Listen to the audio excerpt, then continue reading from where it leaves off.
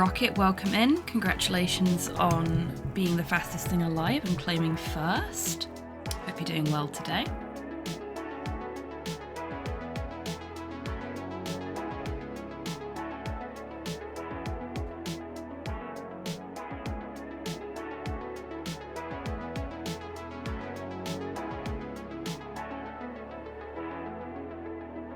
It's the warm-up break, Rocket. You can sass it as much as you like. This happens every single stream.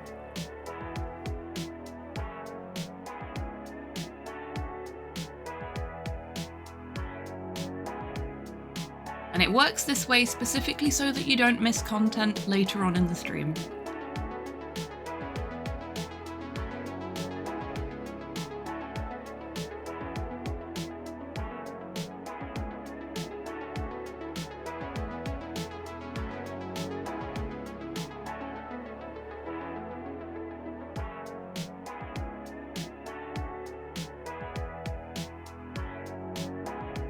Hey Bunny, welcome in. No worries at all. You enjoy your time in the Lurkers Lounge. I hope you're doing okay today.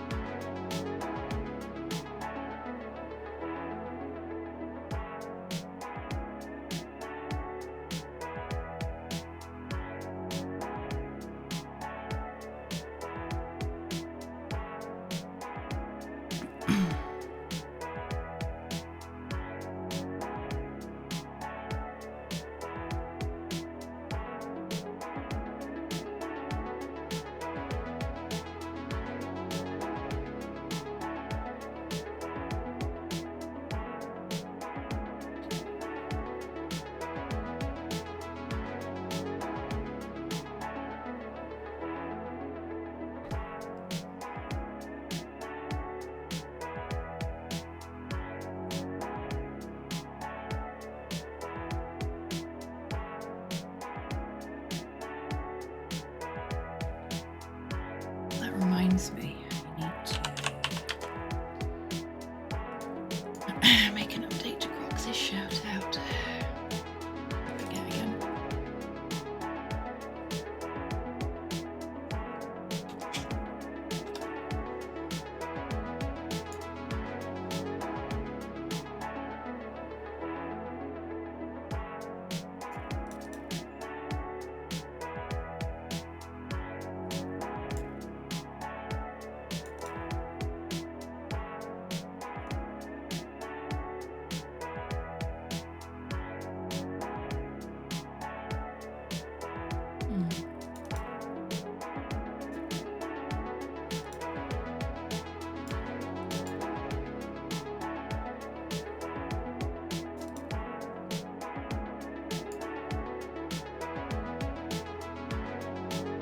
There we go, warm-up break's all done.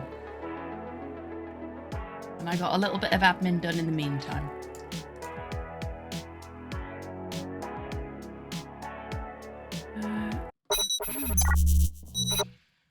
Oh.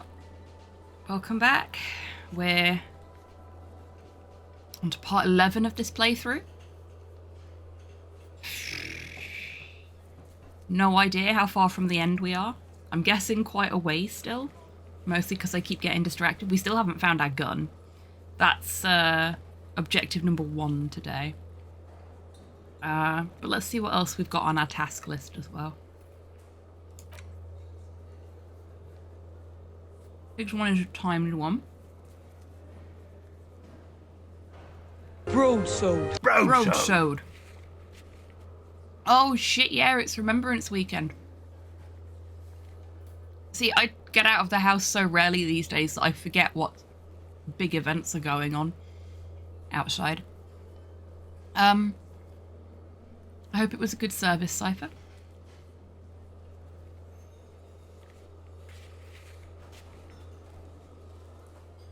I'm just that much of an anti-fascist, just Rocket. Subscribed with Prime. Oh dear. Thank you, boobies.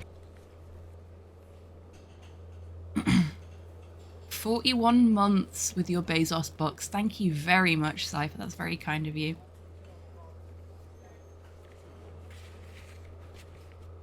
There'll probably be more fucking fireworks, yippee. Welcome in, Tidders. Hope you're doing okay today. Is it me, or does fireworks on Remembrance Sunday seem a little bit in bad taste?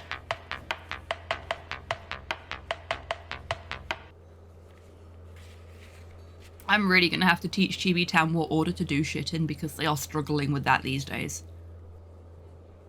I did pick one capitalist option though. Yep, well, bitch has gotta eat. Oh. Hello.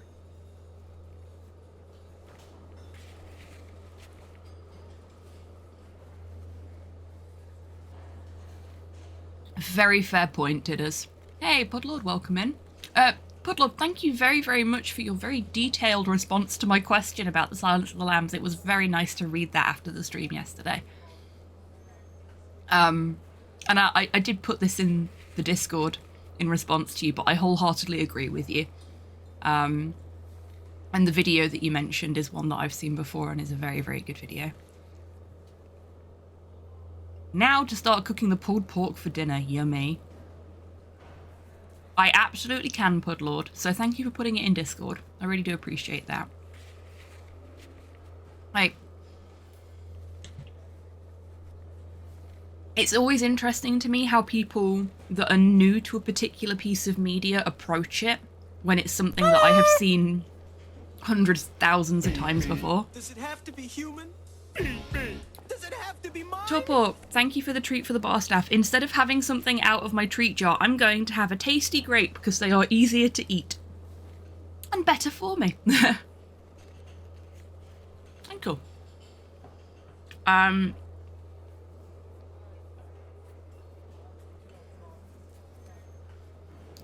No worries at all, Tidders. You put your feet up in the Lurkers Lounge and relax.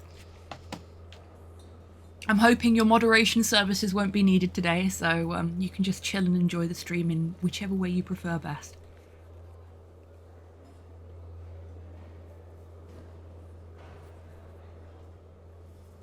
Yeah, it's always interesting to me how somebody approaches a piece of media that they've never seen before when it's something that I know very, very well and have seen a lot. Particularly if it's something like Silence of the Lambs, where it can be quite divisive because of the point in time when it was made and the sensibilities on display within it, shall we say.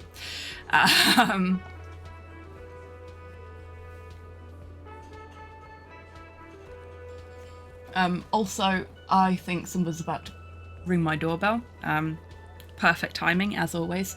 I've got some bits for the... Yep, there we go. Be right back, folks.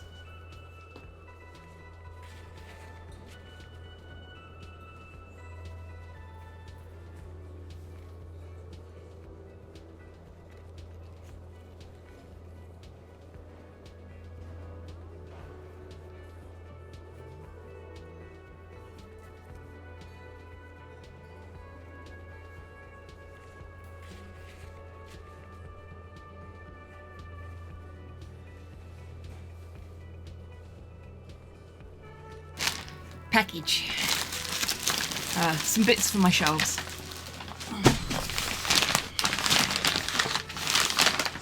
And I just need to check that something is in this particular package before we carry on. Oh, yep, there it is. That's brackets. Thank you, Customs Inspector Porthos, but can you move your butt just like a little bit to the left? Keep moving. Come on. Move. Move. There we go. Now you can continue to inspect the package. Let me see if I can show you what he's doing.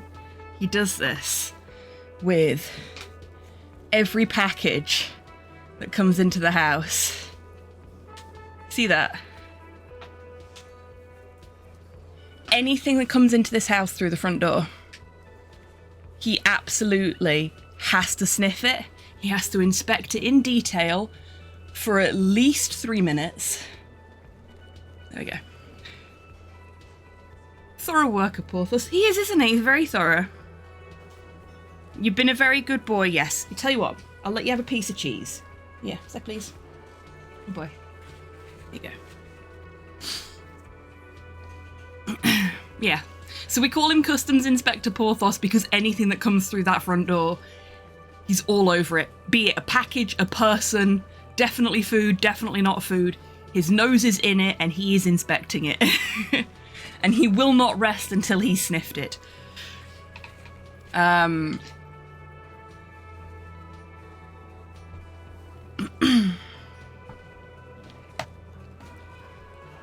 Yes, for those of you that don't already know, I bought a shelving unit to put in my cupboard so that I could use the space in there more effectively. Unfortunately, I somehow managed to mismeasure the space in my cupboard between the wall and the divider 3 times. And all 3 times I got the same incorrect number. Therefore, when I assembled the shelf that was to go into the space, it was just slightly too big. So I bought a handsaw, and yesterday morning, or yesterday afternoon, I manually removed most of the divider up to the height of the shelf.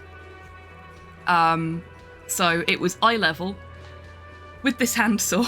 It took me about 30 minutes, I think, to saw all the way through this inch-thick piece of MDF, which wasn't actually providing any structural integrity to the top shelf in the cupboard either. It was just sort of there, not attached to anything other than the shelf. So weird. But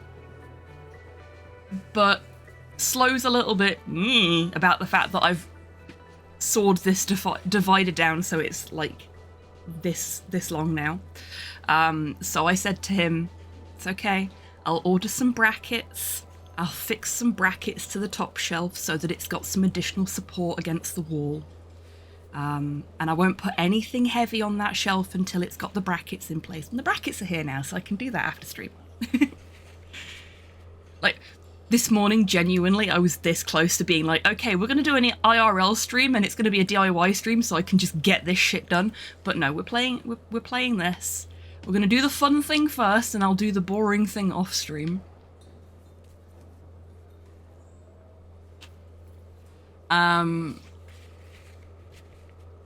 So, we need to go and confront the pigs about our gun. What time is it? We don't have access to the time whilst we're in this menu. That's at 10. So, fairly soon. So that's going to be our first port of call. We could go and ask Classia again about Sunday night, just to pass the time. Porthos, you've already inspected it. There's no food in there. No, you can't have this. This is ham. This will make you sick.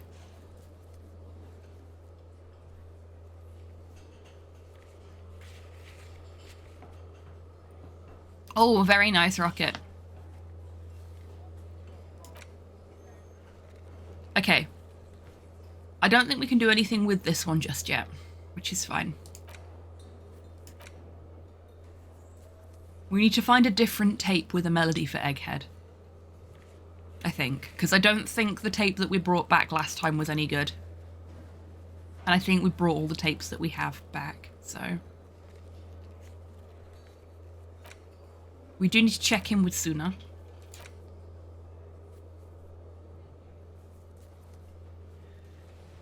No worries, Pudlord. Thank you for stopping in today. It's been lovely to see you.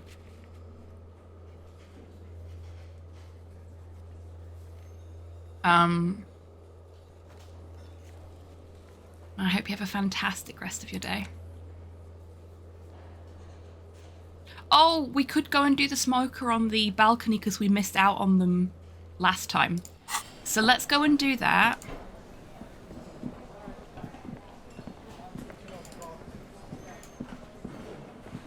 Porthos, you have inspected the package thoroughly. You can stop now. No, you're not getting another piece of cheese. You think you have a pretty hot suspect right now, don't you? That Ruby of yours? Maybe. I don't need this criticism right now.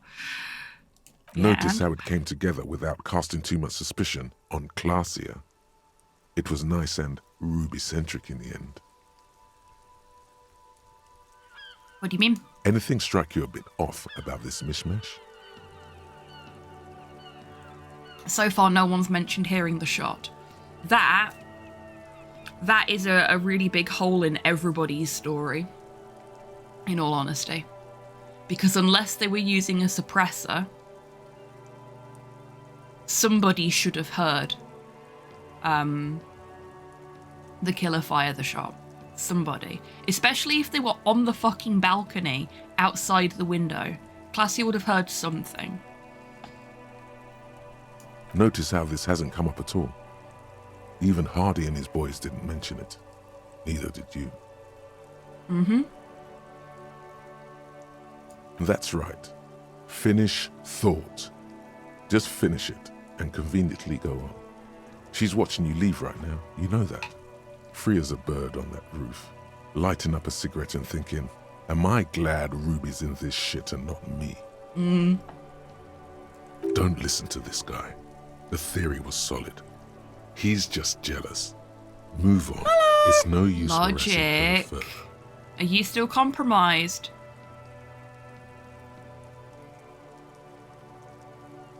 Glad to hear it, Amelia. Welcome in. Fingers crossed that persists for you.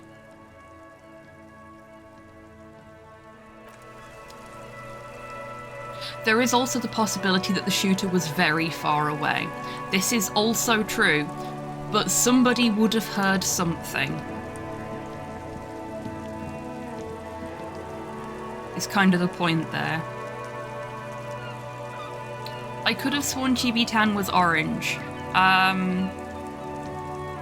You mean their name text, or...?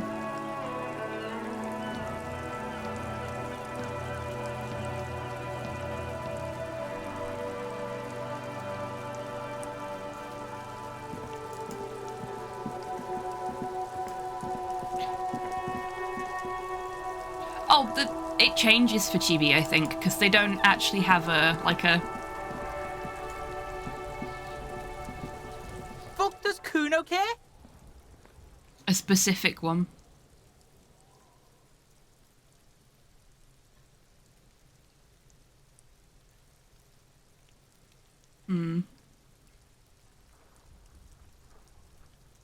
Okay, no, I don't want to talk about those right now. Hello. Hey, Sol, welcome in. I hope you're doing well today. Colours can vary between users. For me, Chibi is still orange. Yeah, Twitch is just weird about this shit. Like, I think unless you... For me, Chibi is green right now, for example. But sometimes, even with users that have specific colours, Twitch just randomly changes them sometimes.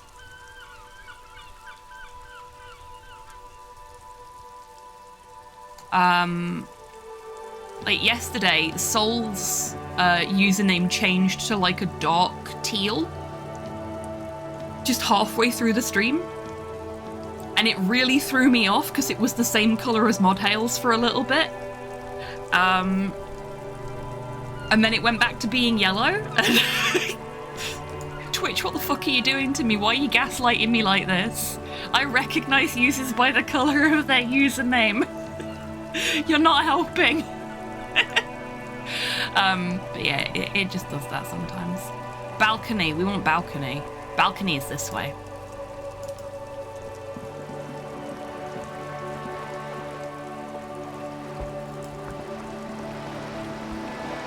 I did not.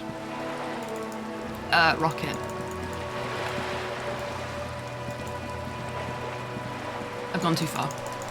I've gone way too far. Where the fuck is the entrance? Now I'm just confused. Because it's not here.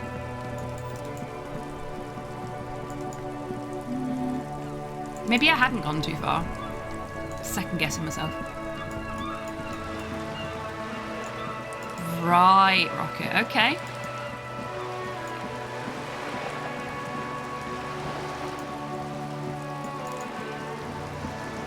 gone far enough. I genuinely thought I'd overshot.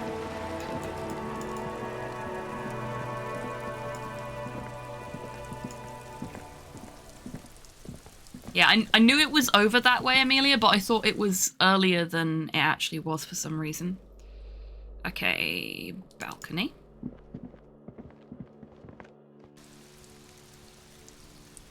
There he is.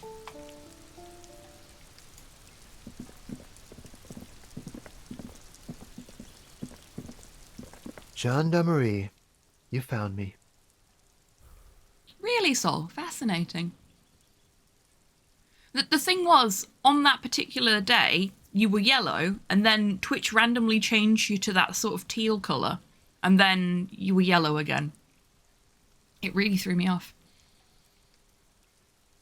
The young man on the balcony gives you a bright smile before taking another drag from his cigarette. His slender figure is backlit by city lights, its distant streets and motorways flashing like diamonds. Conceptualization, you are such a poet. I love that.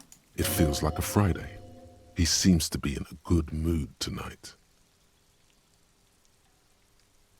I did not appreciate Twitch changing me to orange without my consent. You're like a yellow colour for me. You're actually the same yellow colour as Sol, which is only a little confusing. But it's also fine. And his shirt is still unbuttoned. Happened a month or two ago. Okay, right. You got your hint. Found the key right under that stone. Beautiful. He replies, smiling as he looks at you. Something sparkles in his eyes. So tell me, are you here to make things right again? Excellent, Cypher. I also have food in the slow cooker, but mine's a turkey bolognese.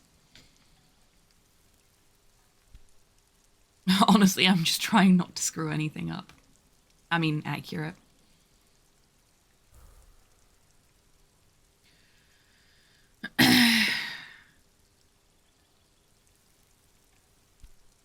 Beautiful. He says again. A nearby street lamp casts shadows on him, drawing out the slender cheekbones. I have some good news for you. My Sunday friend is visiting me tonight. I told him about you and he'd like to say hello. Step in. He's already waiting. He nods towards door 28.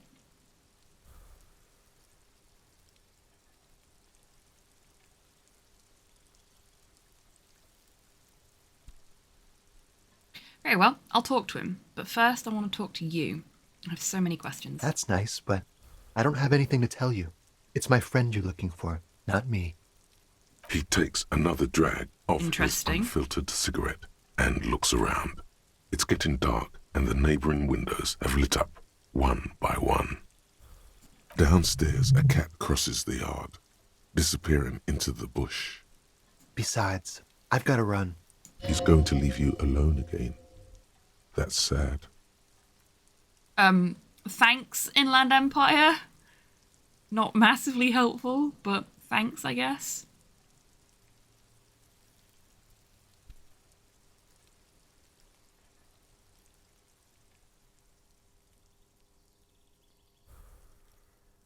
Nice, Cypher. I'll take a look at that later. Run where? To the city. It's a beautiful night. He gestures idly towards the distant motorways. A man on high heels stumbles out of a basement club, music blasting over the entire district. It's chilly, and as the chemicals hit his nervous system, 1,000 shivers ripple through his body.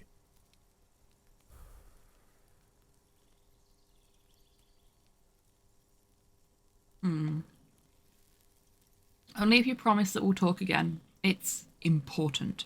Something flutters in the corner of the lieutenant's mouth as you're saying those words. We'll talk. Just not tonight. The smoker assures you, brushing his hand through his hair. Take care, all right?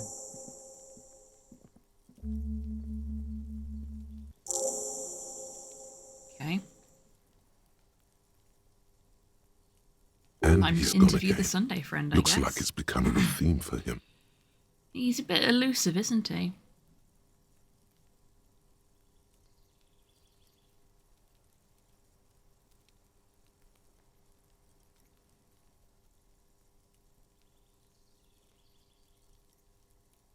Something so different about him that I just can't put my finger on. Different, of course.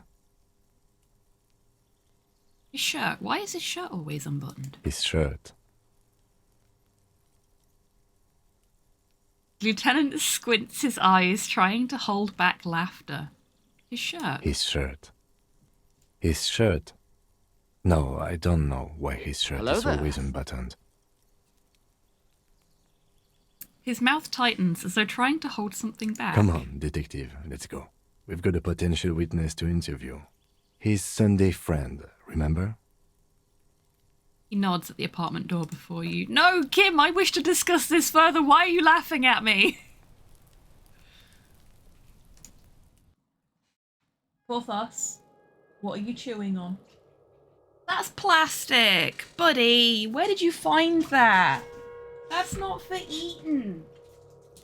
Oh, it's covered in dog spit. You're a menace. No, no, no, no. You don't get affection for being a menace.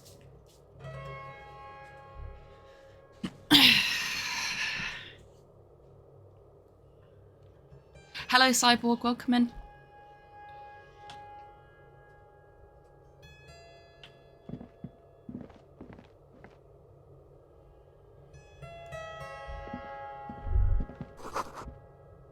Old photo of the same apartment dated year 01. Expensive men's perfume lingers in the air. Ooh. Party dragon's silk robe. Yeah, we'll take that.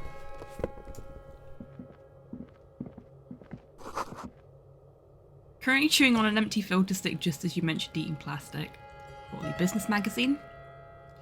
You see, the difference is, Amelia, you know when to stop chewing on the plastic. Porthos doesn't, and he will swallow it, and then I'll have to take him to the vets and have his stomach pumped, because he's a silly. Yes, I'm talking about you, and not in a positive light. He's not long had his bloody breakfast as well. He has no need to chew on plastic that he finds on the floor somewhere. An exquisite canopy bed made of metal. Dishes soaked up in a pot. Empty ashtray. Dates for open lectures at a local university. Flyers for underground parties.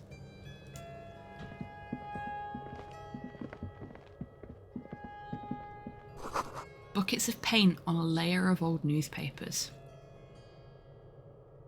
Okay. That looks like it's everything. Oh, no, not quite. Samoan conical hat. We'll take it. Okay, that's everything. Let's talk to him. Officers of the Revachol Citizens Militia.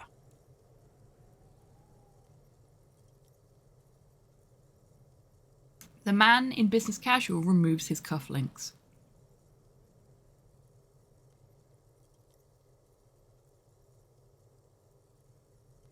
Oh, neat, Cyborg. You shouldn't be seeing him in an intimate setting. For some reason, you feel this man is your superior. Uh-oh. Superior, but he's not in the command chain. Uh-oh. My name is Charles Vildrouin, and I am an official with the coalition government. I Uh-oh. work for the Institute of Price Stabilité on assignment from Sur-la-Clé. Okay. I heard you talking to my friend outside. Very good. Super. I am here to assist you in any way possible. Ask me about the hanging. Hanging? What a drag. He seems like a cultured gentleman. You should ask him about the finer things.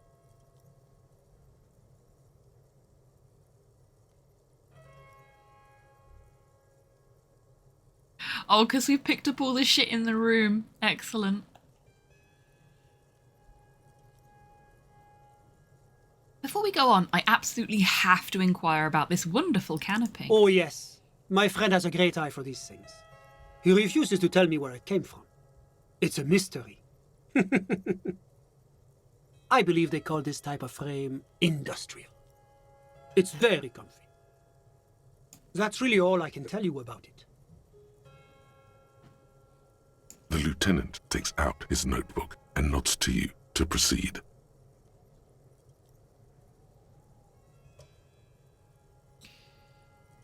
You actually witnessed the lynching? I'm sorry to say I did, officer. Oh. The man gives a solemn nod. He didn't see the hanging. He saw the little show staged by the Hardys. Let him talk. He may know more than even he knows.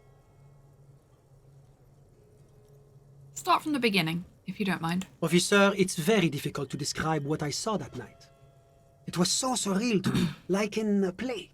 Almost like it was staged. What do you mean, like in a play? The lieutenant is already scribbling down notes.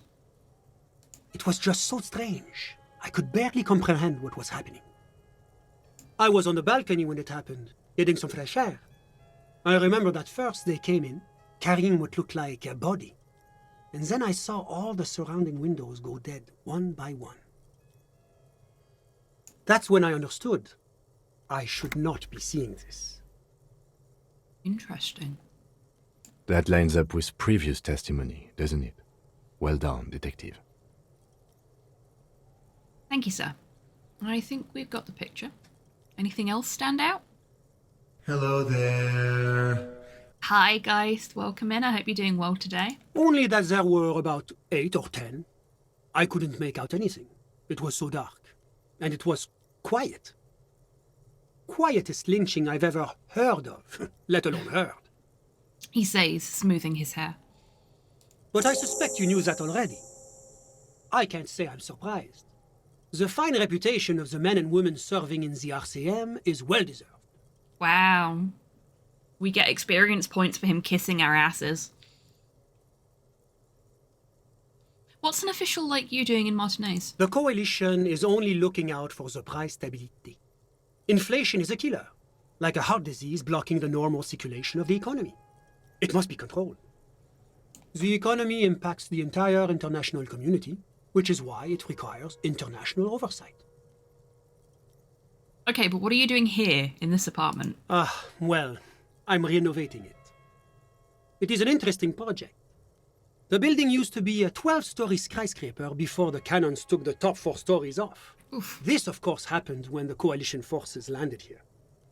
You could say I'm undoing some of the material damage the international community caused when we arrived here. So you're some kind of bureaucrat? Yes, as I said before, I am a commissioner from Sur-la-Clé working for the Institute of Price Stabilité. This is one of the main projects of the Moral Inter. He glances at his watch. What is this international community? La Communauté Internationale is what Revacholians colloquially call the coalition. In other words, the nations that stopped the disaster of the revolution. I mean, normally a colloquialism is shorter than the source, but, you know, whatever. That's what they want to colloquially call it. And what do I call the coalition? Your employer, technically speaking. The governing authority of Revachol. The RCM is but one part of this provisional administration. What is the price stability? It is the most important thing. That doesn't tell me anything. It's the central goal of any sound monetary policy. Maintaining the price stability is essential to maintaining high levels of economic activity, which is essential for maintaining high levels of employment, Right, which is essential for maintaining the social stability. right. Basically, it makes sure the price of bread doesn't change. I would like it if the price of bread would stop fucking changing, so that's nice, yes. Précisément. Too much inflation, bread becomes too expensive. Too much deflation, it becomes too cheap for bakers to produce. That's why the Institute of Price Stability works to keep inflation just below 2%. Below 2% of what? But not too far below, no. Too below is also bad. Below, but close to 2%. You're not answering my questions at all. The coalition believes in the importance of informing the public about the benefits of the price stability. Transparency is one of our principles. Would you like an informational pamphlet? Okay, sure. Give me a leaflet. A sound monetary policy is essential for addressing uncertainty. Stability is the raison d'être of the moral intern. It's the reason why I identify as a moralist. But oh, I don't have my leaflets on me today. Aww. That's too bad. I You wanted can a always leaflet. call our information line. Making information available is part of the moral intern's commitment to transparency. That's nice. I do like a bit of transparency. And I'm a firm believer in the idea that information should be freely available to all, no matter their means.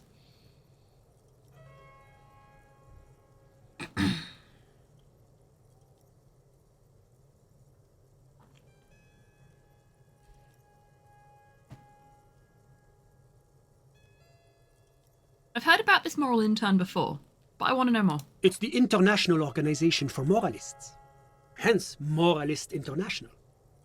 The Institute of Price Stability is just one of its many mind babies, as is the coalition. Are you a moralist? We've just been through this, but it's the only option I have. But of course. Am I a moralist? Well, do you value freedom? Do you believe in a normal, stable world governed by democratic values?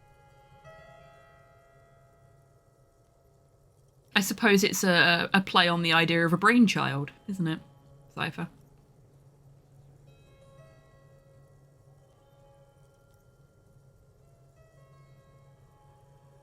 Lieutenant, are you a moralist? Me? Kim was unprepared for this line of questioning. I'm a lieutenant of the RCM, dedicated to maintaining law and order in Ravachol. Well avoided, Kim. Well avoided. Kim's just like, why are you fucking talking to me about politics? Please don't talk to me about politics. I'm on the job. A very moralist answer. Thank you, Sunday friend. The lieutenant is practiced in the art of putting on a show for one's superiors. Yes, he is. But what is a normal, stable world? The Occident is part of the normal world. Oranje, sur la clé. Martinez doesn't seem very normal or stable to me. Martinez? No. Martinez is something else. What about the rest of Rebishol? Is it part of the normal world? Rivachol is generally difficult. It's led by an interim government, which means it hasn't yet achieved full democracy. But they are working towards it. You're all doing very well here, relatively speaking. He gives you an approving nod.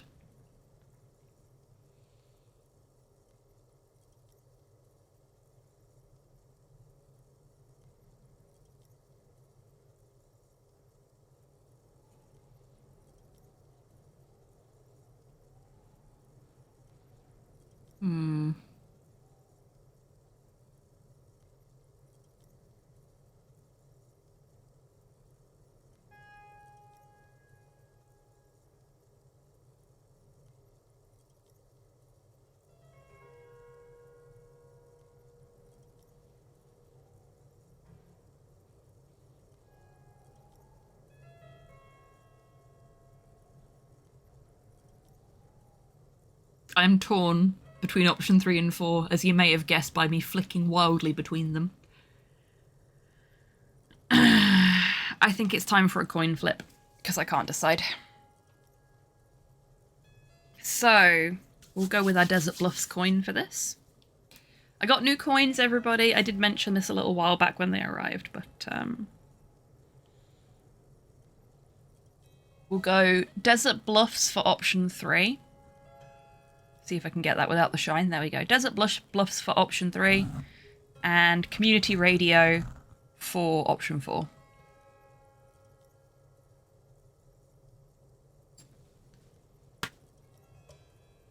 Desert Bluffs, option 3.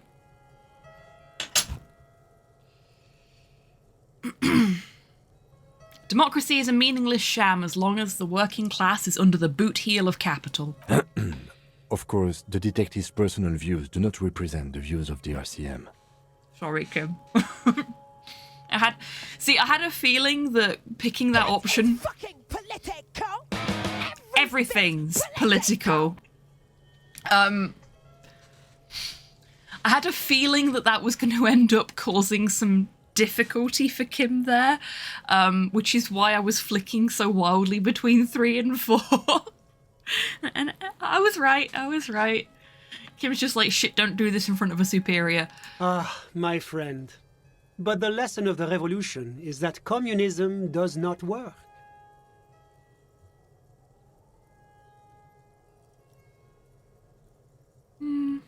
You're telling me this world here is working out well? It's moving towards the right direction, and that's all that matters. Progress is measured in centimeters, my friend. Now, enough of this delightful political interlude. Was there anything else you wanted to ask? Tell me about Sur-la-Clef. What's there to say? Sur-la-Clef is a modern, urbanized country that measures very high on the Human Development and Freedom Index. Mostly, though, it's known as the executive heart of EPIS. Explain it like I have amnesia. Moreover, it is a great sponsor of less emerged countries. Revachol is only one of its many darlings whose progress it supports and cherishes. Exactly, Cyborg.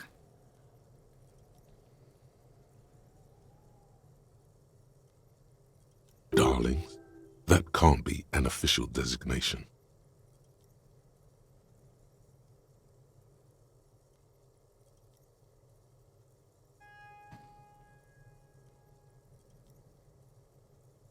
What makes Revachol Sur-la-Clef's darling? Because a great percentage of Revachol's culture hails from Sur-la-Clef. Its language, its people, its cuisine even. Or at least in the downtown La Delta area. Okay. Jamrock and other parts of the international zone have been mercifully spared of Sur-la-Clef's love for meatballs and mashed potatoes. I feel a little attacked because when I put the turkey mince into the slow cooker, it's a really big box of mince. So I've only put half of it into the slow cooker because the rest wouldn't fit. And I said to myself, after stream, I'll make myself turkey meatballs and mashed potatoes. And the game is just fucking coming for my diet choices. I have been attacked by perception.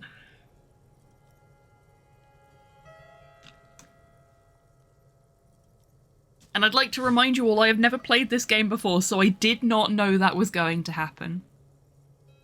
Please don't use slow as a cooker, it will make his tummy hurt.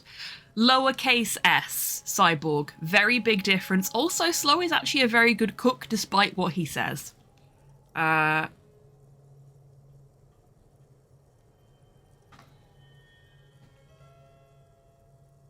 He's particularly good at quesadillas. I'm sure your meatballs are lovely. Thank you, Cypher. Yes, I have heard that my balls are quite delicious.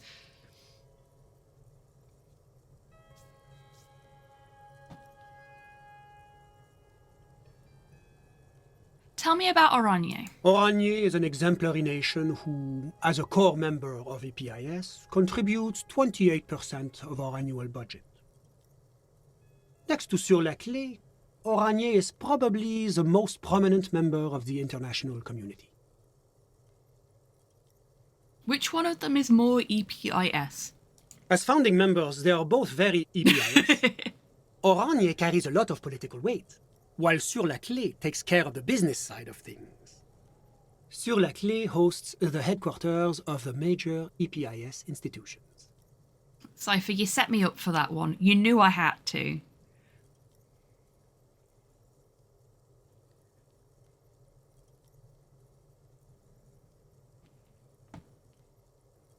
Okay, but outside of EPIS, what is Oranje? Oranye's economy is one of the most advanced in the world.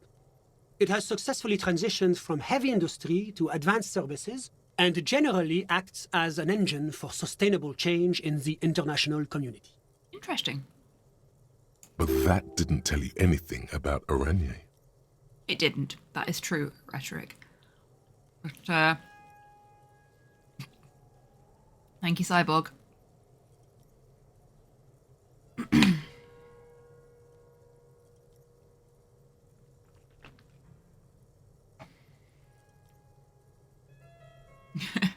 This guy is, like, professionally trained in not answering people's questions. Definitely a politician. Can't you just talk like a normal person? About what? About Oranje. Just tell me what it's like there. For once I wasn't being smutty. Well, you know what? I noticed that you dropped the torch, so I figured I'd pick it up. Oh, it's very urban and very well organized. Their streets are clean, their horse cars run on time, the people are polite and efficient. Like I said, they are an example for less emerged Hey, Carl, nations welcome in. to follow. Lovely to see you. Hope you're doing well today. I resemble that statement. Look, I'm saying nothing, Cypher. I'm saying nothing.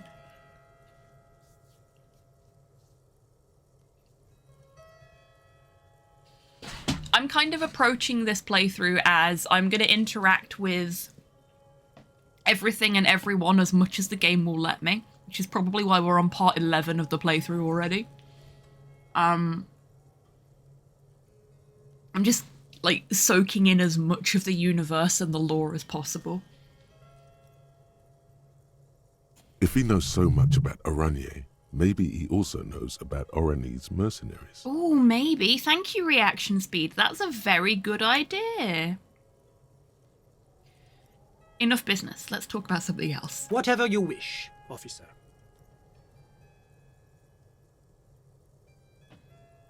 The man who was lynched outside your window was from Oranje. Oh, that's unusual.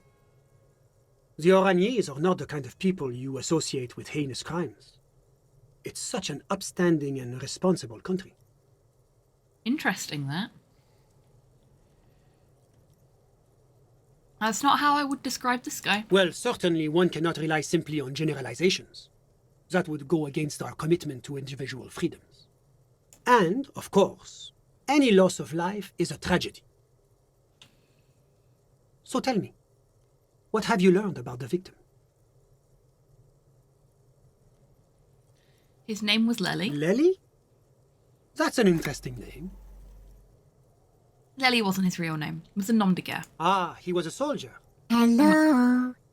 Hey, Brew, welcome in. I hope you're doing well today.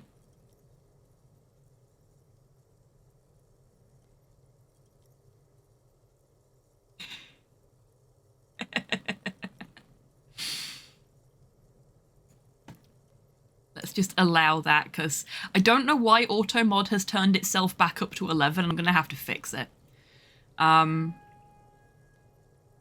Oh, wait, no, I think I know why it's done that. I think it might have something to do with getting into the Limitless Potential collection. Or Limitless Talent collection, sorry, not potential. I was meant to attribute that to things said by actual historians. I mean...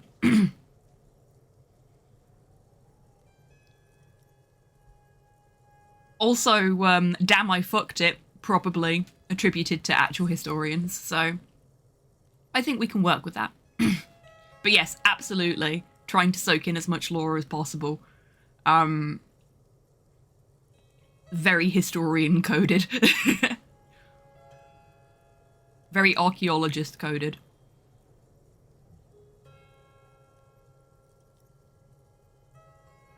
Very scientist in general coded, actually. I study Greek lore, yes. A mercenary. Aha! A condottiere. Yes, it's hard to believe they still exist. The man says, as though describing a character from a fantasy novel. I study atomic law. Excellent. I'm most interested in modern law, I guess. Funnily enough, I'm actually interested in folklore, which is what it's called, so. Oh, no, communications law, that's what I'm interested in. Like, the way we tell stories to each other is really fascinating.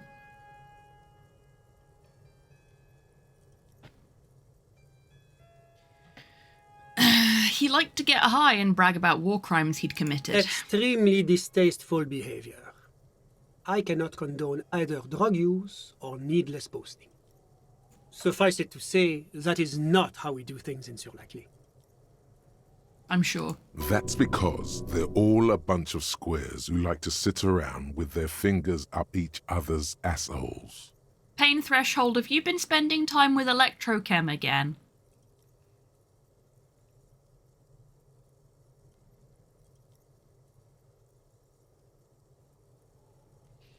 He was a poor kid before the Orangese government put him in a military academy. It's the responsibility of any good welfare state to take care of its most unfortunate citizens. They turned him into a psychopathic killing machine. They gave him a successful career.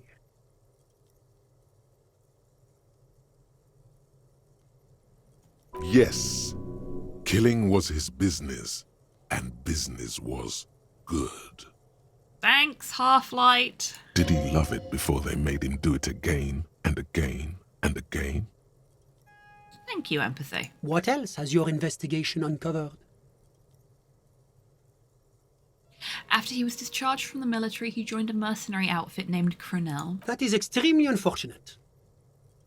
Yes, it's regrettable that this practice has a history in certain Occidental nations, even highly advanced members of EPIS. I'm leaning forwards in my chair and I absolutely shouldn't be. I should just be relaxing. Which is what I'm going to do now. Oh, that's better. Check me out being comfy. And streaming. Oh. How dare the sun come out in Scotland in fucking November. There we go.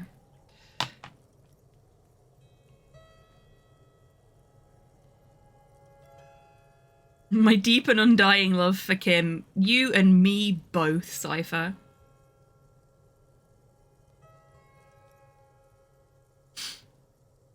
We've heard a little bit about them, but not a lot. But rest assured, the Orangese government has committed to producing a timetable that would lay out a path to transition to a professional army. Soon, there'll be no need for mercenaries like this poor man. What kind of a timetable are we talking about here? Oh, it's hard to put an exact date on it.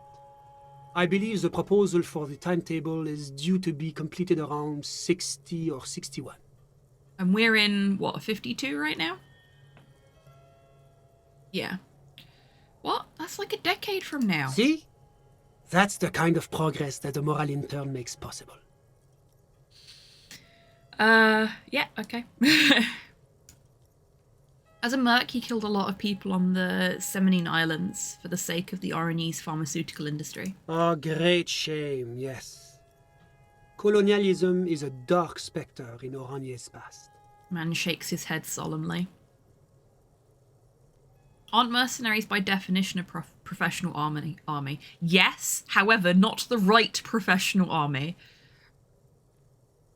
As far as he's concerned, I mean. He's talking about the past. It's still going on. Which is why the work of the moral intern is so critical. It is our great bulwark against another century of bloodshed. Oh my god, stop with the political bullshit.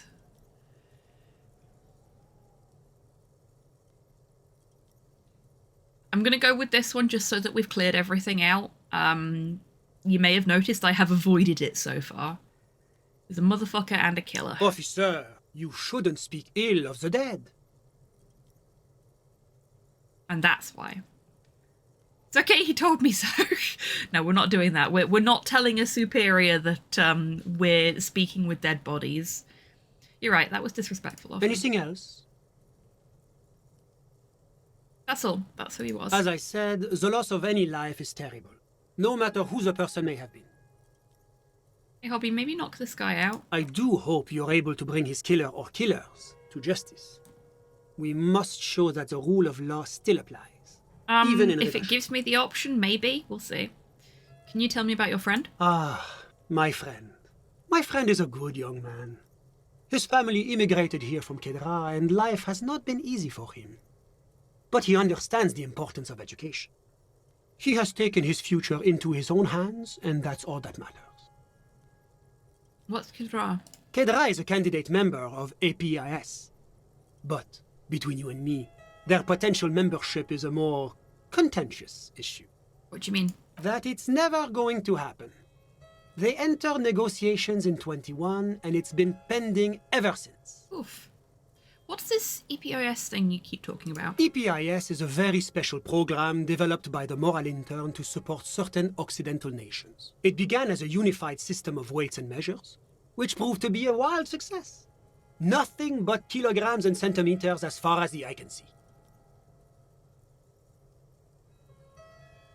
Never saw this guy before now, and he's managed to irritate me to levels I never thought possible. Well, you're just gonna have to cope, Rocket, because this is my playthrough, and I intend to continue talking to him until I've run out of options.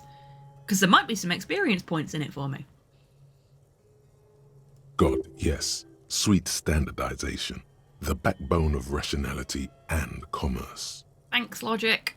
It was such a wild success that we expanded it into an economic union for the processing of steel. Another success. And between you and me, the Moral Intern feels emboldened by this success. Emboldened to take EPIS to the next level. Is there a point to this experience? Yes, it'll get me closer to another level up. Duh. Okay, but like, what does it stand for? Why, it stands for progress and stability, like the Moral Intern as a whole. No, what do the letters stand for? It's been such a wild, extraordinary success thus far. We are very excited to take it to the next level. You don't even hear the words I'm saying, do you? A supranational political alliance. The United States of Occident. Hello. Hello, Sparrison. Welcome in. I hope you're doing well today. Going to be like this place here? You mean Revachol? No, it's going to have transparent democracy. Is Revachol going to be part of EPIS? It's one day going to be a candidate member of EPIS, sure. Except that candidate members never become full members, do they? Didn't you say that candidate members never become real members? No, candidate members do become members. Why do we even have the whole system in place if they don't? It just takes time. Time and evaluation. Yeah, we ain't getting him. But we were talking about my friend here, not politics. How did you two even become friends? How did any of us become friends? Bad things happening on the Insulindian Peninsula? Oil platforms ablaze in the night? Civil wars lasting for years? Finally, the international community is forced to step in. What are you talking about? No one becomes friends that way. Au contraire, it's how millions of people end up where they are, meeting the people they meet. It's how I came here, and my friend too. You still haven't told me who he is. Sorry, who? Man throws a quick glance at his watch.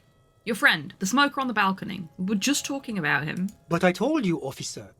He's a bright young man here to pursue his education. Education is the foundation of our future, especially the arts. Typical fucking politician. It is a cornerstone of our civilization. Okay, before we continue this self-flagellation via conversation, we are going to take a quick meat mecha maintenance break. So now is a great time, everyone, to grab a drink, grab a snack, have a stretch, scream into the void if you are sick of this man's completely ignoring what we're actually saying to him, and just get a bit of meat mecha maintenance in, and I will see you in 3 minutes after I have done the same. BRB. Okay, I'm not a big fan of you, but I am liking what you're saying. Can I get to Melody? In time. I don't think I can. She's gonna get to the toilet before I can. Oh! She must think I'm such an arsehole. Just like running into the rooms that she's going into just before she gets there and destroying things. I am a horrible sister.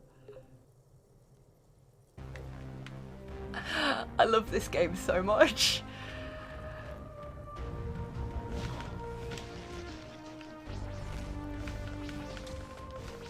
Nah, you don't get to jump on me, asshole. This is great. This is so good.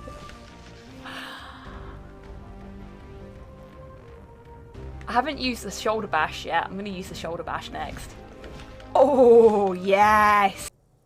Off of it, and the holes are getting bigger. Let's see if... Oh my god. What the fuck? That is... It's great. I love it. I love it. This is why I like hanging out with you two. There's like 3 modes my conversation has, which is filth, affirmations, and so that's why we need to like I found rebuild the cum. society. I look forward to all of your anagrams, Brother Adog. Literal nut. Well, I wasn't gonna call you that. Poison ready? Yeah, work was okay. That's it, piss off. Go nick someone else's chips. I will be reading This Be the Verse by Philip Larkin.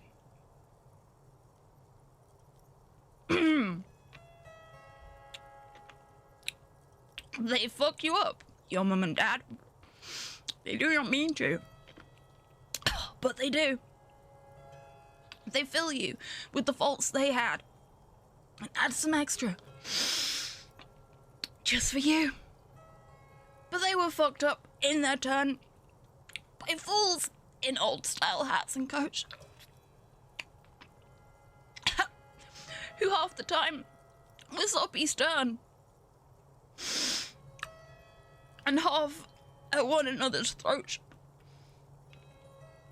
Man hands on misery to man. It deepens like a coastal shelf. Freedom. Get out as early as you can. And don't have any kids yourself. Let's go for a pineapple pizza straight off. Welcome back from the break, everybody. I hope you're all feeling refreshed. I know I certainly am. I actually went downstairs to check on what's in the slow cooker, put some herbs in it, give it a stir, that kind of thing. Smelling good. Very excited about that for later.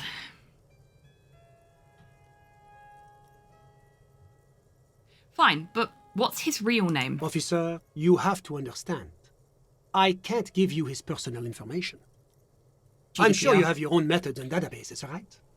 Please don't put me in this situation.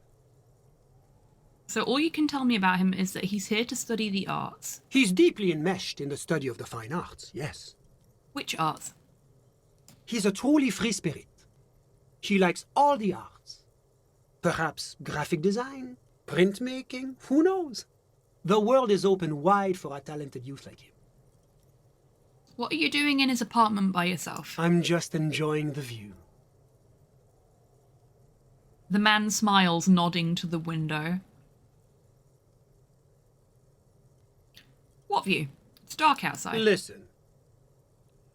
He says, raising his hand. The baby is crying in the neighboring apartment. Someone's baby is crying. No, listen. He says again, looking outside. The Insulindian Bay. What about it? This place used to be a luxury accommodation before the revolution. Apartments, of course, were much bigger then. A few walls have been added here and there, leaving some of the tenants without a private bathroom or a kitchen. But the million real view stays. You can't take that away. He knocks on the balcony door. His face mirrored in the darkened glass. I was asking about your friend. My friend comes and goes. I'm sure you'll see him around. He's a busy bee. A busy bee? What an odd choice of words. I had something else in mind. I'm all ears, officer. If I told you there's a fugitive from the moral intern in Martinez? A fugitive? Well, I would say that is very bad indeed. Not super. What sort of a fugitive are we talking about here? I'm pretty sure I saw them littering. Pretty serious, like the corporate espionage type stuff. That is extremely serious. Corporate espionage may technically be legal in Revachol, but elsewhere it's a very high-level offense. Is it? It violates a number of international agreements, in particular the First La Charte Accord. Not yet. This fugitive must be turned over to the ICP immediately. Have you apprehended them already? A moment, if you don't mind, sir. Lieutenant pulls you aside. You do realize what you're doing, don't you? He whispers to you, sotto voce. Of course, you're turning over a dangerous lawbreaker. You're dooming a young woman in an hour of desperation. Oh shit, Classio could really get in trouble if I tell him about her, huh? Very real trouble. I won't tell you how to do your job, but remember, this is an RCM matter. Make sure you weigh your next words carefully.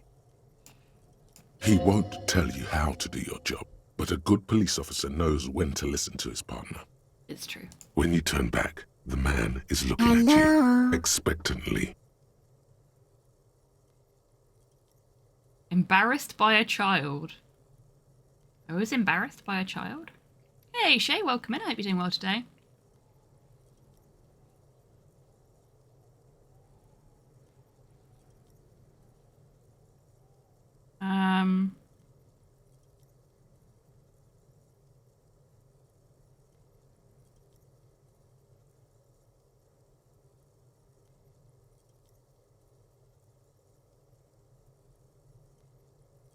I meant that as a hypothetical. I don't actually know about any corporate espionage. What do you mean as a hypothetical?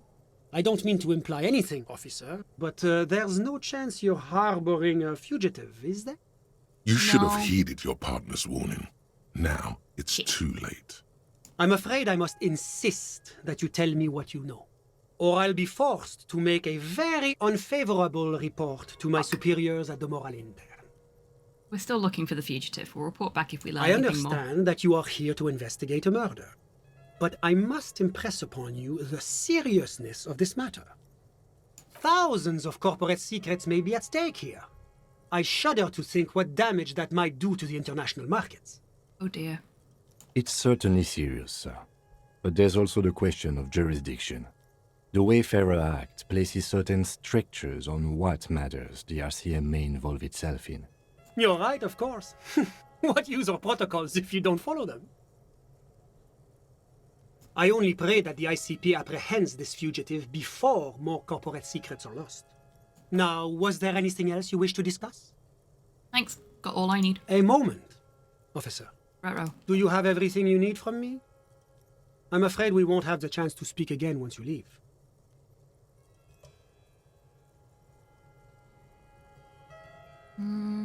Hold on. Why can't we talk later? It's against diplomatic best practices for an official in my position to be discussing murders with local militiamen.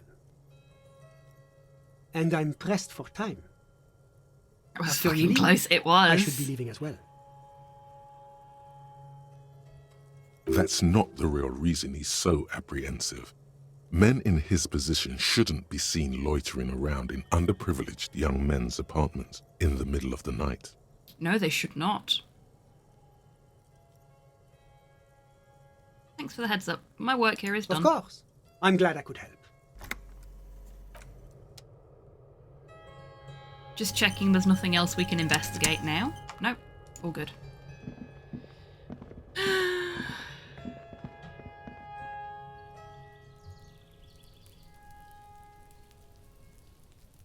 Okay, let's look at our shiny new clothes.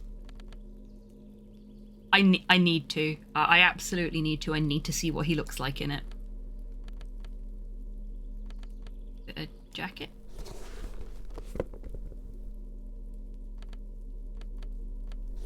No shirt. The tie stays on.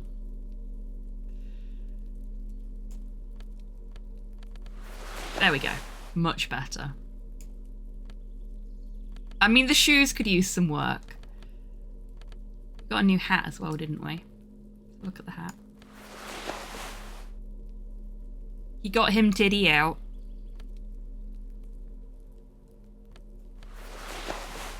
Cypher, are you okay? That's a look, honestly. I know, right? Okay, now where are our actual clothes? We've finished playing the pretty Harry dress up game, and I want to put my actual clothes back on. Where's my logic shirt gone? There. Actually, don't we have a better one than that? I thought we did. I guess not.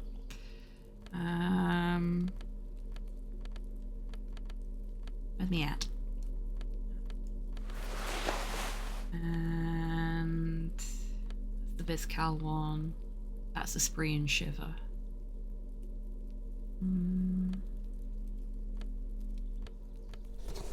Oh, yeah, he needs some trousers.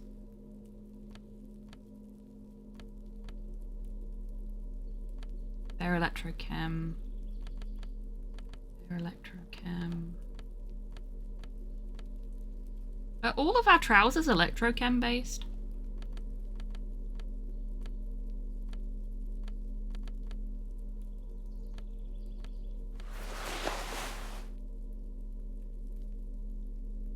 I want a Logic shirt. Pants are overrated. I also want a Logic shirt.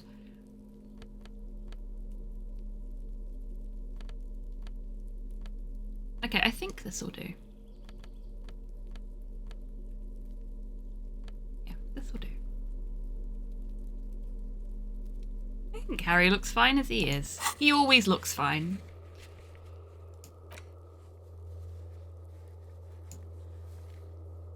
Oh, we can retry the box of sunglasses now. And Tommy Lahom? Oh, poetry. That'll be poetry, won't it?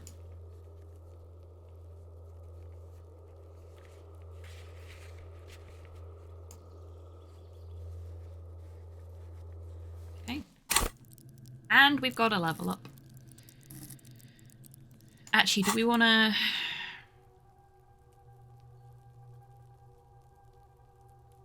We've got a few... You know what, I think I'm going to open up another one of these, because we've only got 3 of these left to open up. Wasn't Tommy hollering for us the last time we went past? Maybe? I don't think so, but maybe. I'm going to start internalizing the Kingdom of Conscience again, now that we've got another slot open. Right, I think we're good.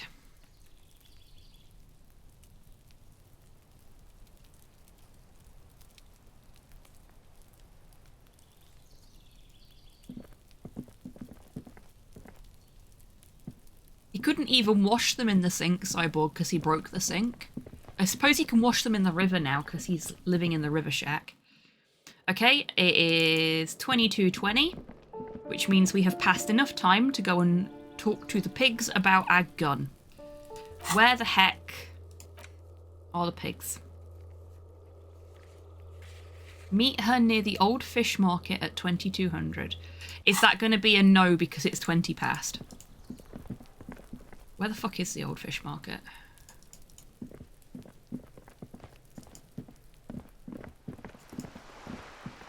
Is it over here? Or was it the other side? I think you can still catch them. Cool. Thank you, Sparrowson.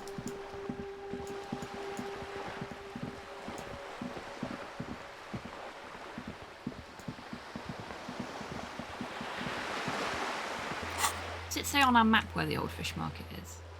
The fisherman shacks are here. So, yeah. Old Fish Market will be that side.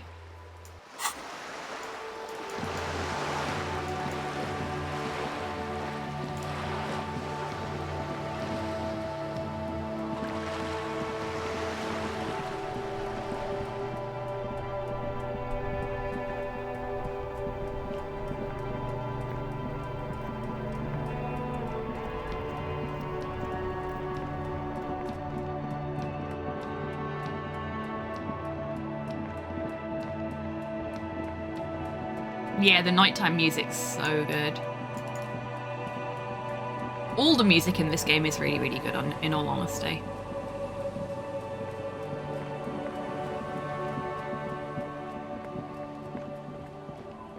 Okay. We're here. Whirling in rags at night makes me very emotional. Yeah, that's fair.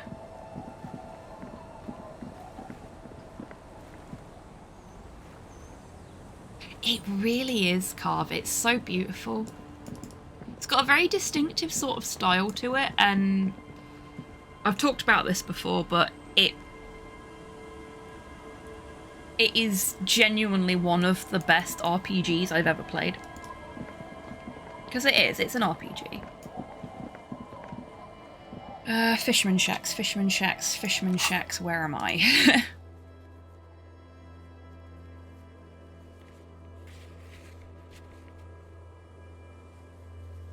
I think it's on the boardwalk. Thank you.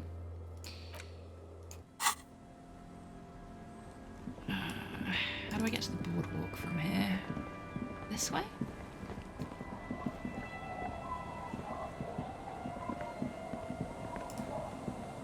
Got it in my library and meant to start it for ages but never have. Might go for it real soon. I thoroughly recommend it. This is definitely one of the best games I've ever played, bro. And I'm only sad that I slept on it for so long.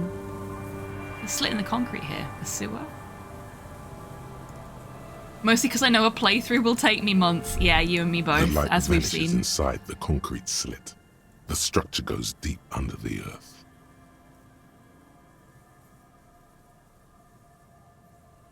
Kim, any idea what's down there? No idea. Could be connected to one of the buildings around here.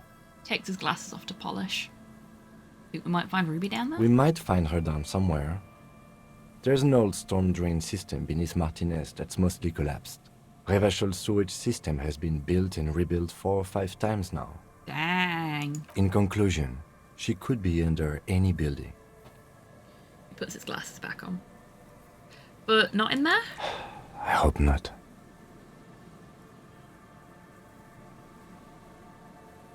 There's no echo and no answer. What's in there? Maybe it's just a storm drain for the sewer. Okay.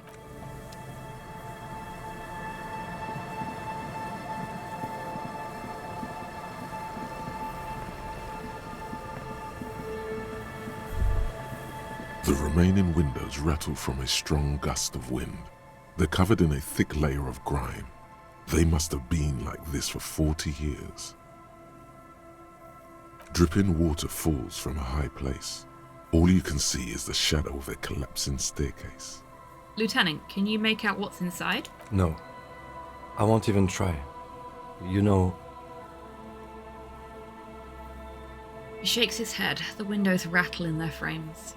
And he takes his glasses off. I had a partner once. They called him Eyes, because he had to show me things.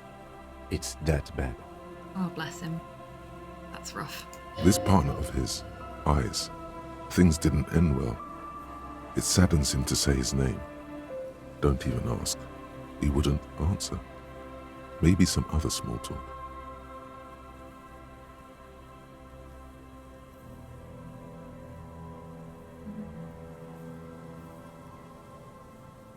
I don't know. Hello! Hey, Soup, welcome in. I hope you're doing well today. I don't know if I feel comfortable saying, can you still shoot, though?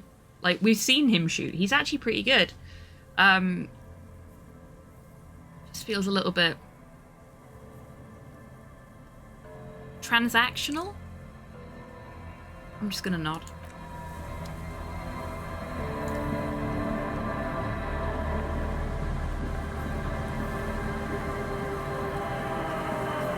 we Put your hands go. where I can see them. The aging woman under a mountain of police paraphernalia mumbles to herself, then notices you and reaches for the megaphone.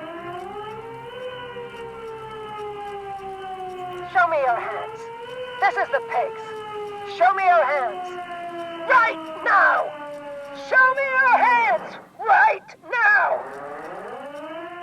Well, this is a nice, stable individual that has purchased that gun from a pawn shop. What have we fucking done? Scavenged, battery-powered police lights protrude from her back. The flickering light show reveals a gun in her shaking hand. Her hand is trembling from some sort of neurodegenerative disease. Thanks, interfacing. Madame, please drop the firearm immediately. Oh, Kim, yes! On point.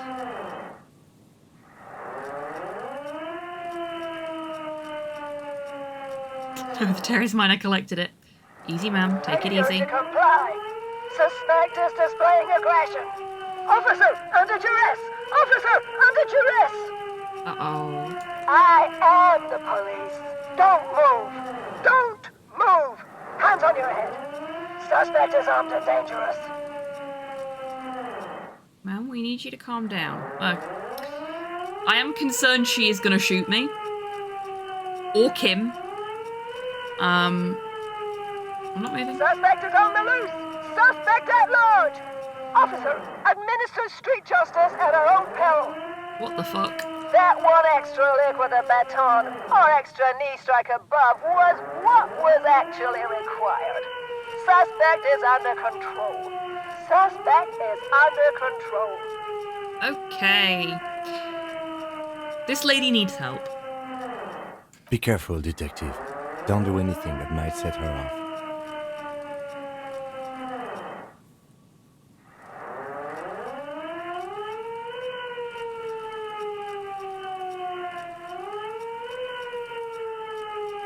I don't know if I have anything to improve my hand-eye coordination, and I don't want to risk getting shot.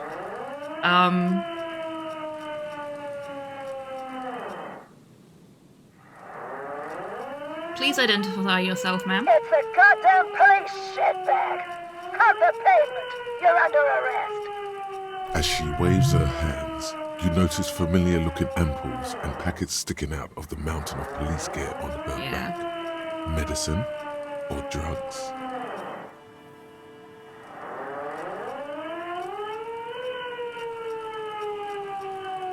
We can solve this peacefully. Please lower the weapon. Officer in need of assistance. Suspect at large. Get on the ground.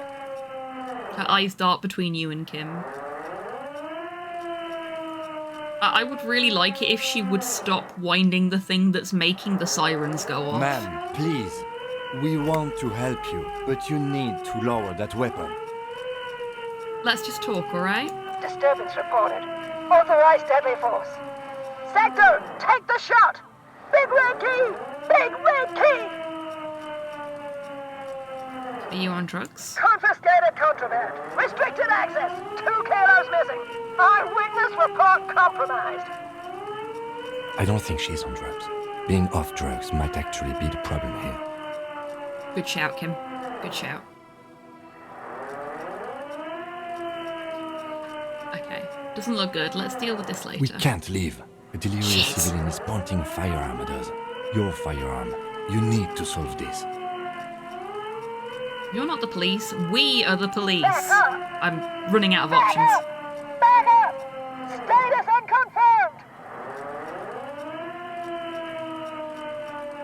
unconfirmed. Back up? More like a fuck up. No, I'm not saying that.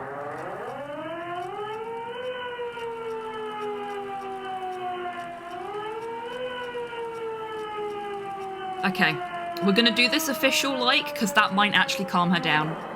Lieutenant W. Fraser Harrier Dubois, 41st Precinct. This is my partner, Lieutenant Kitsuragi from the 57th. No. No. I thought Mr. Moran. Gareth. Aggravated assault. Man down. Officers in pursuit. She's trying to get somebody in particular to come and help her. There's a scenario unfolding in her head right now. It has nothing to do with what's happening here. What's the situation, officer? Lieutenant hesitates addressing the woman. Law enforcement compromised. Impersonating a police officer. Does she not believe you two are actually police officers? We really are cops. Look at my badge. License and registration. License and registration. Come in, dispatch. Sector, Azima. It's not a code, just disjointed words. I'm out of options. Fuck.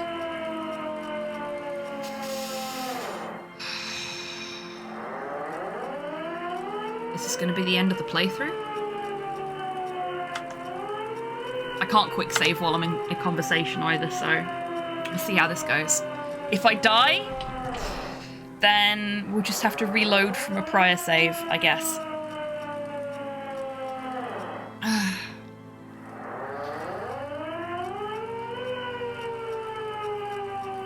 I can't look while I do this. She's frantic, confused, teetering under all that gear. There's an opening if you just move fast enough. If not, the lieutenant's got her in his sights. Oh no. Host almighty, don't count on that. You saw the Bino Cloud can't shoot for shit.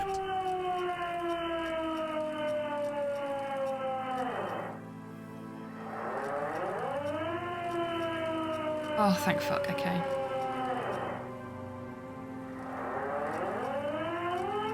No gun is worth this risk. Confirmed quarters. Assailant coming at me. Split-second decision. Oh, well. Shit. Oh my god. God, I almost blew her head off. The lieutenant exhales loudly and uses his offhand to wipe his forehead. What is this? This isn't police issue. Police weapons have bullets. This isn't real. Police guns always have bullets. What is this? Why did you sell me this? Fuck.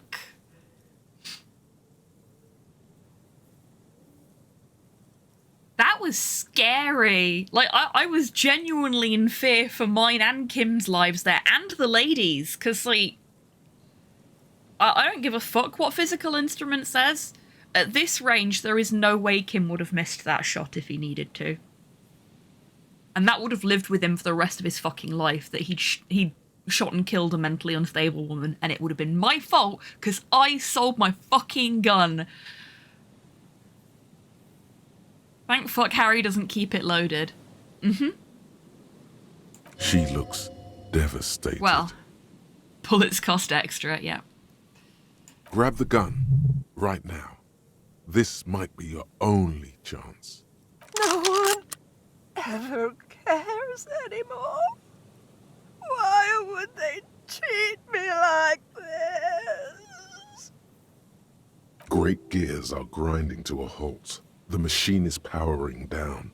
She's all out of jolt. Poor woman. We need to figure out what to do with her now. We absolutely do.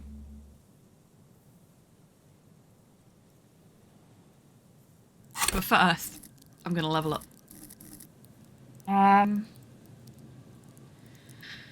Okay, what have we been failing at fairly consistently?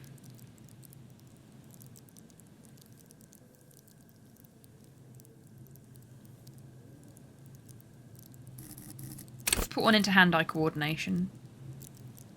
Should we talk to someone about her? Absolutely, but let's try and have a conversation with her first. Life? I mean, I'm talking about in the game, Cypher. Sobriety, until recently, that is true. We are getting very good at the sobriety thing now. We don't even listen to electrochemistry most of the time. Except for when it asks for cigarettes. But they make us smart.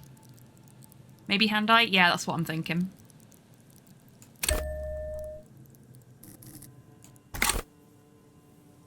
I mean, that may have been the only time it's going to come in handy for the rest of the playthrough, but we'll see. Nobody's ever around. Nobody ever comes to visit me. The old woman mumbles, staring blank at the boardwalk.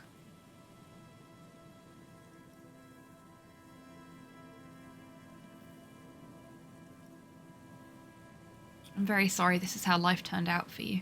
Her scratched skin is warm to the touch, but the person inside doesn't even know you're there.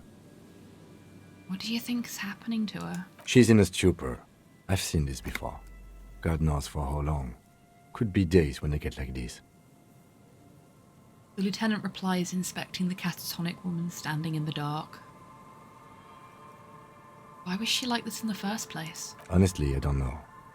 Dementia, probably. Dementia and Channel 8 and loneliness. He lowers his voice.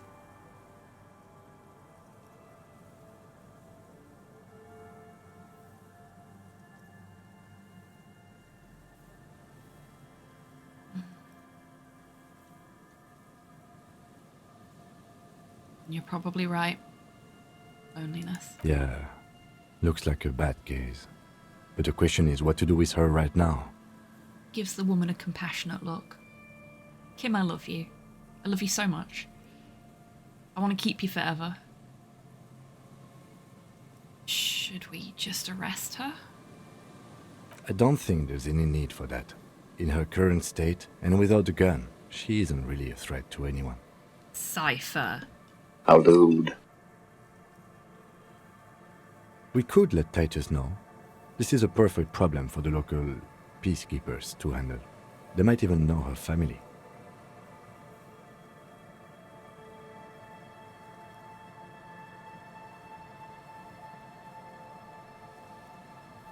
Yeah, Titus sounds like the man for the job. Then we can ask him once we get back to the whirling. But we have to hurry, because it's late. And I wasn't looking at chat, I was busy being fully engaged with what was going on in the game, Cypher. So I hadn't even seen your comment until I said, till I responded to it there. Because I was just focused on what was happening. Which is a thing this game does to me. It's so well written that I do just get sucked into the conversations that are happening, and I go swimming in the emotions of the moment, and then I go, oh shit, chat, and go back and look at chat. So sometimes when I'm playing this, I will respond very slowly to things like filthy comments in chat, because I'm busy being concerned for the character, or, you know, thinking about what's being said or what's just happened. Which is a ringing endorsement of this game, because you know how much I love chatting with you folks.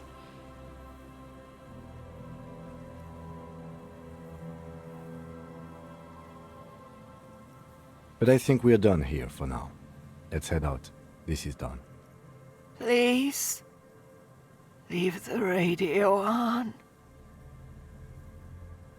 As you turn to leave, the faintest of voices comes from the woman, and she mutters. It seems like a reflex. A half-remembered sentence. Reflex to what? Being left alone? Probably. She stands motionless, just a heap of clothes and fleshes now.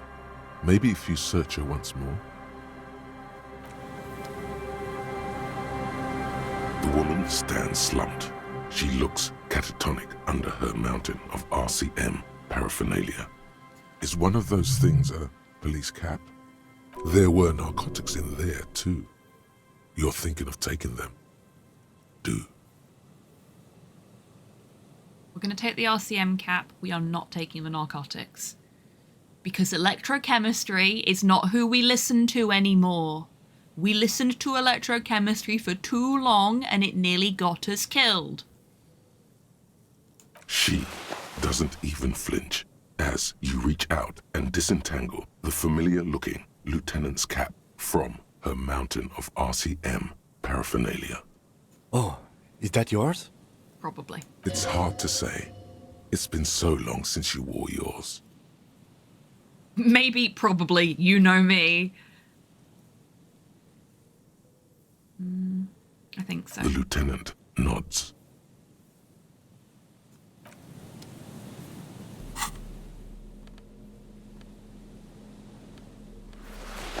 Look at us in our fancy little hat. This poor woman, exactly. And that's why I didn't respond to your filthy comment, because that's what was going through my mind. I really feel for her. I have seen firsthand what dementia can do to a person, and it is, it's fucking soul-destroying for everybody involved. Cool cap. It is a very cool cap. I mean, I wish it wasn't a plus to authority, of all things, because authority is the thing I use the least, but, you know, I'll take what I can get. Okay, let's go see the Hardys, and then let's say goodnight to Kim, and go and pry some armour off of a corpse. Because that was that other thing we needed to do today. I'm glad we got our gun back. Because that was the plan for last week, but I sort of kind of got distracted with the whole Glacier thing. Give Kim a little kiss. Only if he consents.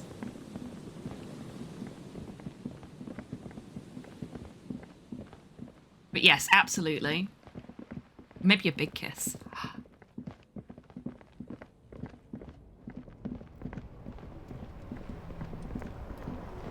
A little smooch as a treat, yeah, exactly.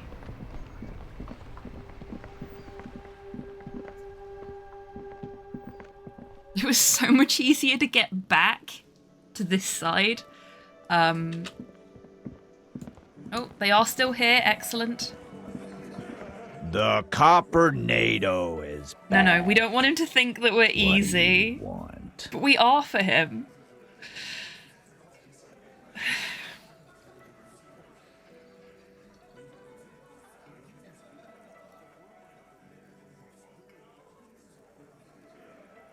There's an old catatonic lady in the old fish market on the other side of the bay. She needs help. What's that, Copper? You want us to help little old ladies now? Isn't that what you do? You're local law enforcement, aren't you? Helping troubled civilians should fall under your jurisdiction. The lieutenant looks Titus in the eye. Hoisted by your own fucking petard, Titus. Yeah. We'll send someone out. Who is? Wait. It's the pigs, isn't it? Yep, her. God. Poor lady. Don't worry. We'll handle this. I think she got some family in Courant or something. Bastards left her alone when she got sick. We've been getting complaints. Poor woman. Hey, wasn't Everott's B team looking for her the other day? They said something about her, I don't know, finding something? Fuck you, Everott. We got there first. Yeah, I think you're right, Gene. She have something of yours, Pig? Whatever you do, do not admit to these punks you lost your gun. You will suffer if you do. Nope. She didn't have anything of mine. No? Well, whatever then, Copper. Titus chugs his beer down and wipes his mouth. No. They totally said what it was. What was it? He's still Anyone thinking it remember? over in the corner. I don't remember. I was fucking drunk. The Hardy Boys, everybody. Local law enforcement. Let me know if you figure it out back there. Now, anything else we can help you with? It was the cap. Totally the cap. Absolutely. Probably also the narcotics. Let's face it. What's her name? Her real name? Auntie LaPlante, we always called her. Something LaPlante. Marianne, amigo. He says, pouring himself another drink. Marianne LaPlante. Anything else you wanted to know? Who was she? Was. Like before. Just an old lady. Her kids moved away years ago. Never come to visit. Never took her calls. She gets out every now and then. She did right by lots of us when we were kids. Always was a little off. but still. Swirls his beer. Us kids, that must have been ages ago. She was better then. The children kept her together.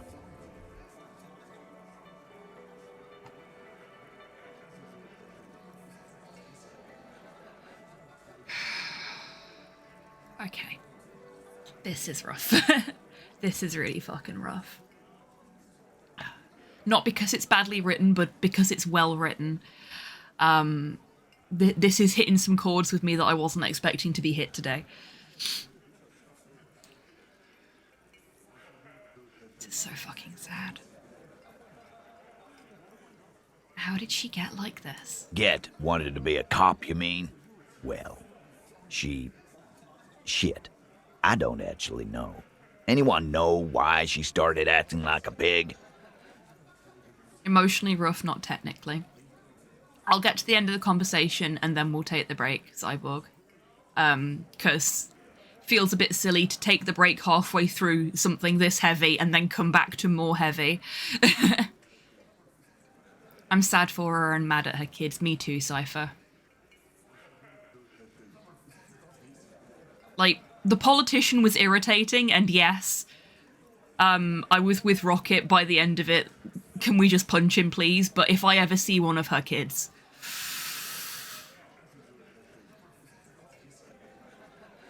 No fucking clue. It's gotta be the crazy. Who'd want to be a pig?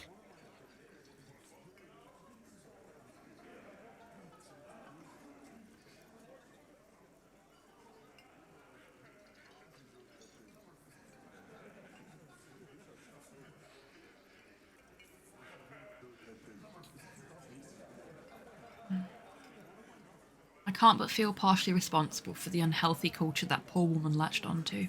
I'm sorry. Yeah, you should be. Welcome back, Carv. We're just going through something quite heavy, so the dun-dun has actually cheered me up a little bit. We're learning more about the lady that had our gun.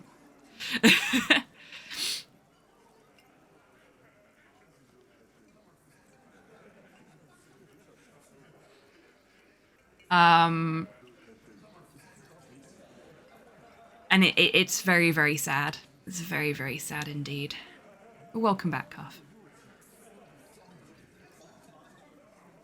Whatever, Cobb. Don't worry about it.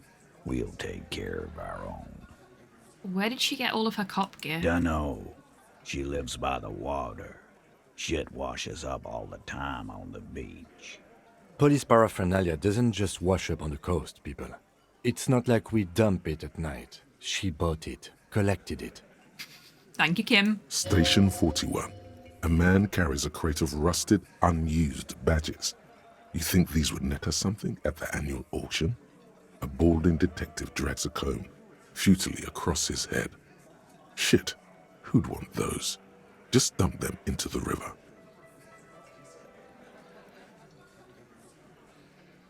Thanks for helping out with this one, Titus. No problemo, cop man. We take RCM care of at our work, mentally indeed. ill here in Martinez. Ain't that right, boys? Well, you've not done a very good job of it so far. You knew who she was, you knew where she was, you even knew her history, and you've not done anything until we come and tell you to? That's bullshit. You don't take care of your mentally ill unless somebody tells you you've got to. All you do is murder random people that you decide you don't like. You are the single worst local enforcement that I have ever encountered. Sure enough, we're the real heroes on these streets. Sweet Jesus, they are cops. Yep. Hello. Uh-huh. So all they do, actually, is sit here hotboxing each other's fucking farts. Fuck the Hardy Boys, and not in the fun way. And murder is a crime. Hi, Kian, welcome in. I hope you're doing well today. Yes, you are correct. It is a crime.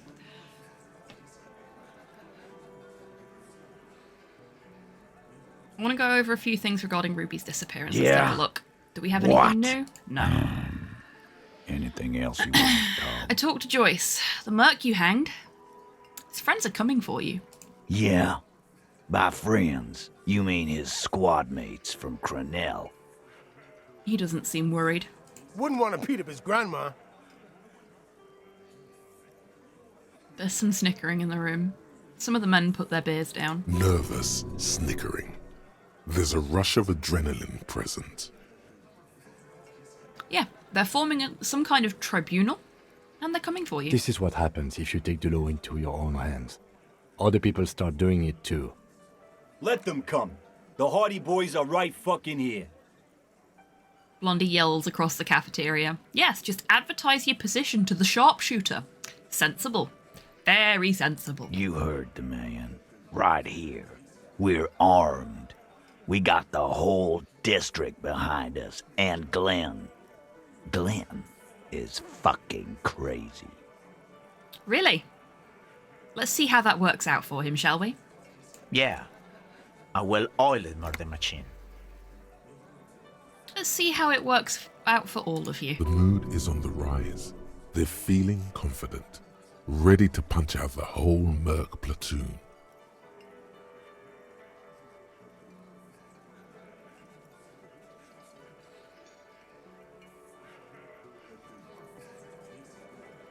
Joyce said they've gone rogue. Nobody's controlling them. Big fucking surprise. They hire psycho scum, arm them to the teeth, and let them loose in the city. What do you think is gonna happen? Oh, I think they're gonna kill you, Titus. You and all your buddies. Hey, RNG, welcome in. Hope you're doing well today. He's really prepped himself up for this. He has to keep the fear in check. Mm-hmm. Did you know that a single series giant hornet can kill 40 bees in a minute? Encyclopedia taught me that. The fuck is that supposed to mean? You're the bees. They're the hornet. We're not bees. We're men. We're socialists. Easy, E. He's trying to phase you. What are you trying to do? Scare my men? No, I'm just trying to say they should already be scared. This Crenell is bad news. You know that, right? So are the local gangs. The fucking Barmy Army and the Madre scum. Socialists! In my perfectly apolitical Seen game. any around? Yeah. Where are they now, huh? Sent back to Madre in an airtight cargo crate.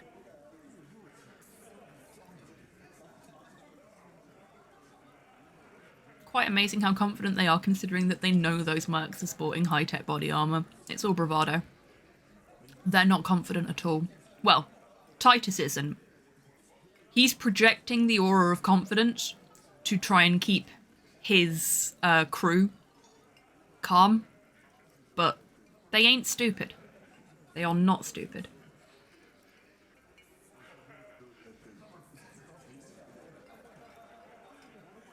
Oh, that's very cool, Kian. Like that. These people are trained military professionals, special forces, as you said. They're not a gang or a barmy army. No, they're not. They're uncoordinated and drunk. Don't forget, we're listening in on their communications. Their shit is way apart. I'm glad you like it, Carv. That's been in place ever since I streamed Loom.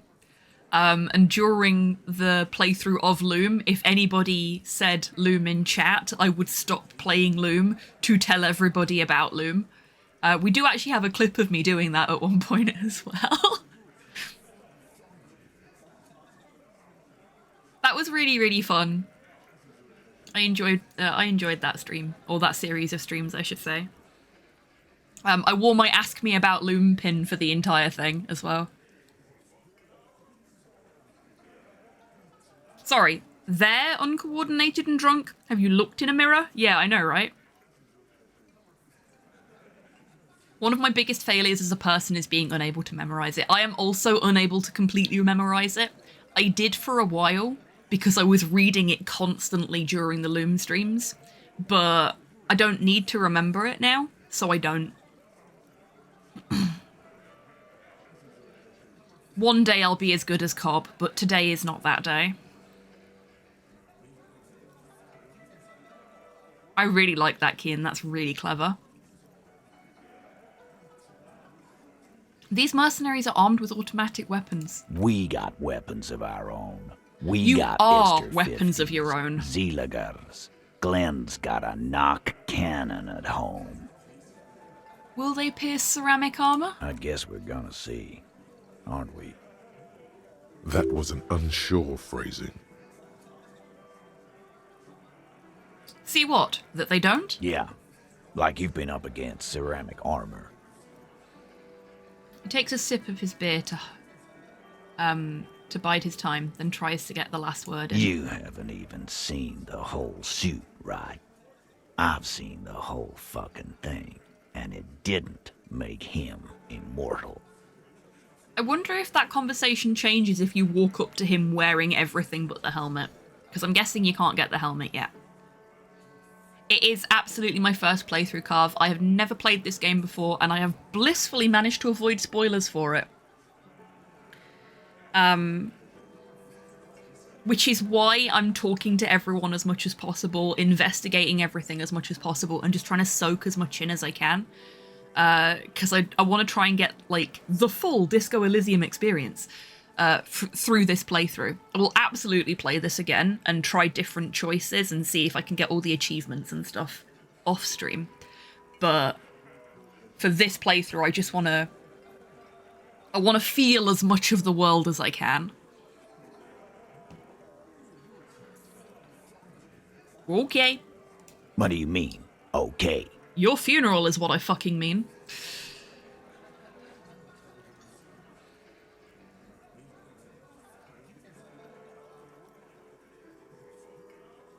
I mean, okay, they're gonna wipe you the fuck out, Titus. No, they won't. Get out of here with your negative energy. He shakes his beer at you. Look, mate, I'm just being a realist. He really doesn't like you ruffling their feathers like that on what might be the eve of battle. Good. All he means is that the I'm situation fucking is like him. serious. No wonder you cops get shot to shit every day. Can't go to war with an attitude like that. Oh, it's not our war. We're much more confident when it is, because we know how to pick our fucking battles. We don't just randomly lynch somebody and then try and cover it up.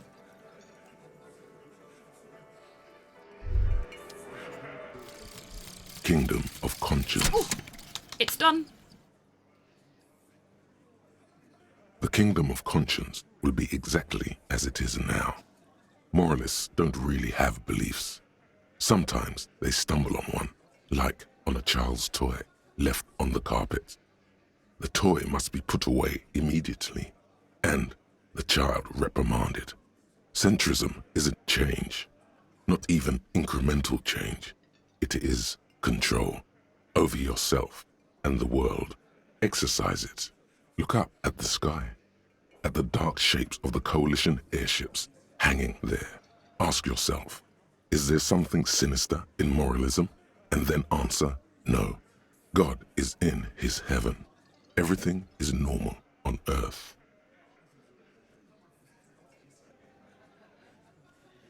Things I don't expect to hear outside of Neon Genesis Evangelion. Have you unlocked the precarious world? It's one of my favourite thoughts. I don't think I have. We'll have a look. No, I have not. I really like Wompty Dumpty Dom Center. I think this is my favourite one that I've unlocked.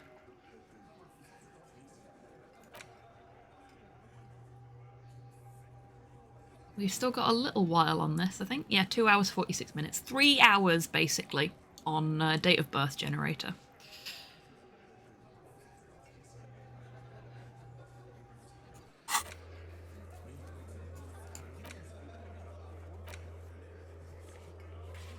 Oh yeah, we completed that.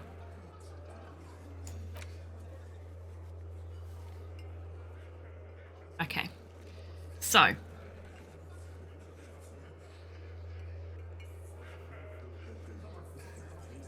I need to briefly get rid of Kim. Can somebody that's played this before tell me, if I go to my shack and Kim says goodbye to me, can I then leave the shack and wander around freely without Kim with me, or will it just advance me to the next day?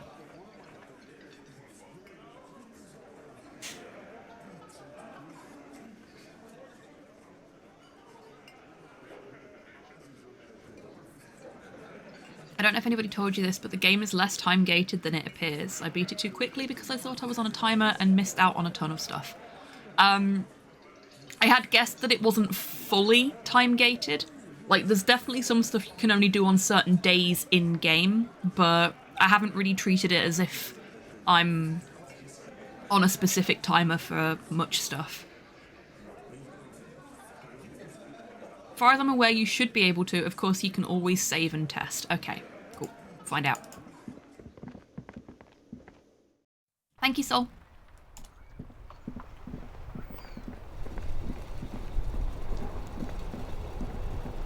I'm trying to be very no-take-backsies about stuff in this. I'm kind of treating it like I'm on Iron Man mode.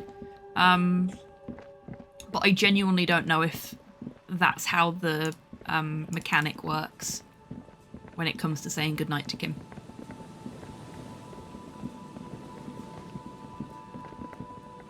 Hold up.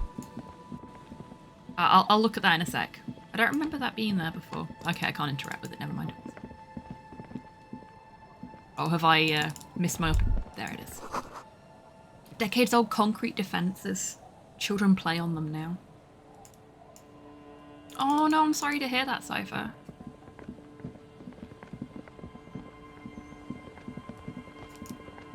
This way, isn't it?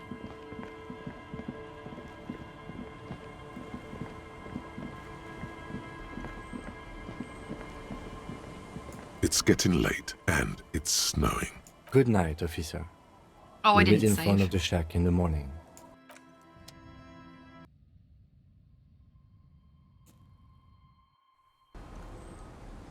Cool. Didn't need to save. Okay. Let's go and deface a corpse.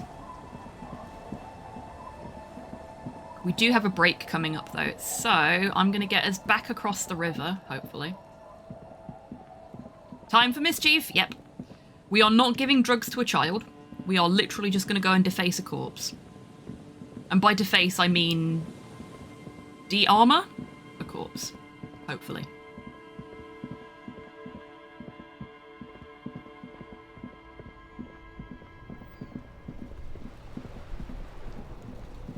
I wonder how we get the helmet back. The helmet's been thrown into the river if what we've been told is to be believed.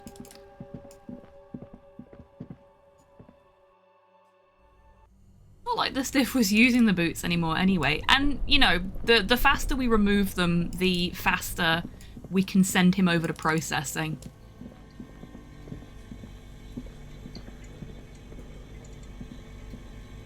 Okay, before I say the next thing,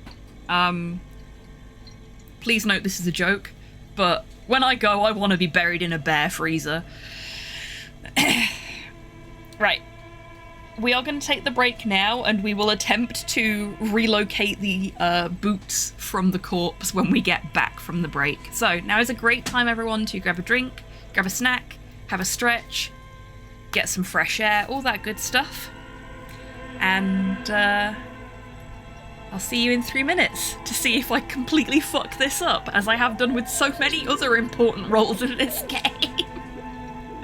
See you in 3, everyone.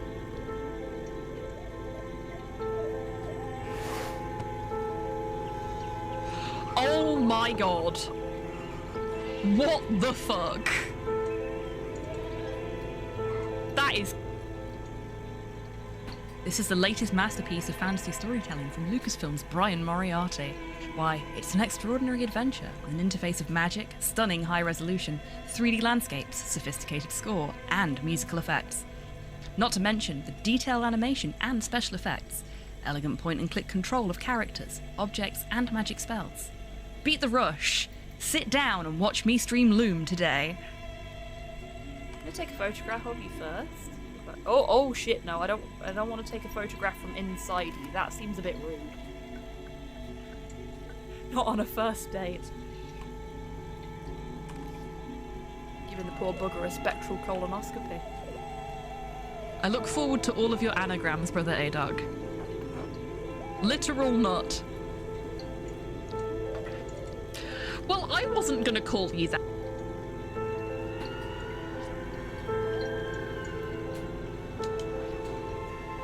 Did it! I did it! Look at us go! Oh, we're so speedy now! Nyom.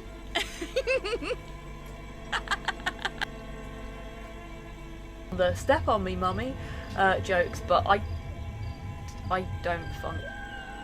Apparently we can play Nemo's organ. And fairly well. There's some teak. There's a bit of ebony. Some cedar, or cedar if you prefer. Rosewood. And I can't even pronounce that. Special bread. Cider? Oh, Porthos, you adorable flaily git.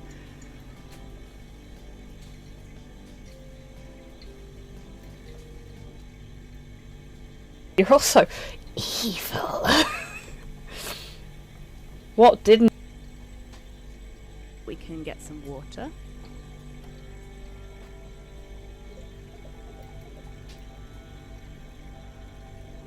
Fuck. I put the bear trap down and then stepped in it.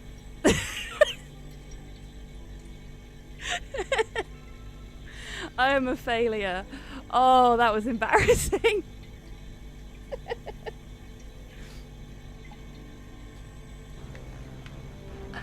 I love this game so much.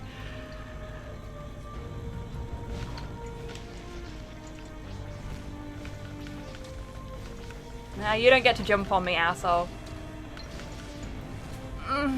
This is great. This is so good.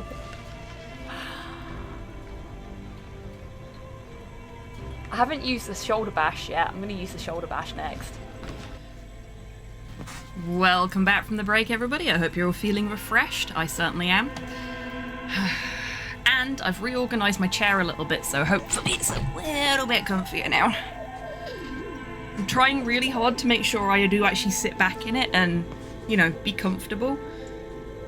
Because I don't know about you folks, but when I'm really getting into a game, I lean forward to be closer to the media. Soak it in more. Have it really in my face. Directly into my eyeballs. But that's really bad for my back and my neck. So I shouldn't do that. I should sit comfortably and enjoy the game from hello there, a sensible distance. Rainshine, welcome in. And what a wonderful username. I hope you're doing well today.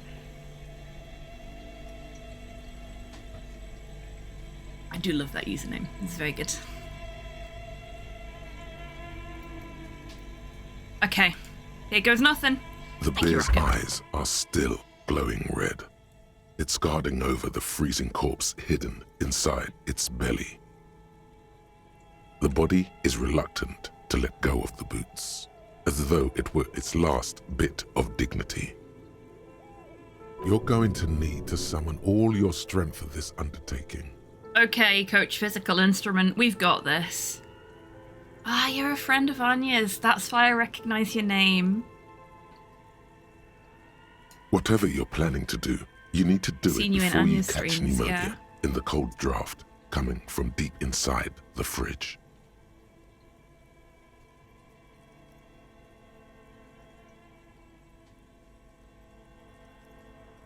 It's not completely useless. You're able to reveal a little more of the putrid polymer sock beneath the boot. Well done, Kian. And good on you for not spoiling it, but yeah, absolutely. It sounds like you're absolutely smashing it out of the park today with your writing stuff, so good on you. There's a really good Disco Elysium Slay the Princess fanfic called The Fury of a Shattered Mirror. takes place after the events of Disco Elysium, though, so it contains spoilers.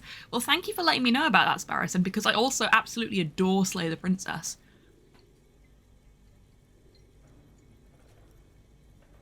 It feels like the leg is going to come off along with the boot, but you're able to get the boot to move a centimeter or two. Right. Just relax. This is easy. This is happening. Thank you, interfacing. See? The corpse doesn't care if you try to take his boots. He doesn't need them. He's probably glad to get rid of them. Let's adjust his seating position first. He's too heavy to move by yourself. A great mass of dead muscles, bugger. with hoarfrost covering tried. his milky eyes. Oh, that's excellent, Kian. Like, even if I'm not very good at the game, I absolutely adore the lore for DBD. And I love how the fans have expanded on the lore as well, to make something really special.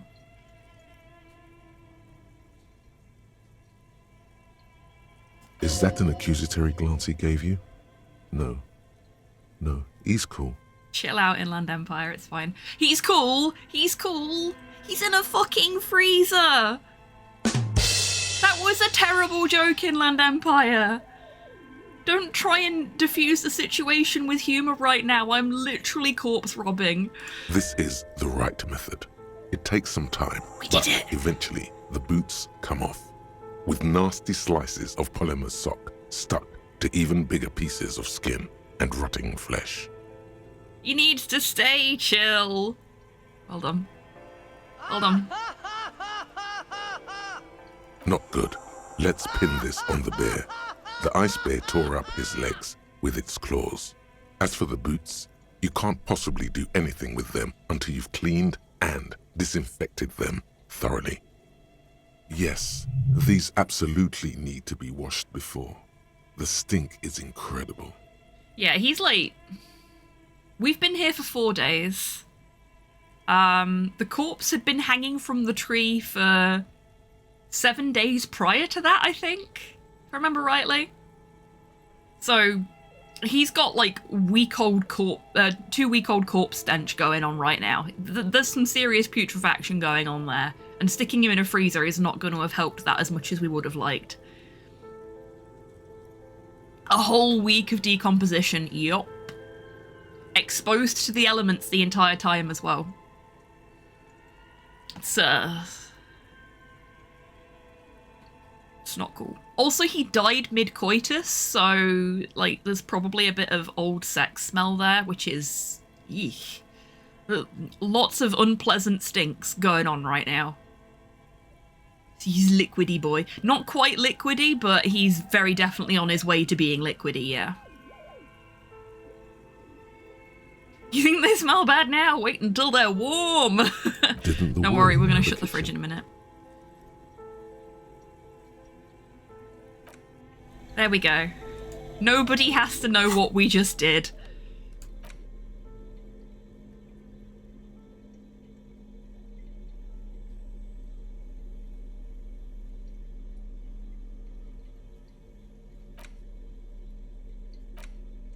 These boots were probably left on the corpse because they were impossible to pull off while it was hanging. They're not exactly pleasant to look at right now, much less smell. Graceful whirls cover the boot's glossy surface. These will be gorgeous once you get them clean. They'll see your fingerprints if you weren't wearing gloves. I am actually wearing the gloves that are part of the suit of armor that they come from, so I think I'll be fine.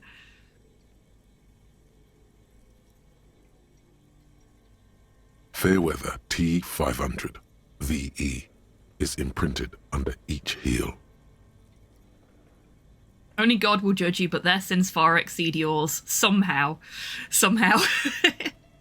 Still, just pieces of sock and rotten cadaver. Ew. Okay, we're gonna put those away. The cover of this tattered paperback features the man from Yeomdar standing atop a pile of bloody corpses. His two Zweihanders are crossed over his massive chest in a dramatic X, their blades dripping with gore. Seems over the top. Behind him rise the harsh, snow-capped peaks of his native Northlands. In bold red letters, the title, Heimdall Man, the man from Heimdall, unfurls like a banner. In the foreground, a nearly nude woman lies spread in supplication, her privates strategically covered by her flowing black hair. Oh, this seems interesting. You would say that, Electrochem. The back blurb reads, his latest adventure serves as the perfect introduction to the savage Heimdall saga. Meet man from Heimdall, his faithful blood brother, Tyribald, the noble Lord Hrothgar, and some of their most fearsome foes yet, for the Northlands, for Heimdall. I mean, potato at this point, Shay, so... Below, in smaller font, you see the parenthetical, adapted from Man from Heimdall and the Necromancer's Treasure. Man from Heimdall, Lord of Hrothgar, and Man from Heimdall, the Curse of Nacht Hera. A brazen attempt to bilk fans for more money by splicing together old stories under a new title. Naughty. Publishers must have a dim view of their readership. Their main concern is the continuation of the franchise, not making literary history. Evidently. The story opens in media res. The man from Heimdall and his band of northern reavers are in the bowels of an ancient temple, surrounded by an army of gibbering whites, led by the deathless necromancer. One by one, the brave Northmen fall to the relentless crush of undead, only to join their number as reanimated corpses. By nightfall, only the man from Heimdall and his blood brother, noble Tyribald, are left standing against the dead horde. It is an honor to die by your side, brother, Tyribald cries, as his battle axe beheads one of their reanimated comrades. Heimdall Man, from what I understand, is supposed to be like the sword and sorcery, Conan the Barbarian style main franchise in this universe. Unfortunately beloved by racists, as we have found out a couple of times over the course of this playthrough. Wow, they're in trouble now. 9, Tyribald. The man from Heimdall bellows over the army of flesh and bone. Have courage for the Northlands. For Heimdall. Tell me about man from Heimdall, He leaps to the mezzanine TM. to face the black-eyed figure, and like a mad ice bear, whirling twin Zweihanders, Sturm and Drang, he plows through the ranks of the deathless, surrounding the necromancer.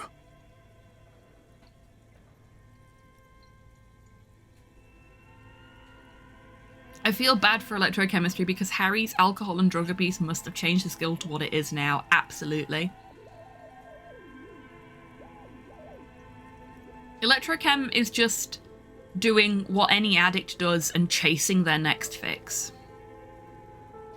I'm pretty sure Harry's drug abuse created the skill. Yeah. I mean, it could well be that originally Electrochem was just there to chase dopamine. And it'd be really interesting to see if it was a... frankly, what the skill setup looks like in Kim's head in comparison to Harry's. Because, like, I imagine if Kim has an electrochem, his electrochem is more about learn more about this heavy machinery, be a good police officer, and then occasionally, I need a cigarette, because we know Kim smokes. But, like, the way he gets his dopamine hits is very different from the way Harry has been getting his. So if electrochem exists for everybody, it would be quite interesting to see what the difference is between the electrochem in the mind of a person who isn't an addict compared to one who is. And also, like, I feel like Encyclopedia in Harry's head is very much an ADHD representation with some of the shit it comes out with. So really, I'd like to see what all the skills are like in somebody else's head. Could you imagine playing this game as Kim? Oh my god, the narration would be... I'd feel so sorry for our narrator, just having to deal with Harry.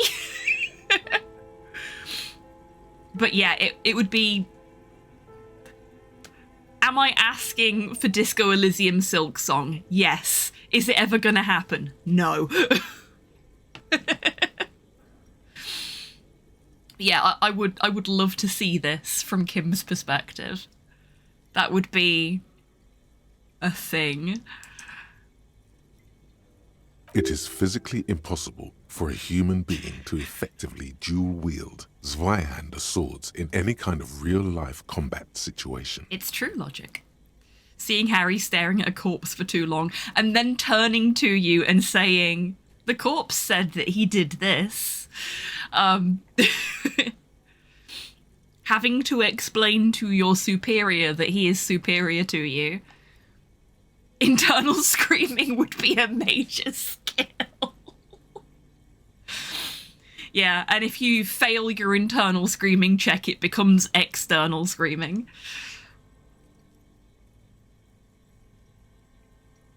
This is more comic Conan than book Conan. And with deadly Really, finesse, Shay? his twin blades scissor the necromancer's head from its body. The undead legions collapse like ragdolls as the dark magic leaves them, and the two Northmen stand alone in their cursed temple, where the bodies of their lost brothers litter the floors. I've just realised that we are standing here reading a sword and sorcery book in the dark and deserted basement of a worn-down business complex with a corpse in a bear freezer behind us and boots that smell of that same corpse in our pocket. This is what our life has become since we stopped taking drugs and getting drunk.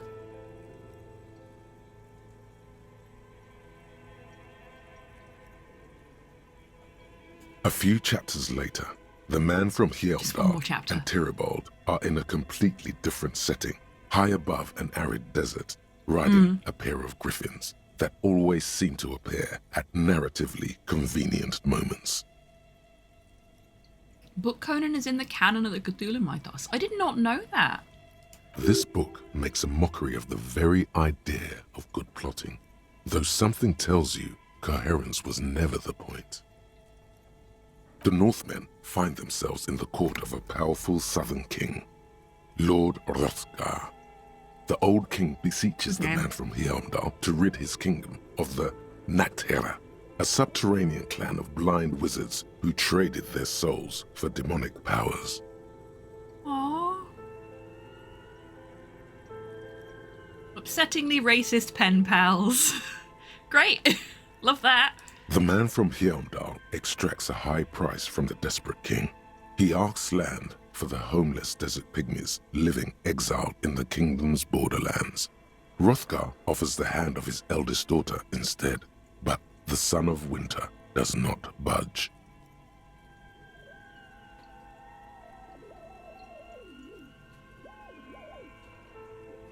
Oh, that's really cool, Sparrowson. I bet that's a fun read. Hold on. Why is the man from Hjelmdal doing any of this? What do you mean? Why is he doing all of this? Because the flame of justice burns bright within his chest. Because, above all, he's driven to bring honor to the name of his beloved Hjelmdal. Because his noble Cutlan blood lusts for glory and conquest. It cannot be denied. Is that all? What do you mean, is that all? Is there anything else to his character? He is the man from Hjelmdal, forged in the fury of battle. Death was his sire, and blood his dam. He had but 14 winters when he left his frigid homelands in Cutla to seek glory and honor. That is his character. He doesn't even have a real name. What is inside this man? Or is muscle and bone all he is? Yeah, exactly. Is this the point when Physical Instrument pipes up and goes, hey, I resemble that remark, or something? Hey, nothing wrong with muscle and bone. Fucking called it. No need to get defensive, coach. The point is, why should you care about this character? Does he have any inner conflicts? Unspoken motivation? A tragic flaw, perhaps? Exactly. Where's the tension inside him? He is the wildest man alive. The only mortal strong enough to wield the twin Zweihanders, Stern and Drang, whose names mean storm. Hey, Valsion. And Welcome in. I hope you're doing well today. Yes, I get that. He's strong and he has big swords, but why should I care about his character? What are you, a book critic? I might be. Enough. You're ruining the pacing of the story. Am I? Now, where did you leave off? Ah, yes. What pacing? Yeah, exactly. You skip past a section detailing an elaborate banquet with many toasts, as well as the long and perilous journey from Hrothgar's Keep to the ancient forest of Yesdar, where our heroes infiltrate the Nachtherre's dire hall. Uh-huh. In the center of the great hall stands a blood altar on which a pair of Nachtherre are disemboweling a shrieking peasant, an unholy rite that empowers the Nachtherre forbidden magic. It's 5 minutes to midnight on day 4 of my investigation, and I'm in a basement arguing with myself about sword and sorcery novels. There is no way Harry isn't neurodivergent. No, an art cop. Yes, we are an art cop. As the vile ceremony ends, the sound of steel unsheathing draws the Nachtherre's attention to a pair of cloaked figures standing in the doorway. This is what you came for, isn't it? A climatic bloodletting where men are reduced to muscle and fury. No. Swiftly, the visitors toss off their cloaks and unsheathe glimmering northern steel. It's the man from Heimdall and his valiant blood brother, Tyribald. I don't think I've ever connected to a fictional character more. More people should read in basements. I agree. I don't have a basement to read in, so I just read wherever.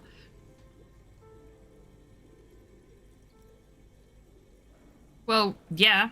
Who else would it be? In an instant, the Nachtherre summon a horde of gibbering orcanoids who rush our Thanks, heroes. Carv. The hall fills with the clang of blades and the screams of the dying as the floor goes slick with steaming orcanoid viscera.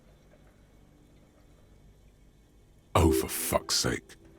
I agree, conceptualization. Oh, for fuck's sake, indeed. When the din of battle settles, only the man from Heimdall and Tyribald remain standing. Exhausted and dripping with the entrails of their foes, the two Northmen confront the foul Nachtherre. The man from Heimdall's soda-like blue eyes fill with indescribable fury.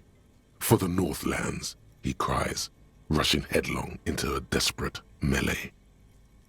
Okay, I do not care about the man from Heimdall at all right now. Rain, that is a fucking awesome idea, and I am insanely jealous. One of the places we looked at, that we were going to book a viewing for if it hadn't sold before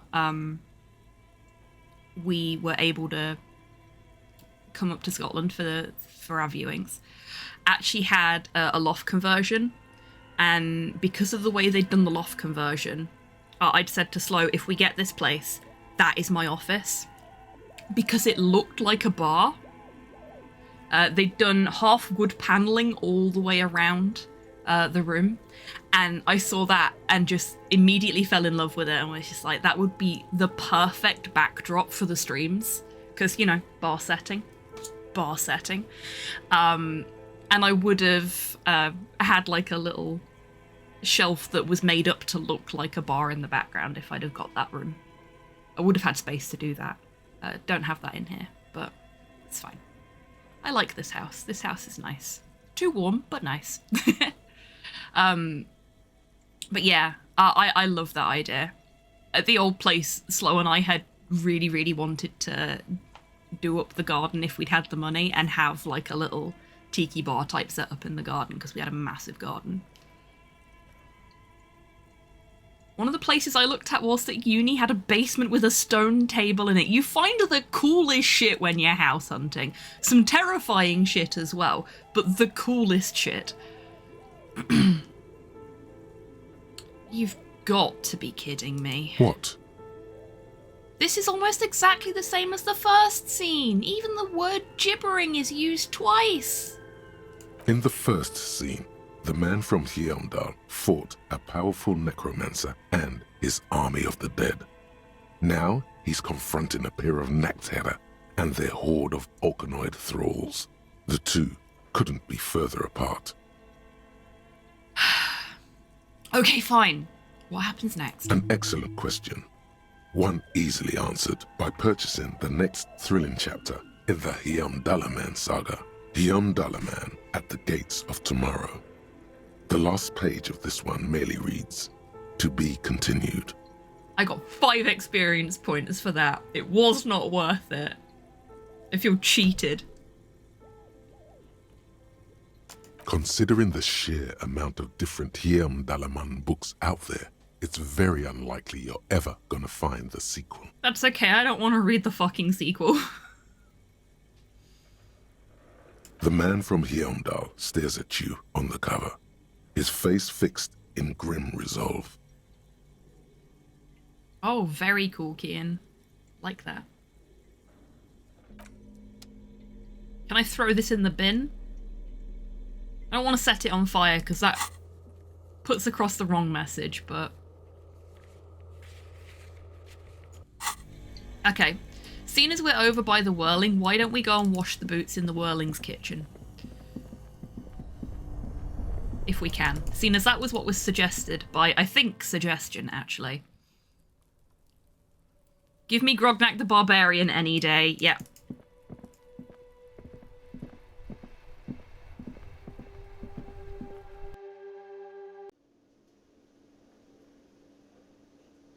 Gift it to someone you don't like. Maybe Titus if he's still alive. Excellent. Love that. Okay. So there is a sink here.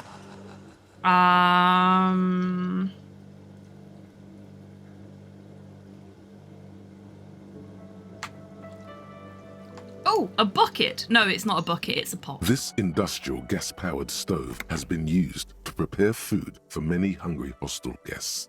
There are several pots and pans on hand. Getting the corpse residue out of these boots is going to require patience, and also a huge pot full of boiling water, soap, and white vinegar. A commercial pot draws your attention. It's very large. Gigantic even. It could be used to make enough stew to feed an entire city, and also to boil a putrid pair of death boots. Do you want to make some stew, everybody? Far away, in the darkness of a makeshift morgue behind Station 41's Lazarus, Dr. Nix Gottlieb cuts into the cold, dead feet of a murder victim. The veins are oddly black. He suspects a neurotoxin. Ruh-roh. There is a variety of soaps and bleaches in the cabinet to the left of the stove. There is also a bottle of white vinegar in the cabinet next to the fridge. This is going to take the hard stuff too. Use as much as you can. Thank you, Endurance. It's bad with those boots. Don't be stingy now. Thank you, Logic.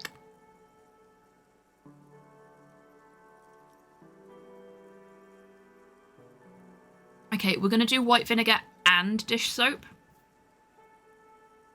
I once helped a friend deflesh a skull. Okay, you're going to need to give us a bit more information with that one, Cypher. Where was the skull acquired from? And was it a human skull?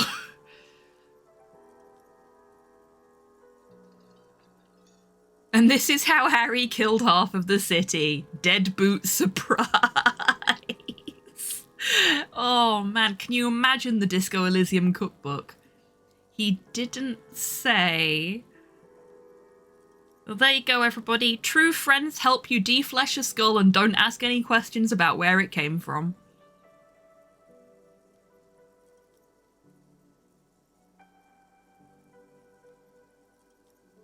The delicious smells of cheap soap and vinegar waft up from the pot. All right now, chef.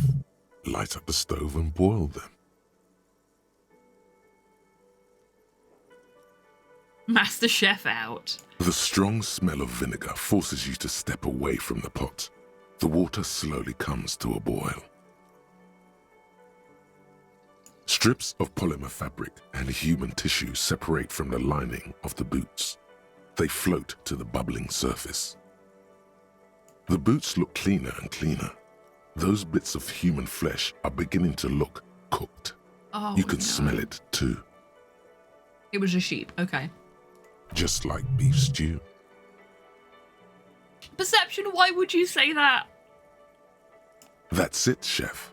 The boots are as clean as they're going to get. Steam, dense with the smell of strange meat, disappears into the vent above the stove. Dump the sock and flesh stew. Ugh. A pair of real beauties. The boots are shiny, hot, and reek of vinegar. Just perfect. Master Chef out. Let's have a look at our shiny new shoes. What do they do? -1 to composure, +2 to authority. Check us out. We're slowly turning into RoboCop. Oh, it's a shirt, isn't it?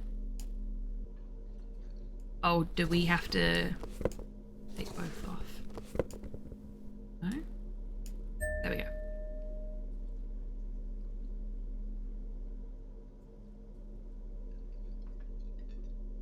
Kinda wish they were heels. Yeah, me too.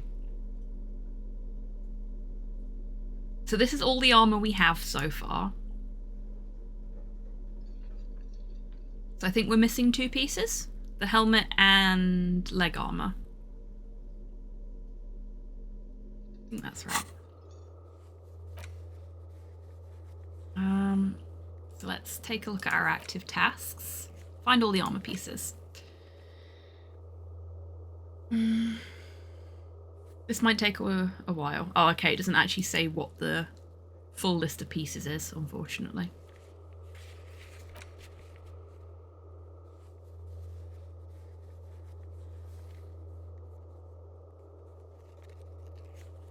Okay, I think we've done everything we need to do with the corpse. So in the morning, we can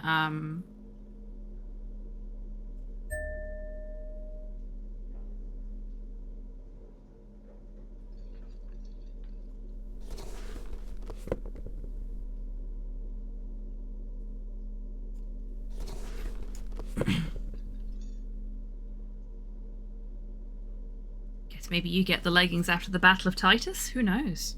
Who knows? I mean, some of you will know. But,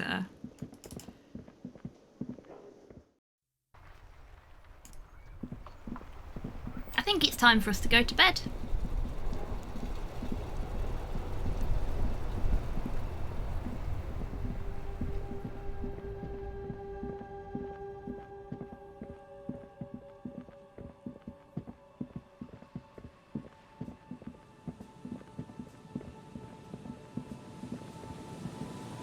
Okay, good stream. No. It's time for Harry to go to bed. See what you did there, Cypher. Well done. I am supposed to be doing some speedrunning today, but I don't know. I might even finish stream a little bit early so I can finish sorting these shelves It's getting out. cold. This late in the night. Not played this game, so I Time have to no call it idea. a day. Me either.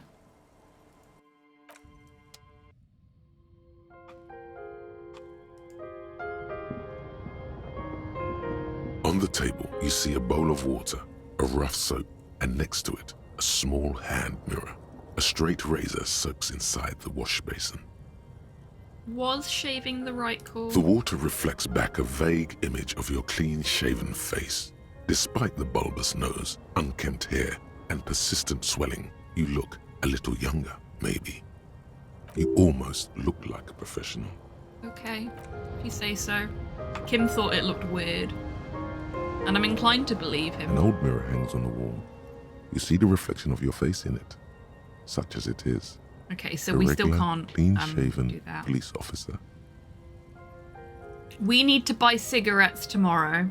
I ran out of cigarettes, so we need to buy cigarettes. We need to send the body for processing. And we'll figure the rest The out bed is from there. comforting, if a bit run down. Still, you've earned a rest. Sleep time. The bed underneath you is soft, if lumpy. Waves wash the sand underneath the hut, then grow distant to your ear. In the quiet hum of the organic heater, you fall asleep. Like a deftly cast fishing net, sleep pulls you out of the world and into its dark shore. The rough mesh chafes, tightening around you, it digs into your brain. Hi, limbic system. I'd like to say I've missed you, but I'm not sure I have. Great, this is gonna be really chill. How have things been going for you out there? Helped anyone lately? Saved anyone lately? Murdered anyone lately? Why would you say something like that, reptilian brain? I'm trying to sleep. This bastard isn't even listening to you. Because you know you are a murderer. A disco music listening psycho killer who offs poor people and then forgets about it. Shut up, I just want to sleep. Hear that? Iceman wants to sleep. He doesn't care about killing people. That's nothing to him. Black water under the bridge. The thing he's really scared of. Why is my brain ganging up on me? But a really productive day, don't ruin this for me. It's much, much worse than that. Why are you doing this? I just want to sleep. I can almost see the dark. We're trying to help you. All these processes, these tortures, voices and tremors are all just distractions, flares and countermeasures to keep you from the last dream. 0 out of 10, too real. Worst of them all. Too fucking real. The last dream? The last dream will be total annihilation. Cinders peeling off the fuselage. We won't be there to help you anymore, Harry. We will be dormant. You will be naked and alone.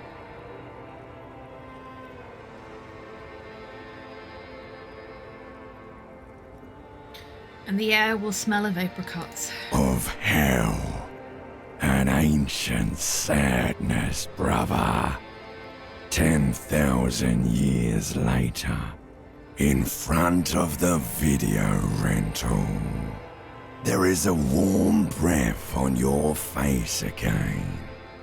Everything is okay again.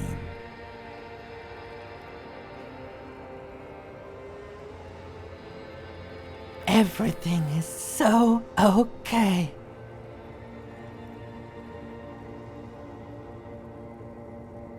Doesn't sound like it will be okay.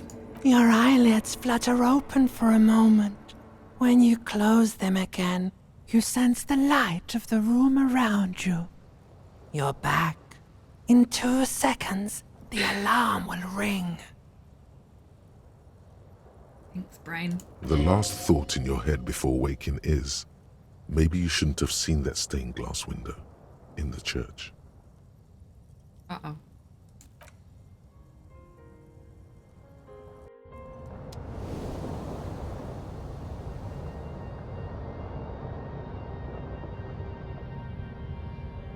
Well, we look happy to be greeting the new day.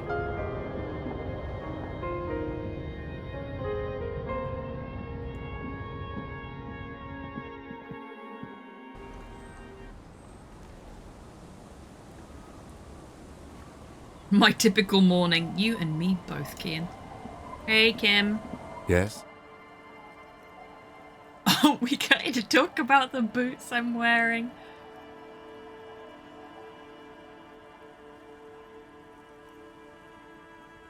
Okay, I said I was going to experience as much of this and talk to people as much as possible. So I've got to, even if I don't want to. Aren't we going to talk about the boots I'm wearing? Okay, let's talk about it. You stole the boots. He looks at the gleaming technological footwear you're sporting.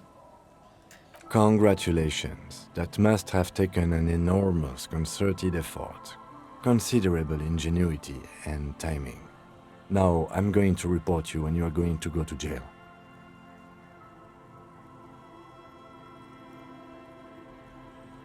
It was a joke, sadly.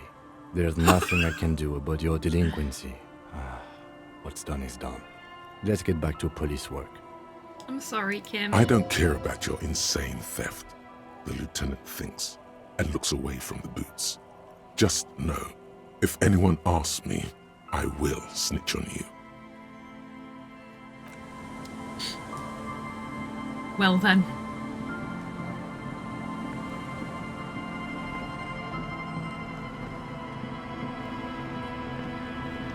Hi. Hi, officer. Oh, we needed to talk to her, didn't we? A woman in a raincoat stands on the quay, considering an overturned boat. A sword in a scabbard hangs from her hip. She's got a sword? Anything I can help you with?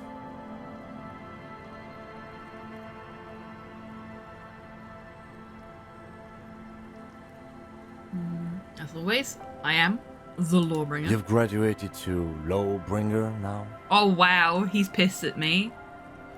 Men with authority have their quirks. Comes with never being second-guessed about anything. She waves you off. So what brings you here, Lawbringer? Lord, you're excellent. It depends. Where are we exactly? A fishing village on the seashore. This place doesn't really have a name. It's sometimes called Elysium. Why? The sign on the street leading here is illegible. Has been since they built this place. The wind rattles her earrings. I've questions. The first is, what's your name? The name is Lillian. People call me Netpicker. I think I have time for questions, and that was actually the second one. She gestures towards the fishnets. Indeed, you're always confused as to your whereabouts. Ask her about the cool sword. Helps to break the ice. Nice sword. Does it come with a story? Unfortunately, the factory sold this one with a 3-year warranty instead of a story. It's to intimidate folks, mostly. Hold on. Do you know how to use it? Not really. I know some basic moves, and I know it sure as hell beats a knife when you're in a tough spot. It is imposing. It's a regular mass-produced sword, like a shovel or an axe. Nothing fancy, just for intimidation. Why do you need intimidation tactics? From time to time, people need a lesson in respect. That's just the way it is. Back in the day, I caught the eyes of many men. And believe me, men need a lesson in manners from time to time. I am men in this situation for sure.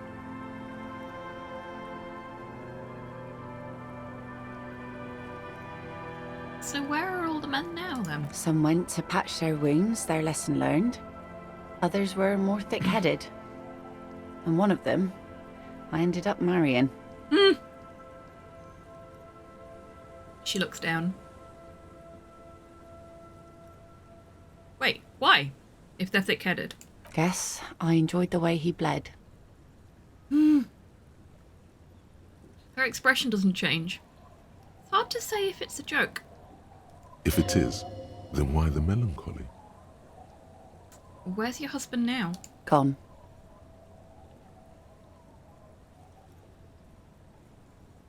Gone where? To the waves. The sea took him. It was a long time ago. Her eyes stop in yours. Oh. He didn't respect the sea. Went out there, drunk like a skunk, and sure enough, one day the boat was found floating empty. The bloated corpse turned up 2 weeks later. That's rough. Now, before you tell me how sorry you are for my loss, know that it was 4 years ago, and I've moved on. There's only so much mourning you can do for a drunk with sinewy muscles. I think she's attacking me personally here. She really liked those muscles, though. It's in the way she pronounces sinewy.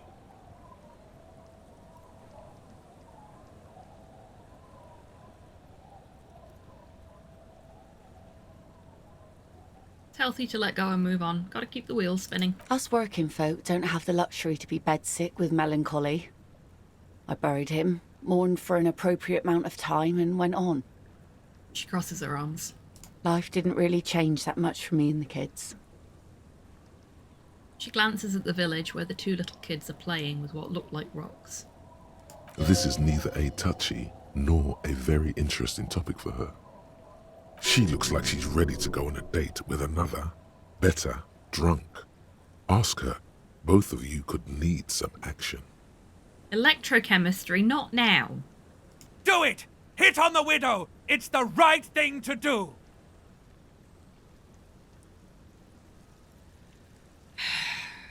Horrific necktie, you know I love you, but I am not following your advice.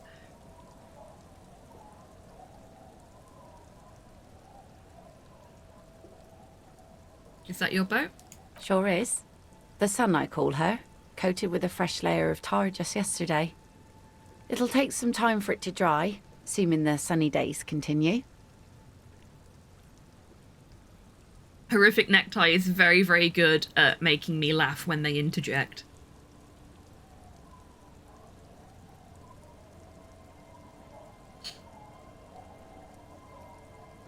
Oh, necktie, we couldn't cheat on Kim like that. No, exactly. And he's standing right there. How could we do that to the best boy? We already admitted to stealing from a corpse to him.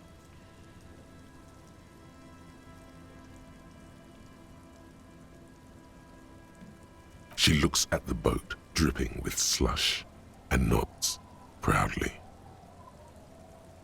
What do you do around here? Like I said, fish mostly. Sail the waves, take care of the kids, pick nets. Right now I'm tarring a little skiff. Is that enough to make a living? Sometimes I also walk to the beach to see what the sea has given up. The sea is full of surprises.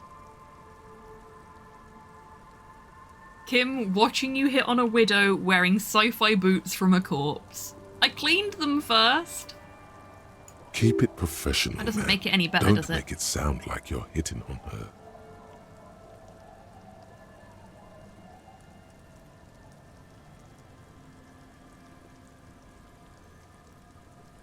Interesting. What have you found? Wood, pieces of glass. Every once in a while we see dead bodies. Human, animal, fish, other odd sea creatures. A mine washed ashore once.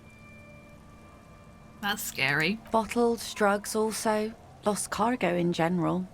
Most of the time it's just wood and glass. All right. Major choice moment. You only get to ask one thing. It would be weird to say them all. Choose wisely. Damn it. Mines. Mines. You need mines.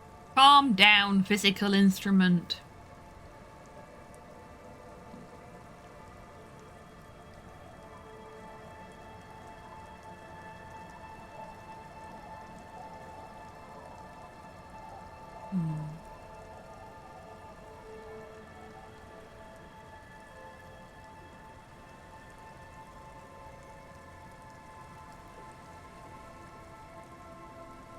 I need to know about those human bodies. Well, you're barking under the wrong tree then, officer. I have no interest in floaters. Seen enough of them in my life already. Very unattractive bunch. Kim's presence makes it awkward to hit on her. Amazing. Amazing. I'm looking for someone. Maybe you can help? Let's see. Who are you looking for? I'm looking for a suspect who might have stayed in this neighborhood. Okay. When did this person stay here? Very recently. Over the past few days. She might have arrived on Friday? Oh. I've been out on the sea for most of the past week. The weather's been good for fishing, so I usually start at 4 in the morning. Really? Yes, that's the optimal time. Got to make the most of the calm. I've been sleeping like a corpse after. The sea really takes its toll. Now I'm just waiting for the wind to settle to get out there again. Sorry I couldn't help you out. Maybe I can help you find someone else. That's it. I'm not looking for anyone else right now. Well, how can I assist you then, officer?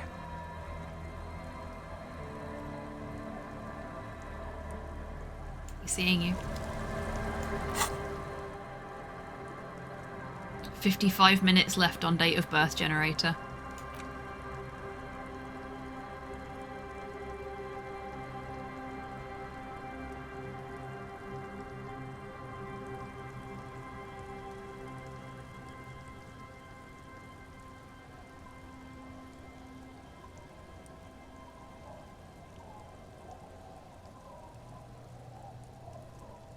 Why do you have law jaw? Amazing.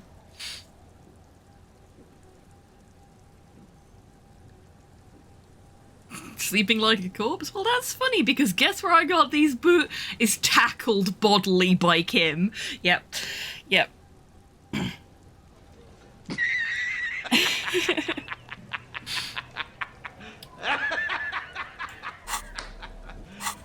you serious?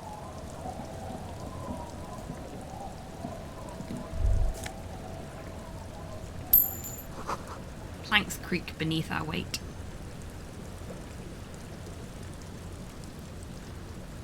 Lawjaw is a condition where you can only lawyer. Yep. I'll just keep the cord Oh, Elysium hello, in the Joyce. channel, if that's okay. It's too shallow near the pier. She winds the mooring line around a post. Hi, ma'am. And it's a jetty, by the way. Of course. Jetty. I prefer a good jetty to a pier any day. Jetty. Hello. Hello, Peter. Hi. Welcome in. Hope you're doing well today. Hello, detectives. It's good to see you here. I only just arrived myself. Joan Jetty, Sailor Queen. Bravo. What brings you here, madame? Nothing, really. I've had my eye on this jetty for weeks now, so I decided to investigate it personally. This cluster of buildings isn't on any of the official maps, as far as I can tell. How convenient. That. And she's also keeping an eye on you.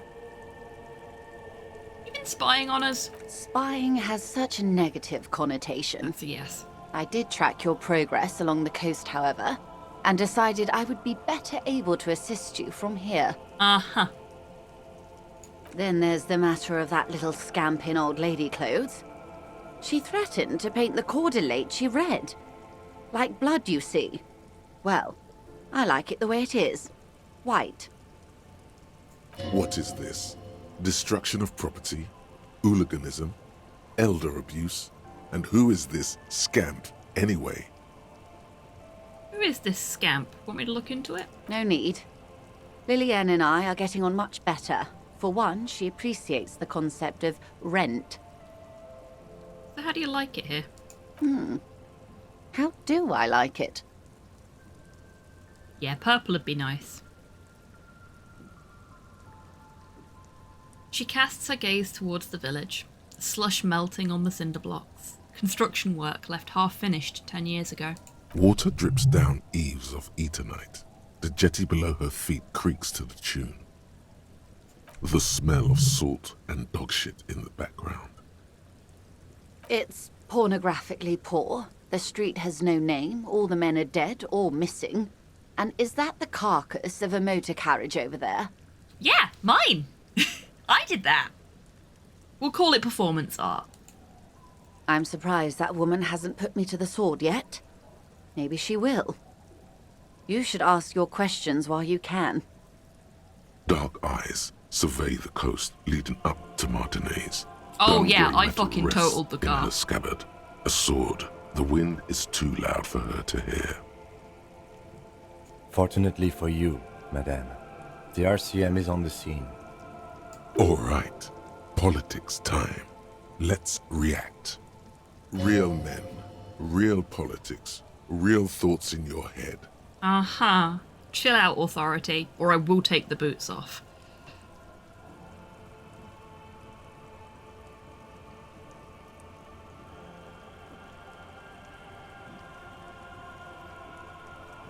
You're right to be scared. This is all your fault. Maybe.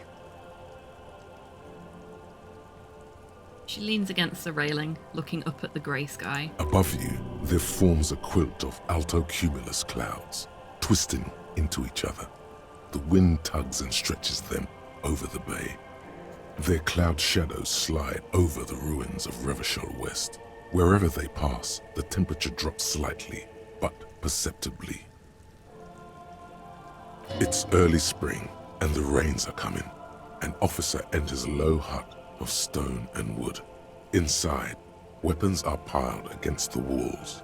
Rifles with splintering stocks, and swords, tens, if not hundreds. They're antiques, says Lieutenant John, the archetype McCoy, to his partner. They're digging them up from the catacombs now, fixing them. Old caches from the revolution. The children carry them up. Come May, the streets will be flooded. Outside, the wind rattles the loose hatches, flooded with cheap weapons in angry hands. Have I told you how they discovered this place?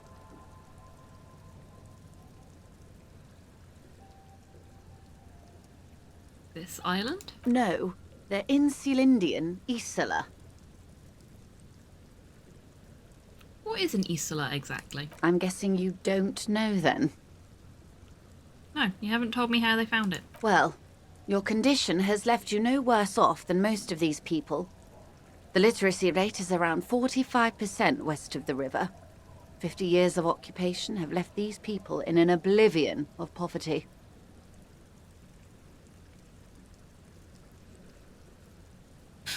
%45 is around where I operate. Things are getting better though. I knew you would sympathize. Most Revacholians will never know what this place means. Our home. This island of matter. Or why they were ferried over in the first place. Remind me to tell you one day.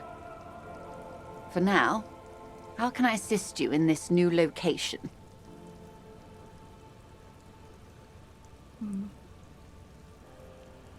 Tell me now, we have time.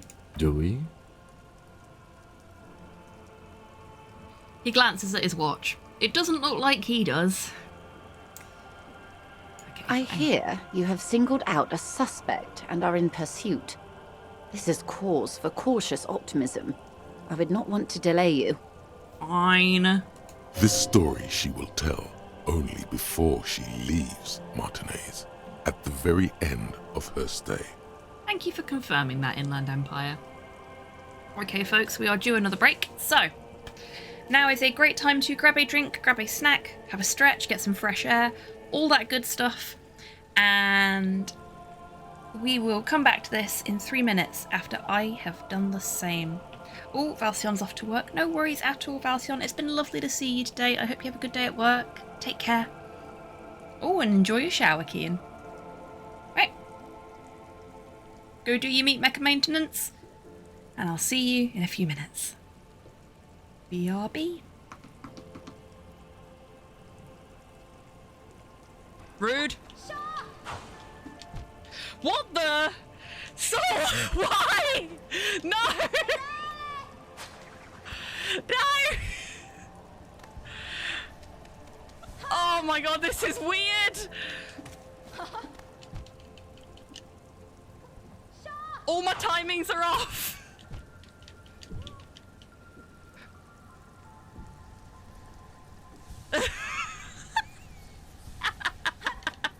You fiend! You scoundrel!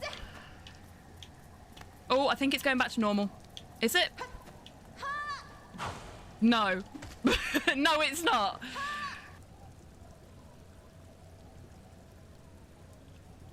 Spider Marathon Committee will hear about this. You're also evil. What didn't... Let's go for a pineapple pizza straight off the bat and see if it's that again. If it is, then holy shit, the RNG on this game is balked today. That would be really funny. Thank you, thank you. What the heck? That's never happened before!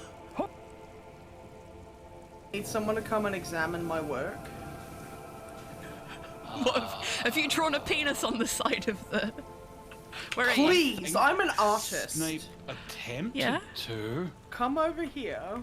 Let's have a look. Oh, for fuck's sake! All of those at once. Sure would be nice to have someone to help me out here every day. Have you considered a child? Probably just the one last phase. And then we should be good.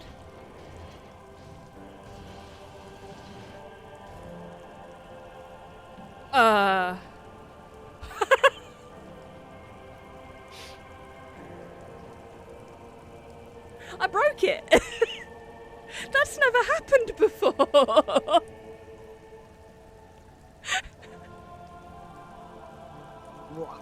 Okay, I'm not a big fan of you, but I am liking what you're saying.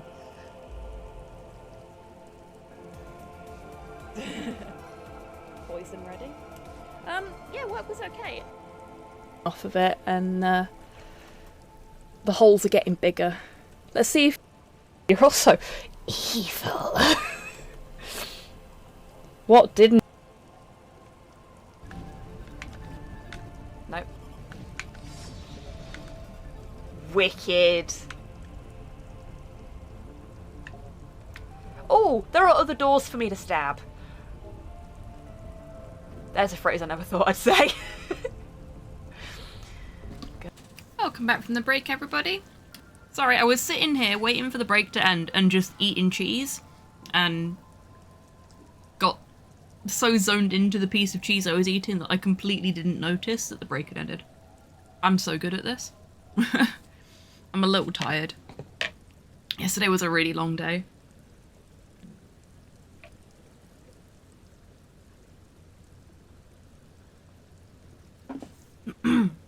Okay. Maybe there is something else I see can what she's got assist to you say. with while you're hot in pursuit. Now, can you tell me about these tattoos? Of course. Excuse my hesitation before. She reaches over the guard wire and takes the photo, holds it in her hand. For about half a minute, in silence. She wears fingerless gloves. Her fingernails are cut short and fractured, like those of a working woman. Okay. It was taken with a trigette not long ago. This is the man's upper body. There were no more markings on his hands or legs. Her mouth is relaxed. The accordion lines near her mouth vanish. The pearls of her eyes move slowly on the photo's surface. What do you think? Sorry. I was trying to see if I can read the web of interdependencies between these points. The stars.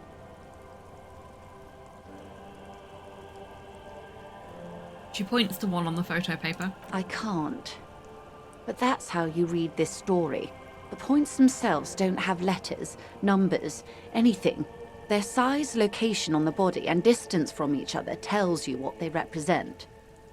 Like stars in the sky. Close. Port cities. This is an Oronese map of the waterways, a sailor's tattoo worn by wayfarers of the Dolorian century, over 300 years ago. The sailors would mark their bodies to map their travels. What is the use of this map? The sailor's soul would use it to fly back home if they should die abroad. This is a sort of contraption to be reeled back in by. The silver cord, they would call it. Fascinating. Where is he now?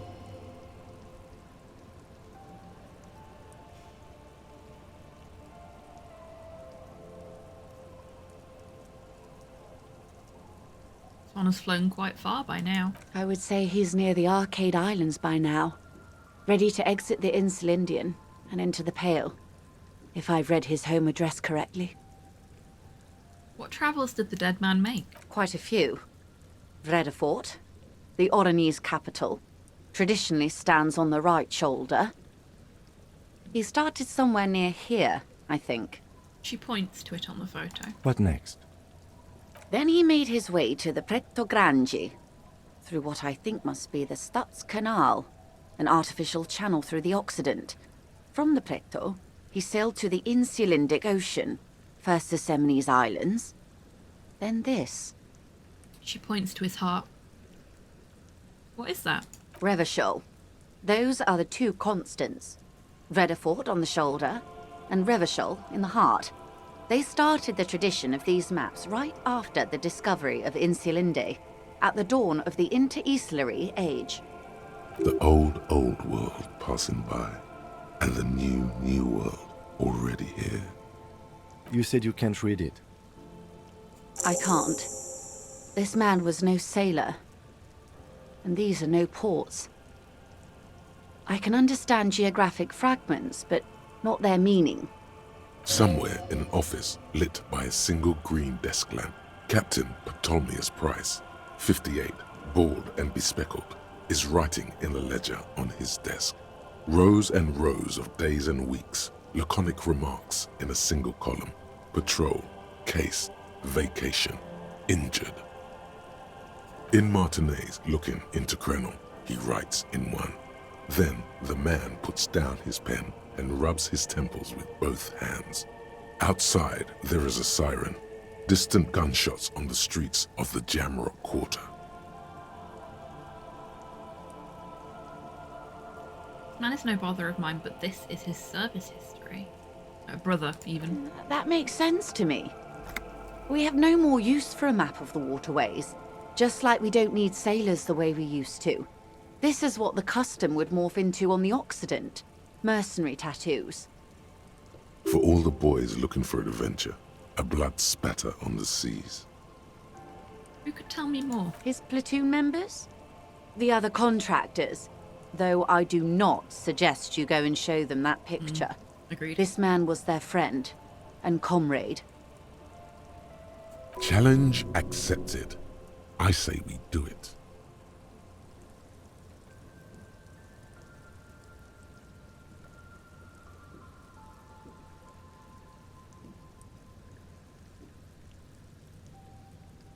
I need the information. Do what you have to do, Detective Dubois.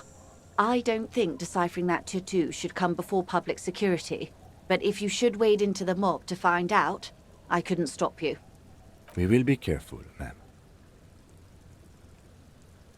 That's all for the tattoos. Thank you for your help. Is there anything else I can help you with? Apparently not.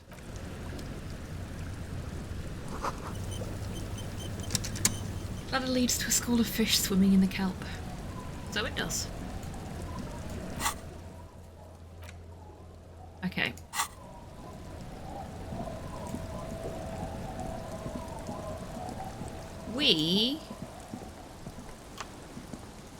Just checking I've not got anything I can loot on the way through.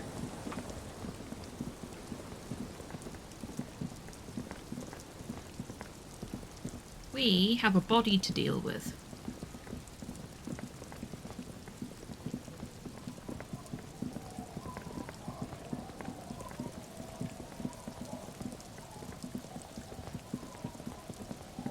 Oh, Kian's gone for a shower, hasn't he? Never mind. I was going to say, hey, look, there's our car. But Kian's not here right now.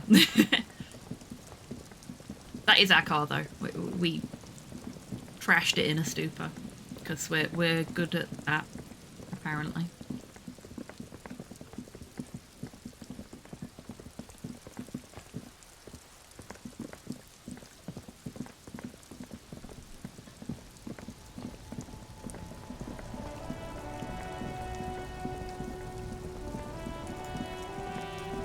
I think we just phone it in, don't we?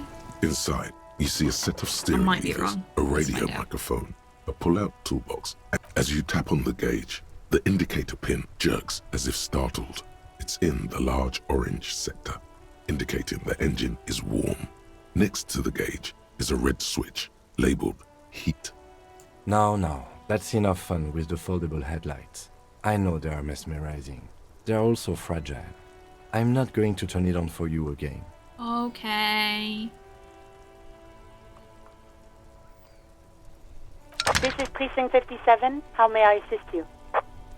Oh, okay, no. 57. Just In the Sylvia. cabin, you see So, let's... this way.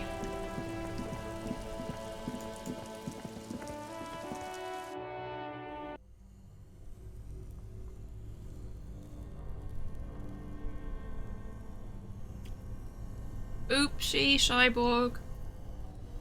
I hope that's not going to cause you any issues.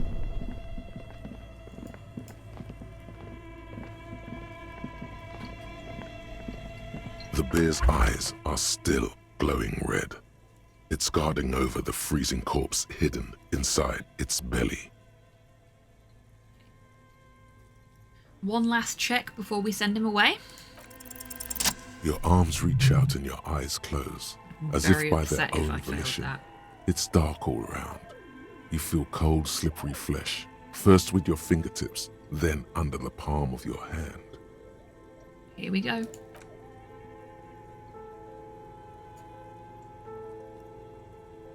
His face, his cheeks, his nose, his fat, swollen lips. Like a spider, your hand crawls over his features. Everything is silent. We're going to put our fingers in his mouth.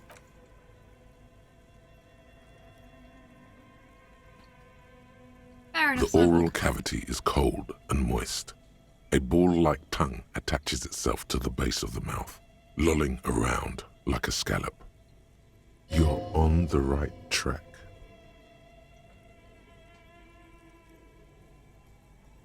Okay, that's just weird.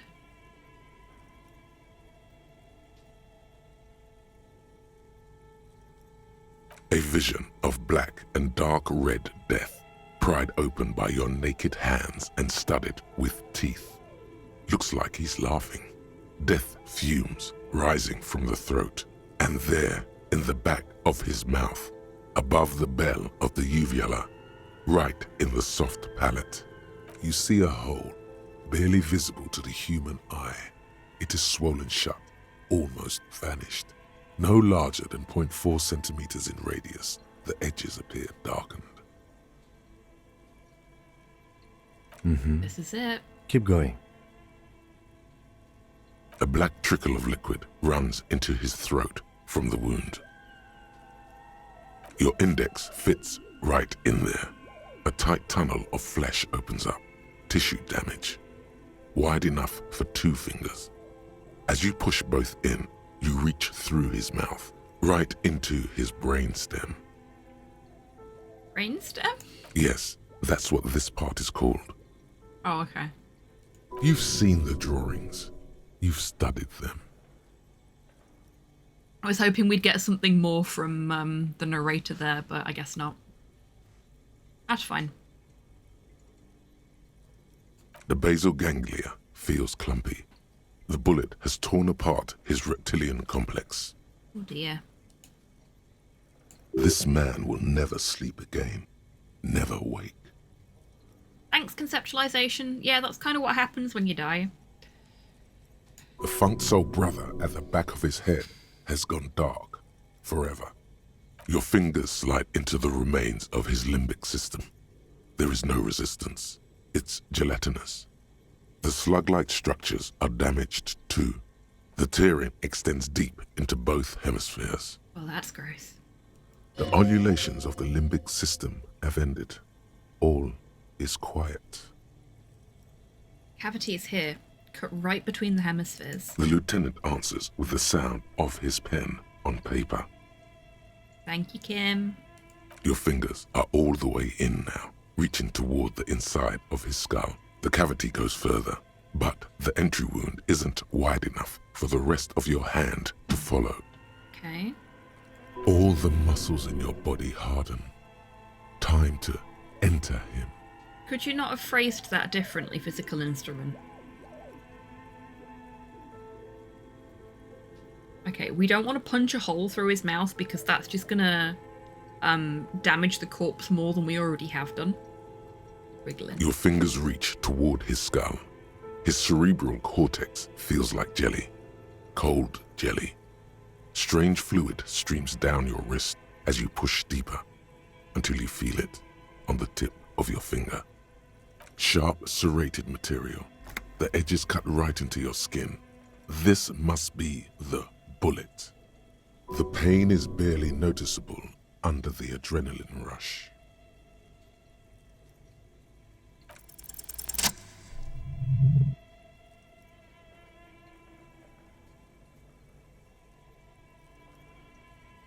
You pick the sharp metal bullet between your index and middle finger. With your face twisting from pain and concentration, all you need to do is just...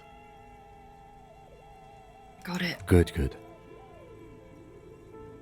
The fridge in the background buzzes with excitement. The inside of the head feels cold and smooth, like a glove. Sweat dripping down your brow.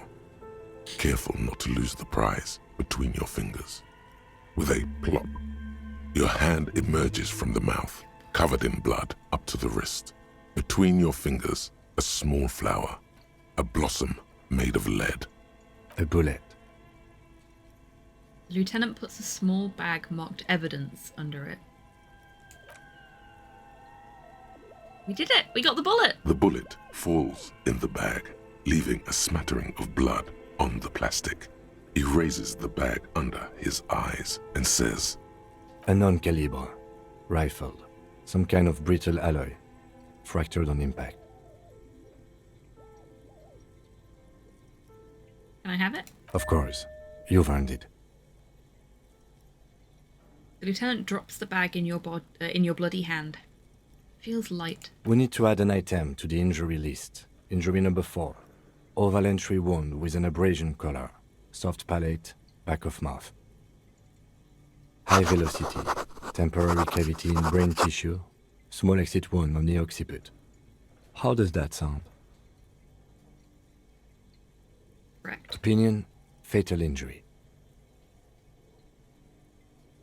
Agreed. And one last thing. We should amend injury number 3, ligament mark. Treatment. It's obvious the Hardy Boys tampered with it. We should have known. I had my doubts. There were no signs of a struggle on his hands. Yeah. No claw marks on his neck. But still.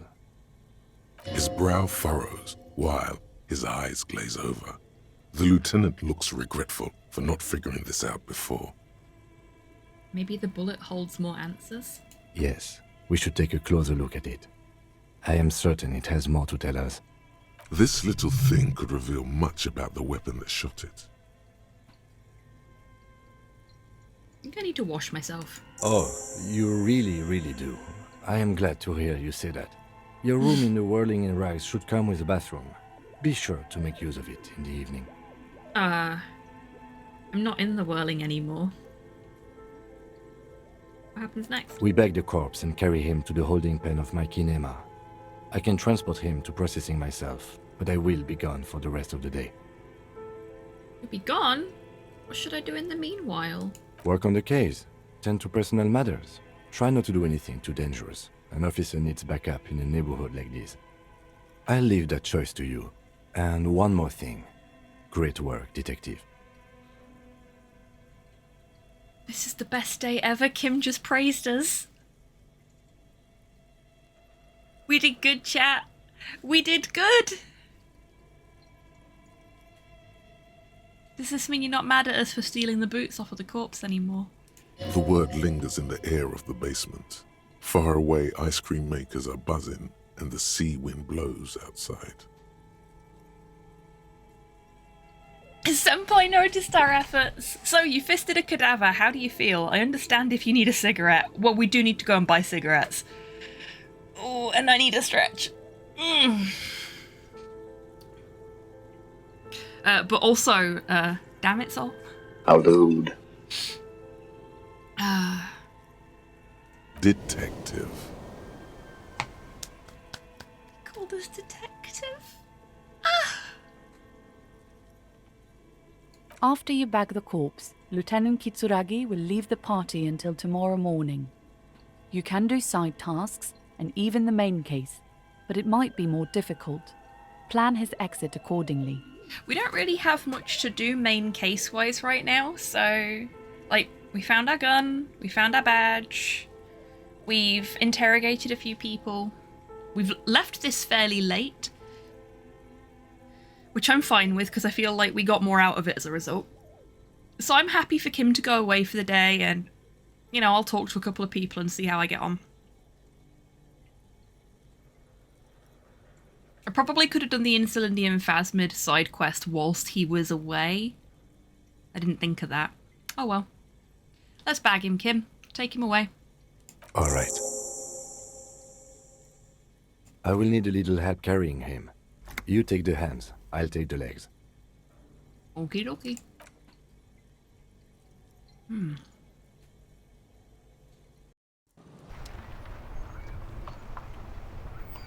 These grapes are really nice. They're a lot sweeter than the grapes I normally get, but not unpleasantly so. The car's gone. He's really not here anymore, chat. I'm gonna miss him so much.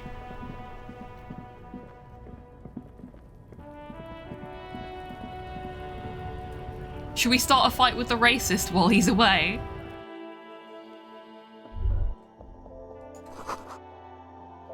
Yellow roses in the window. Those aren't the flowers that were left for Classio.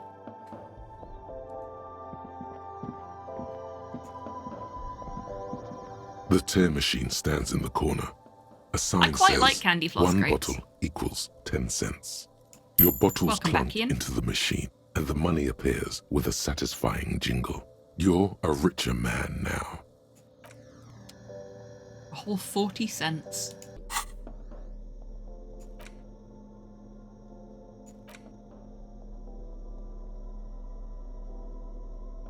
The bullet is safely sealed away in a plastic bag bearing the RCM stamp. Kim has filled out the label on the bag with the item number, case number, and date and location the bullet was found. Because Kim is the best. Beside his orderly handwriting, the bullet looks especially sad, like a tiny, shriveled head of cauliflower. What do I do with you, Bullet? The squished little thing has no idea. I know. You should find the gun that shot this bullet. Eat it! No, we're not going to eat it. Find the gun that shot That it. sounds like something a police detective would do. First, you should learn all you can about this little guy. And we're a good detective. Then find the gun that shot it and the person that gun belongs to. He used it to kill your victim. It's Weird Al, this mother. No. Okay, we're gonna inspect the bullet closer. The jacket of the bullet is made of a yellowish metal. It has blossomed out to reveal a dark grey core. The base of the bullet is close to 5 millimeters in diameter. So look at the jacket. You can just about make out a few striations near the base of the bullet. Little hairlines, linear. It feels standard. And the core? It's quite destroyed. Some of the fragments are still lodged in the wound. What's interesting about the bullet thus far?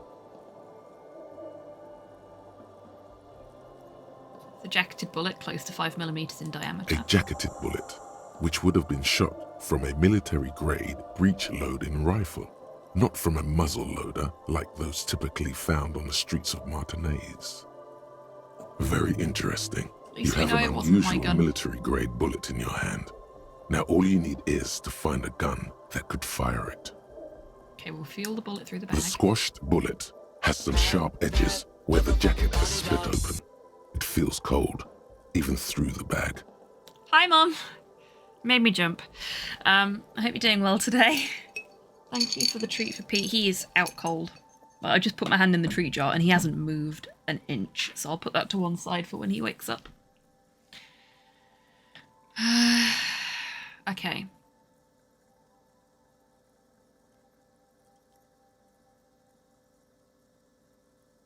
We're going to leave it for now. We're going to change our clothes if we've got something for hand-eye coordination. Anything for hand-eye coordination.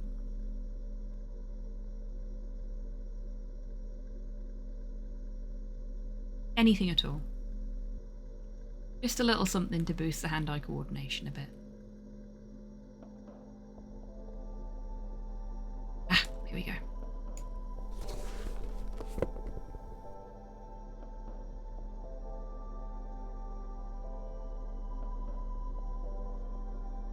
That's it though. Let's see how we do now. The bullet is still safely sealed away in a plastic bag Still 28. bearing the RCM stamp. I mean, it's a white check, so we can try again, but... Ah, fuck it, we'll give it a go. Can't hurt, can it? You can't remember what happened last week. No. What makes you think you're going to remember arcane firearm models? Yeah, that's fair. It's weird how memories work, though. Maybe we need Kim for that one. Maybe. Is this about the questions again? Because I don't really know anything. Oh, no, I didn't need to talk to you to buy things, did I? To the left of some croissants and juice bottles, you see several packaged raincoats fill a low shelf. One is missing. The one you legally purchased.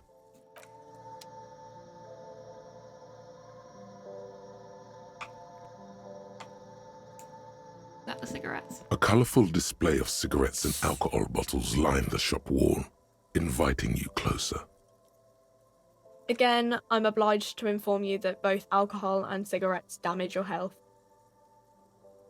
Give me some Here you cigarettes, go, please. mister.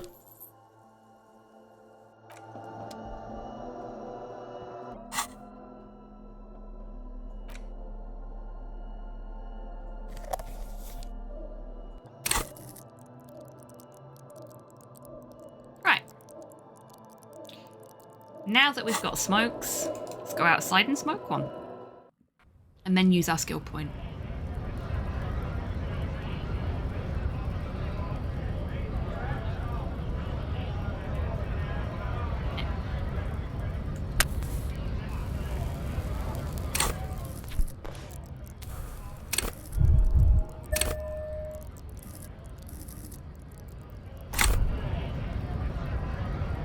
Why does art inspire you so much? It does, yes, but what is art? Excellent question. Art is a diverse range of visual, literary, auditory, and performative creativity. It's an expression of imagination and technical skill. Additionally, it's history, criticism, and pure enjoyment.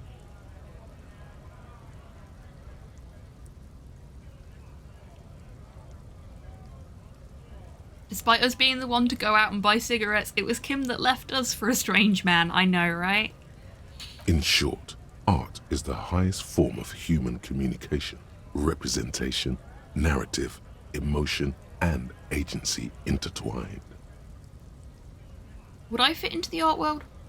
I mean... Have you looked in the mirror lately? To be honest, you have the exact features of the modern artist, with that wild hair and those clothes. Perhaps you should try to write poetry someday, and critique architecture. I guess I have been feeling critical lately. Yes, you seek substance. No vapid representations and reproductions of social mores as made manifest in stuffy biennials. We're talking real, living art here. Become the art cop. Half art critic, half cop.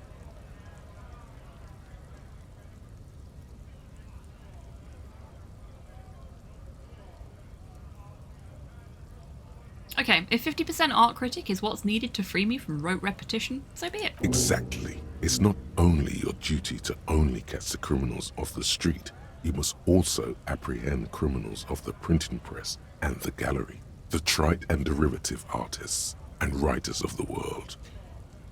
All this because I read that fucking $1 Man book. Go ahead and provide savage criticisms, art cop. The world is yours to rip to pieces and reassemble. Sir, yes, sir.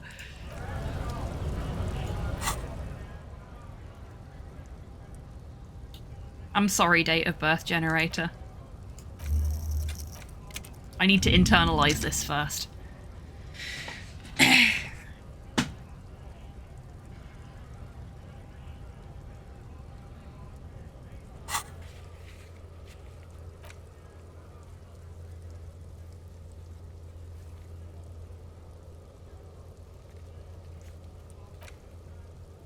Okay.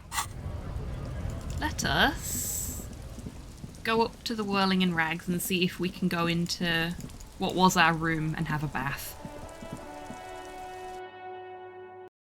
Seeing as Kim's not with us, maybe we can do that now. Save us, like, wandering around stinking of corpse for the rest of the day.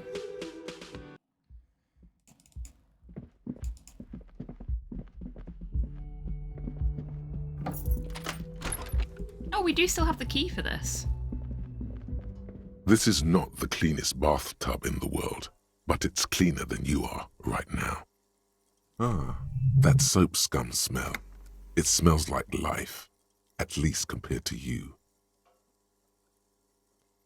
I want to live forever with the corpse smell. Memento mori and stuff. No. The bathtub slowly fills with water. The water beckons. The water is only lukewarm, but still comforting. Like amniotic fluid. A few beer cans are bobbing up and down along your flanks, like sad duckies. This is what it's like when I have a bath. You feel nice and lonely, and so tired. Now you are alone with your thoughts in the tub, but it's easier than being alone with your thoughts outside the tub. They're not even really thoughts, just assorted sensations, none of them acute enough to focus on.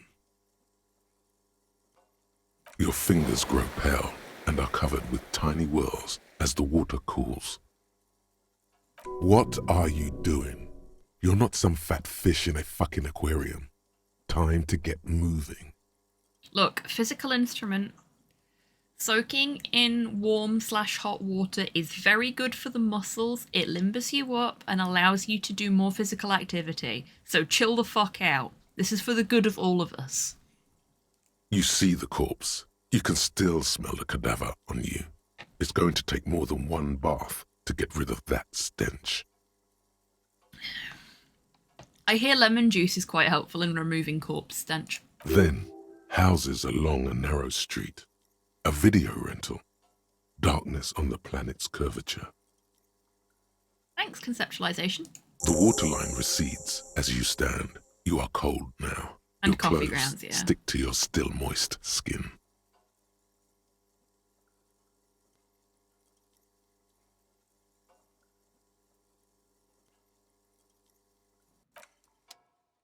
But at least I don't stink anymore.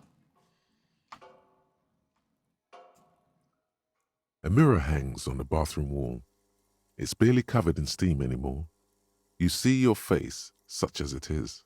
A regular, clean-shaven police officer. Maybe Kim likes his men moist. Phrasing? Well done, Kim. Like the rest of you, it comes from a bad place somewhere in the past. That's all you know for now. We have failed yet again to establish the source of the look.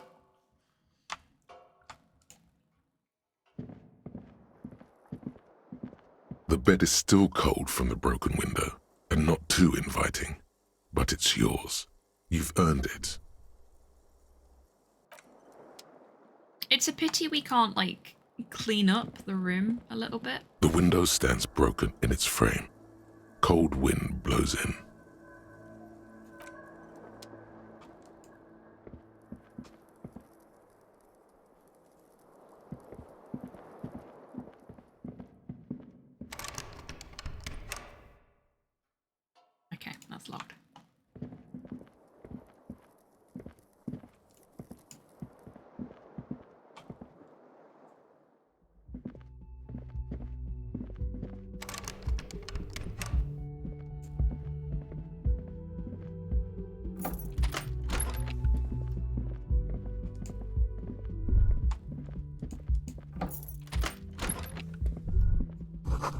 She's made around 4 months of payments for this room.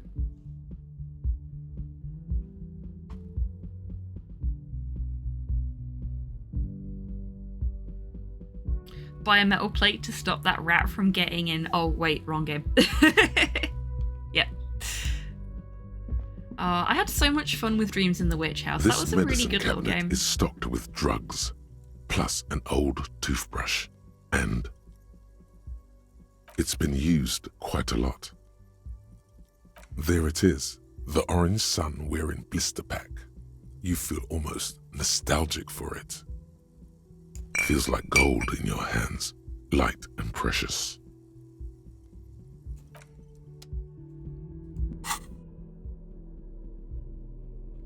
Kim's not here, so I can steal drugs and it not be an issue.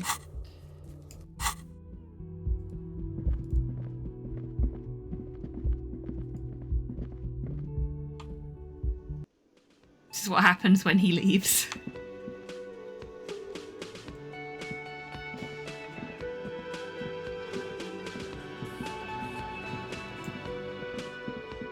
You see a heavy steel door. We still can't do anything new with the door.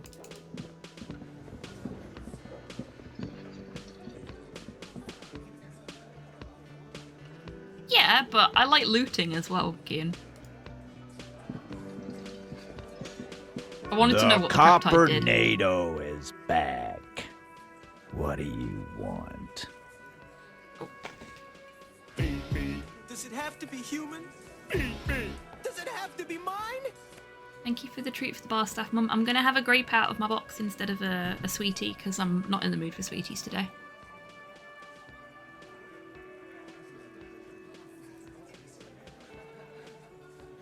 Nothing new there. Titus's brother is a window repairman, so I was thinking like maybe we could ask him to repair the window in the whirling, but I guess not.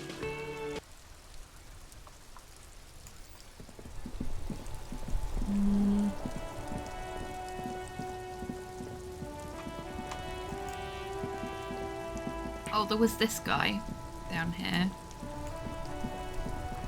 I saw you poking around in Lady Driver's lorry. She in trouble? Wait, so you did know something about who's smuggling drugs around here? Nah, man. I was telling you the truth.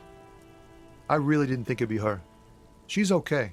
Sort of troubled, but still, a nice person. So that's what that emotion was before. It was wishful thinking.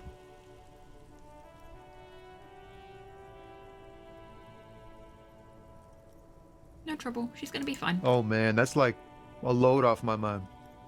All that stress was messing up my rhymes. What's the plan with those rhymes anyway? Oh, you know. Tommy Leham's gonna be a musician. Sprechgesang, but with beats. I've got a lot of free time on the road to hone my craft. The correct grammar is Tommy Lahom. Why Tommy Lahom? Tommy Lam was taken. My real name's Jerry Lafitte. Tommy's way better. I like Jerry. Jerry's a good name. It's more him. Fair enough. Alright, I had another question actually. The man taps his fingers rhythmically against his arm. Hey, we've actually got a chance of passing it this time. Okay. Here goes. Wait. Yes. There's something Double here, six. Yes. stored away in some dusty corner.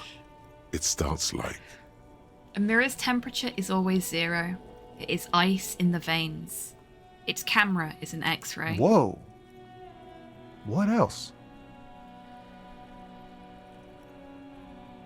It is a chalice held out to you in silent communion. Silent communion. That's good. He's transfixed by the words. Where gaspingly you partake of a shifting identity, never your own. Dang, that's some great shit. You came up with that yourself. He grunts, unable to suppress his reaction. Did you?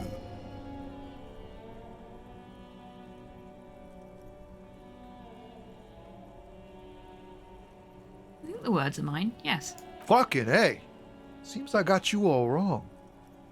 Cops aren't much known for their artistic sensibilities these days. But you see, I'm an art cop. It's good to meet a fellow poet. Someone with an appreciation for real text. The others here say you don't really get it.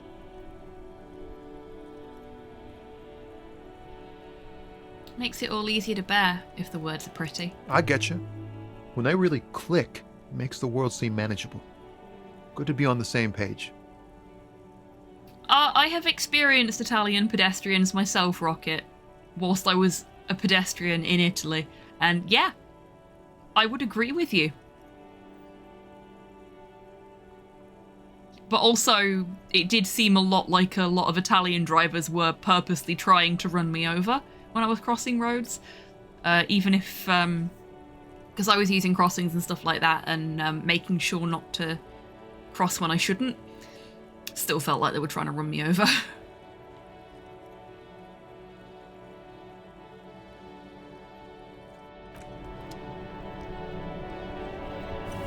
Okay. I wish Kim could have been there to see us dazzle him with our poetry, but these things happen. We'll have to tell him all about it when he gets back tomorrow. What else can we do?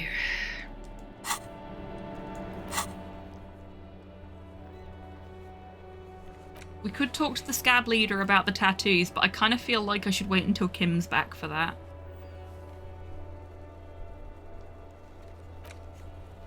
We could talk to Classia. We could work on Van Eyck's jam.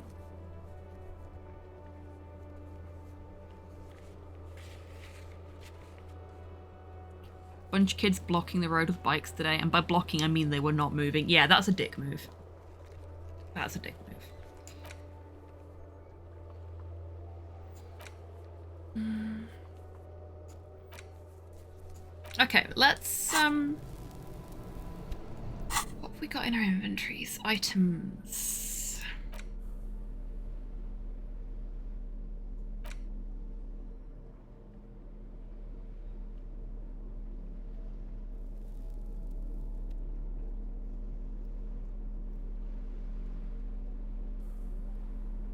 Okay, we've not actually given that to Egghead yet, so let's go and give that to Egghead. See what he thinks.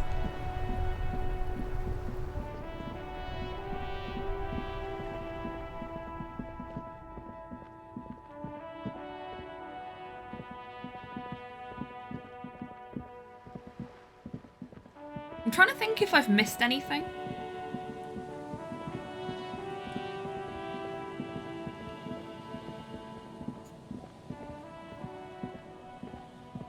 The trap is full of locusts, but they seem weak and unhealthy.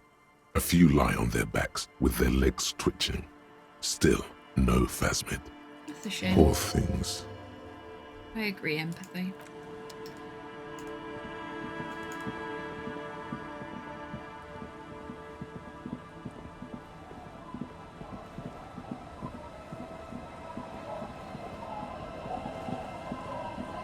Where's the church from here? I think it's this way.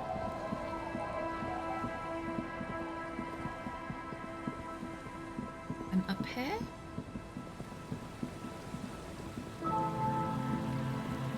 And across here. This feels right.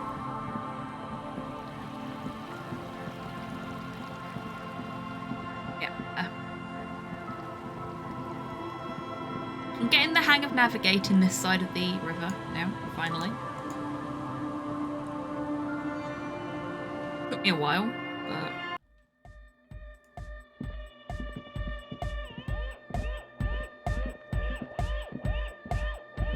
Yeah, it's all set up, man. Can you already imagine 1,000 people in here? 10,000! He waves his hands in an unbelievably lame, non-hardcore manner. Ecstatic vibrations, totally transcendent. And I've finished setting up the new compressor too.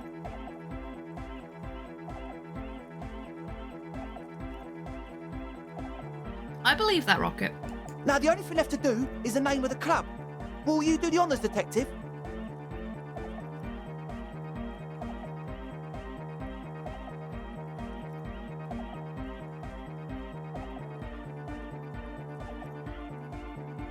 do you propose as the name, Andre? The name? Everything I managed to come up with sounds just wrong. Andre's overthinking it. Yes, you should do it, Detective. It would be good for the signs. Noid's right. You've helped us so much. It's the right thing to do. Estelle, what would you suggest as the name? How about something simple? Like the club? Too modern and too ironic. We don't want ironic. We want real. Real and true and beautiful. Like a morning after the rave. Andre shakes his spiky head. Egghead, you must have a lot of ideas. Hardcore? Yakukata! Yakukata! The place to be! The freak with the large head yells from the stage, waving his hand in the air. Yeko Qatar, the zone of ecological catastrophe. That's too morbid, Egg. Got anything else? Hardcore! Hardcore to the mega! Yeah, I thought he was going to say hardcore straight away. No, it has to be bigger than hardcore. Yes, it has to be even bigger than hardcore to the mega. It has to be bigger than the scene. Lloyd, give me your 2 cents on the issue. The amnesia. Hey, it me. Like the, I can't remember the name of the club, amnesia. Amnesia! Egghead likes it. It's not amnesia, guys. Suna, do you have an opinion on this? I don't. Okay. Good. We have too many opinions anyway. I think I've come up with a name. You have? Well, what's the name? Disco Elysium. Like that DeLorean word for the world, you mean? Elysium. But Disco Elysium? Isn't it wacky? Disco's kind of gone, isn't it? Title drop. Yep, I had to. The past is the future, but the future is dead. No, it's beautiful. Beautiful and brave, like we want it to be. And short. And memorable. It's settled then. Everyone welcome to Disco Elysium. I mean, we've been playing this game for like 40-something hours at this point. Bit late to welcome us now. A light beam washes over the dance floor, bathing it in violet blue. Andre breaks We into did it! frenzied dance-like motion to celebrate the name. Someone turns up the beat. What are you doing, Andre? I'm dancing. He performs yet another strange pattern of moves, but it doesn't look very cool or modern. Honestly, it looks kind of lame. The game has just begun. That soft core gyrating is supposed to be dancing? We should talk about it. We should talk about your so-called dancing. Oh my Yes, god, we're my turning man. into art cop. We are truly turning into the art cop. He jumps up and down with glee, his moves punctuated by the stroboscopic flash of the club lights. Talk? What is there to talk about if you can express yourself with moves? Audio waves thump against your ribcage. The speaker setup makes everything sound much Dance better. fever incoming. But there's a noticeable lack of something. Okay, we need to change our Goodbye, outfit. officer. We need to change our outfit so we can dance. Because we are not dressed for dancing.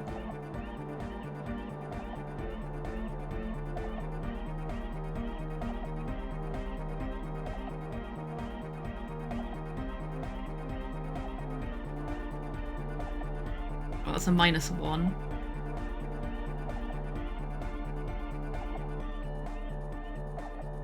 That's a -1. Shit. Is all of our stuff -1? No, there we go.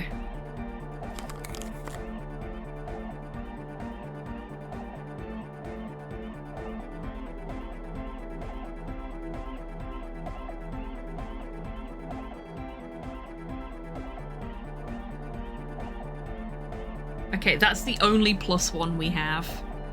No worries, Kian, enjoy your food.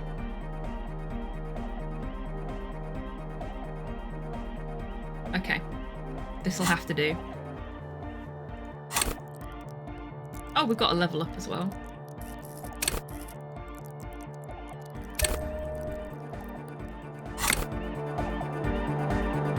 man. It's good to see you. It's still at 3%, even with the plusage from leveling up and from changing our clothes. That's...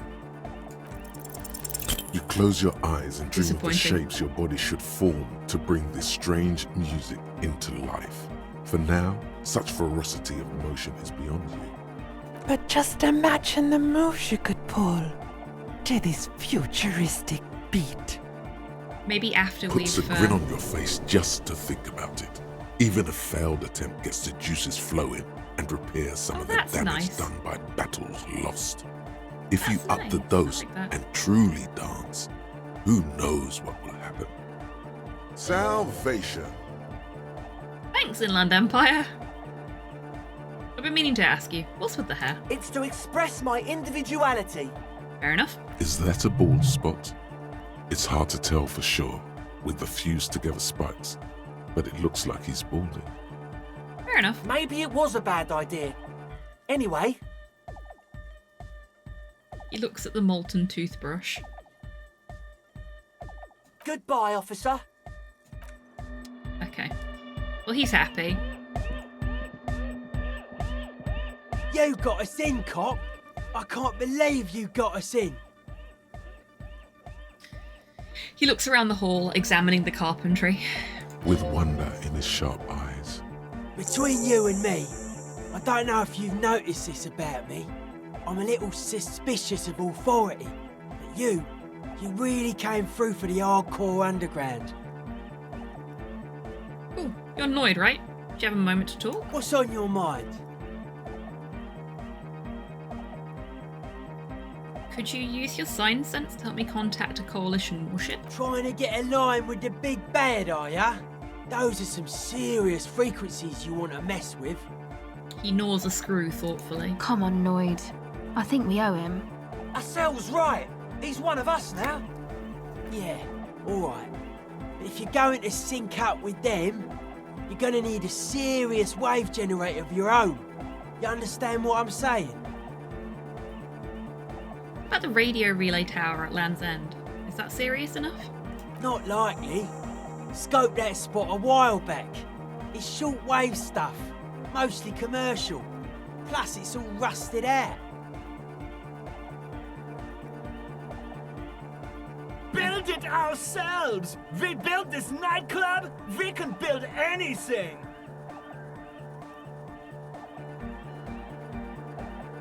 Wait, could we build a radio transmitter ourselves? Yeah, maybe. Tech-wise, radio's not the spookiest thing around. Our part's finding an antenna big enough to align with those megalo frequencies. An antenna hardcore enough to shake the whole world! Maybe not that big, but pretty big. Okay, we're not quite ready for that yet, I don't think. But let's keep talking to him. What do you think about this church? It's a miracle of carpentry. Dead bodies carved into total shapes. Now it can be something more.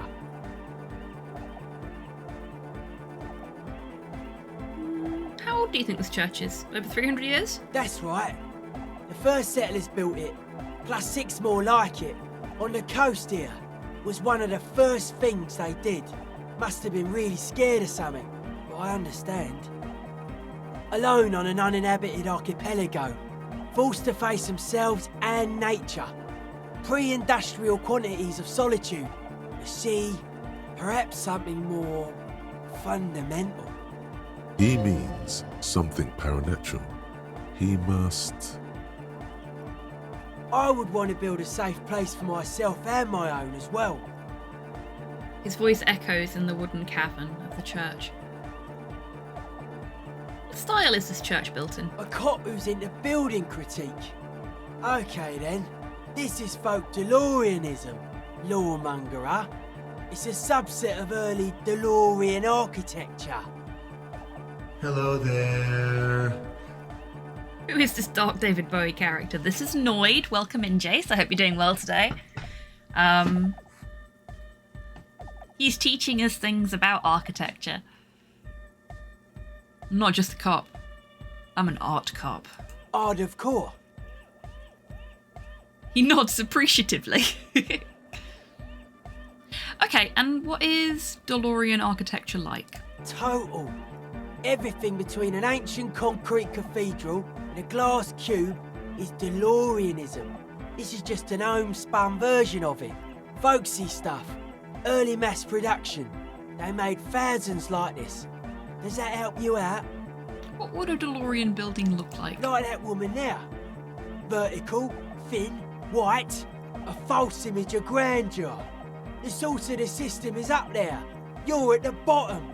They really dug that power vertical. Okay. Like to show off large and intricate structures. Arches, spires. Put you down with them. They were really into painting everything white too. Virginal shit, you know. Married shit. Virtue and tyranny.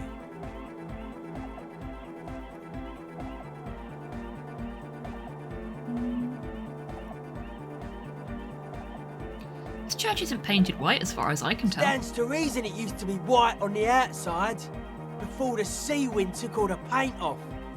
He peeks out of a small window in the dark. Slowly, peeled by the wind, your skin crawls from the sensation as you look around. What did you mean by dead bodies? Dead bodies are perennial plants. Sigma functions have left this place. It's a good thing we came along. The spiritual collapse has been total. Spiritual collapse? I saw some piglets suckling their dead mother. Have you heard this one, cop man? Cheerful. After a short while, they shuddered and went away. They had sensed that she could no longer see them and that she wasn't like them anymore. What they loved in their mother weren't her body, but whatever it was that made her body live. End of quote. This is an high-quality carcass. The power of anodic beats and hard bass is needed to reanimate it. He kicks the floorboard. Where is that quote from? A Sarais man who lived a long time ago. An ancient hardcore brother.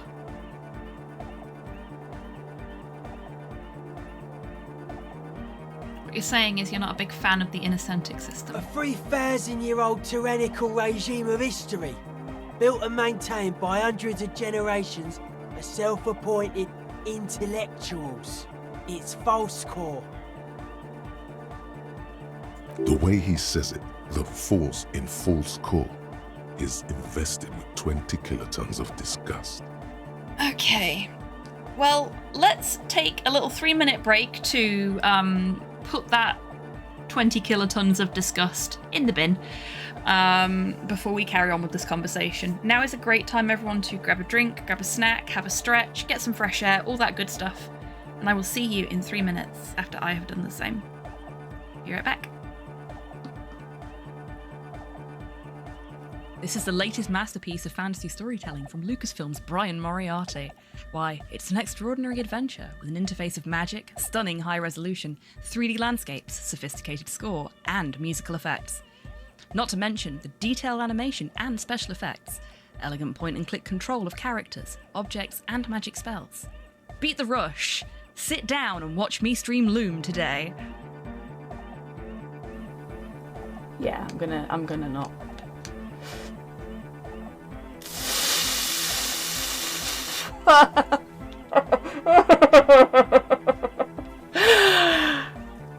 I'll take it.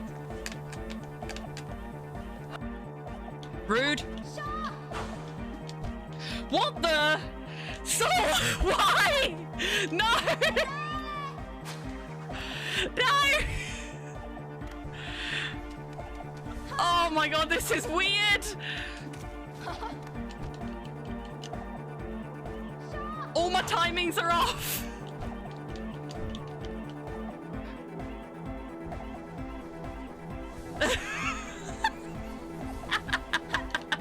You fiend! You scoundrel! Oh, I think it's going back to normal. Is it? No. No, it's not.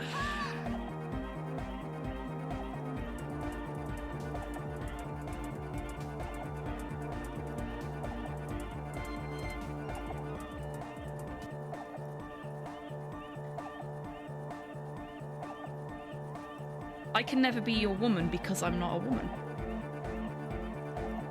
Some people may see me as one.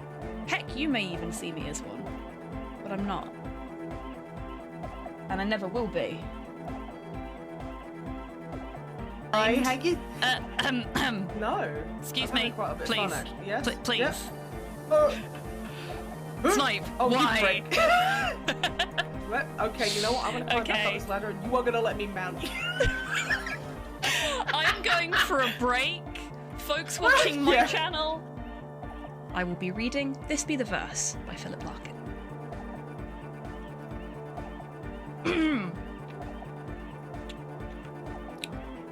They fuck you up, your mum and dad. They do not mean to, but they do. They fill you with the faults they had. Add some extra. Just for you. But they were fucked up in their turn. They fools in old style hats and coats. Who half the time was soppy stern. Welcome back from the break, everybody. I hope you're all feeling refreshed. I hadn't realised, I've been so into what we've been doing, I hadn't realised how late it had gotten. We will probably be finishing up soon because it is getting dark and I've got DIY I need to do while there's still natural light available to me. So we'll probably finish up in the next half hour or so. Also, we've been sans Kim for maybe an hour in game time and I miss him already. I want him to come back. It's so lonely without him.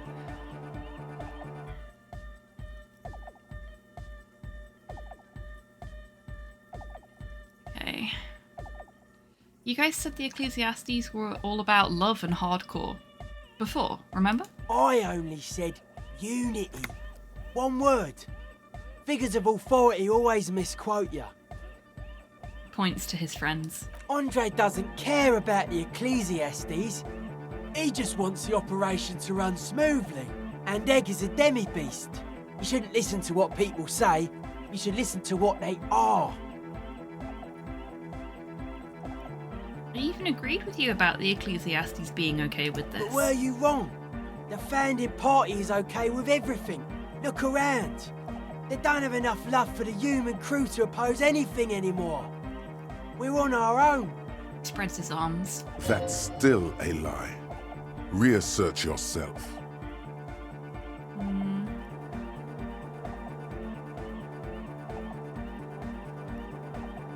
That wouldn't be cool. I want to be cool. Mewling wimp. Pathetic. Fuck you, authority. See, I have a problem with authority. And with authority.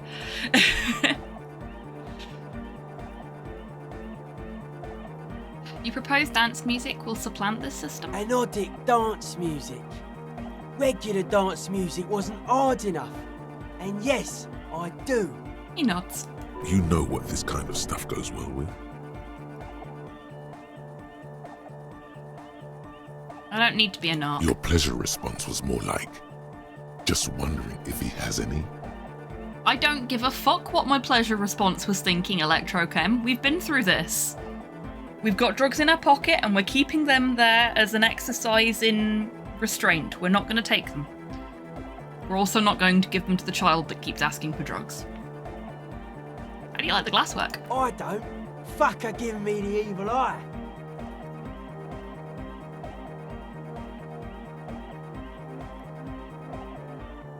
You wanted to get inside the church and now you don't like the stained glass window. I didn't know it was in here. We have to get rid of it. Dismantle it. Can't dance with a giant mass murderer looking at ya. Not a good look for the club. He cracks his neck. Mellow, man, mellow. No one's a mass murderer. This is a house of love. Yells his friend. Mass murder on the floor. No, Egghead, no. That's not what you want in your club. That's going to get your club shut down.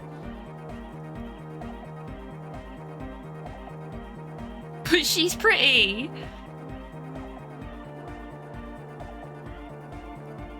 Who isn't accused of being a mass murderer these days?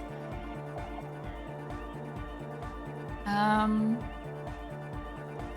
do feel there's something terrifying about her. She is a party repellent. and must be taken down before we can begin partying in here. No, that's not it. It's something more.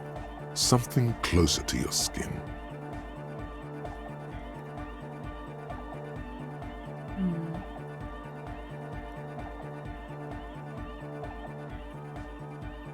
Keep it. Keep the beautiful sharp shards. Keep her long face and her hair. The speed freak's eyes narrow with suspicion, as if he's looking at a man possessed. It's not coming down. People are gonna love it. It'll be like our thing. Plus it keeps the cold and the rain out. Yeah, exactly.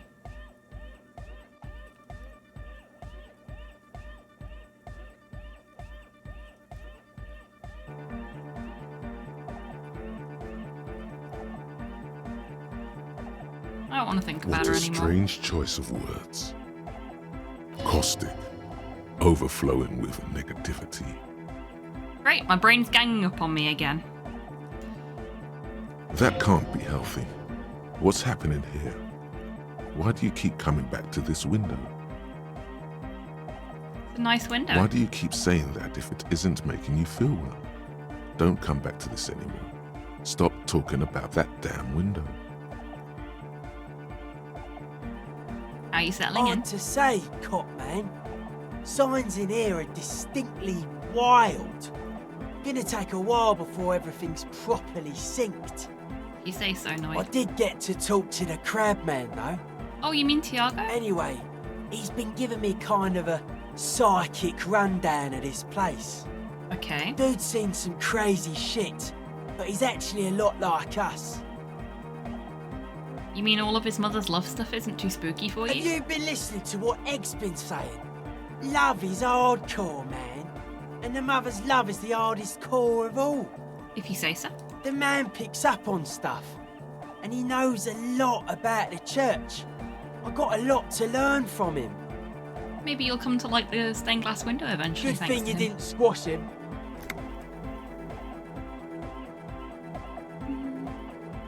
What did Tiago tell you about the The church? crabman's been lurking here for a while.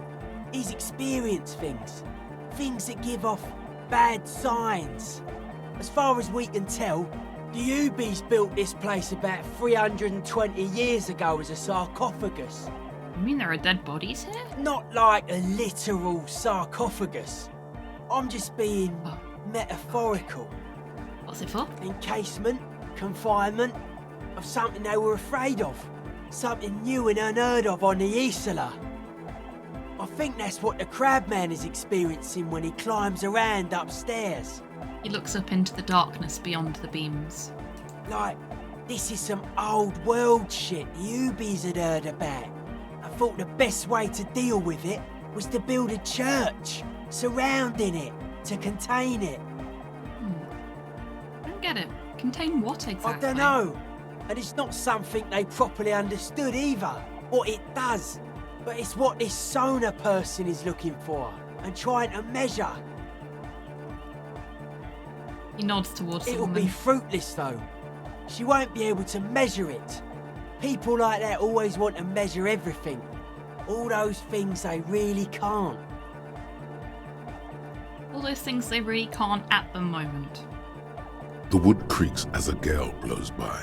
Outside, dust particles fall through the darkness, settling down on the age-bleached floorboards. The structure does not feel particularly durable.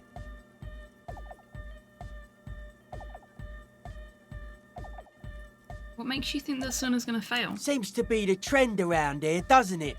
You can't measure shit like this. It's not like substance.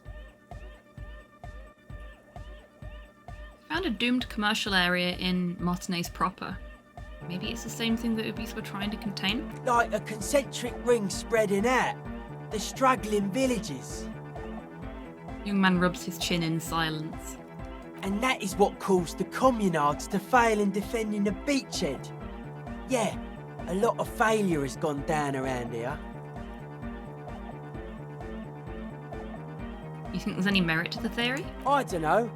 Maybe, maybe not. It's not a thing we can answer, Cop Man.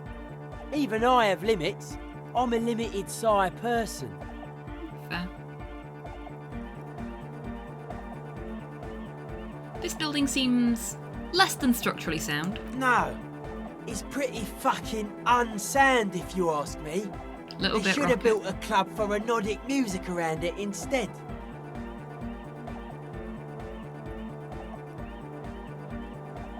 Well done, Noid. Well done. It's a terrible joke. Nordic music will definitely contain whatever we're dealing with. You serious? Its words echo in the chamber. And if it can't, well... He shrugs non-committally. Well, if it's without substance, I guess there's nothing to worry about. Maybe you can figure things out, Cop Man. I think we got on a good level here. The signs are syncing up well. Why are you so suspicious about everything? Suspicious people are esoteric people. We don't go around spilling everything to Johnny Law. They don't call me Noid for nothing. Yeah, that's fair. It took us setting out for this whole enterprise to get our signs synced. Why are you called Noid anyway? I'm guessing it's short for paranoid. It's short for paranoid.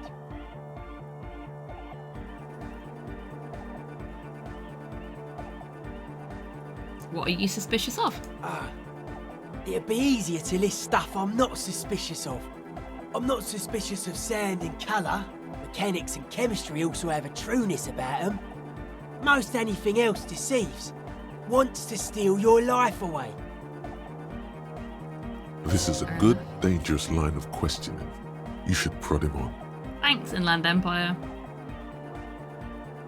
And what are the most suspicious things? I don't have a top 10 list of things I'm most suspicious of, but if I had one, the left-right complex would be number 1. Number 2 would be their sole accomplishment, the pig-wheat paradigm. Soup. What's Noid short for? Because he's got little legs. Well done. Well done. You serious? Tell me more about the left-right business. I prefer not to. Both ask the wrong questions. Any spark of light from either one is accidental. Their combined movement's only concern is producing enough pig and wheat for everyone. The end goal of humanity. Okay. The original mistake was assuming that words have more being than bodies. That's what led us astray, far from our true lives, but we may yet find a way back. Whatever this true life is, you feel it's the real centerpiece of this mythology. What's suspicious about the production of pork and wheat? It's our only shit. We should make better use of not being animals or cereal grain ourselves.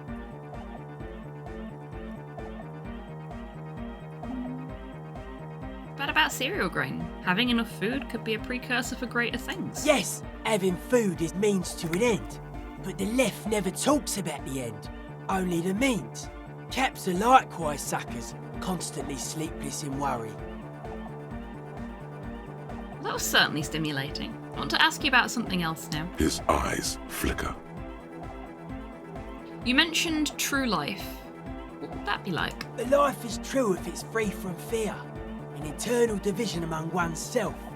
In others, mankind has seeds of greatness in it. A germinal will come, a return to trueness. It will be hardcore. How would you go about returning to this true life? Beats and bright lights to shatter falsehoods. Nerve impulses for the collective body. We are very much alike in basic structure. An hard enough beat would awaken everyone to a truer calling. In unity. Just like that. The speed freak is right in your face. His eyes burning. His comrades look on worriedly. The young man is dead serious about this. So you're advocating a noise-based society? Many non-Occidental cultures share a beat at their art. Thus, they are closer to true hardcore life. There's just never been enough of them, and they had to rely on some extremely basic percussion. Fair. You keep mentioning hardcore. What does it mean to you? Utmost dedication. Thoughts from the spinal cord. It's a potent superlative as well. Egghead usually has a better concept of the hardcore. He just really likes saying hardcore. And we love him for it. Hardcore! Exactly.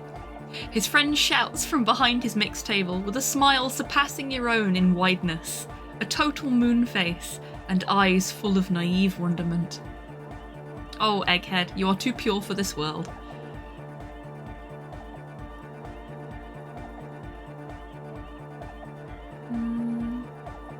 That was vague. Dedication, something else, superlative. Maybe you're being too specific about it. Try consulting with your spinal cord. Okay then. Let's change the subject. Oh yeah, sure thing.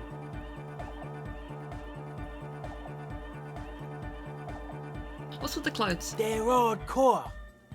He shrugs. That's it? They're just clothes. I thought there would be more to it. Nah, it's just a vest with suspenders made to resemble a human rib cage. Plus some lady clothes to piss off the sex system. Now tell me about that hardcore necktie. It's fucking primal. I know, right? Isn't it great? Sometimes it talks to me. That's normal, right? It's my friend and accomplice. It makes me party harder. I can see that. And you've partied very hard for a very long time, haven't you? Look at Ty suspiciously. Yep. It looks like you're trying to hang yourself with it. So large, too. So many different patterns. It's crazy, man. I like it. Okay. I haven't made a secret of this, so I'm not going to be letting you in on a secret here. But you can get the necktie from the official store. And dear sweet Jesus, I want one. I have no need for a necktie, let alone a horrific one. But I want it so bad. And if I manage to find the disposable funds to buy an expensive novelty necktie before the next awards stream, which will be next January, then I will wear it for the awards stream. Are you winning, Hobby? It depends on your definition of winning. I mean, Kim said we did a good job and called us detectives, so that's like made my day. My millennium. You suddenly realize the patience and respect this speed freak has shown you is partly because of your style. He's probably not like that with everyone. Respect to the man! Thank you, Egghead. I think I'm the man in this situation. Okay. So... we can attempt to internalize the hardcore, but I think we should get changed first. Because I think we've got some conceptualization stuff. Obviously we don't want to take the necktie off, because the necktie is giving us an extra point as well.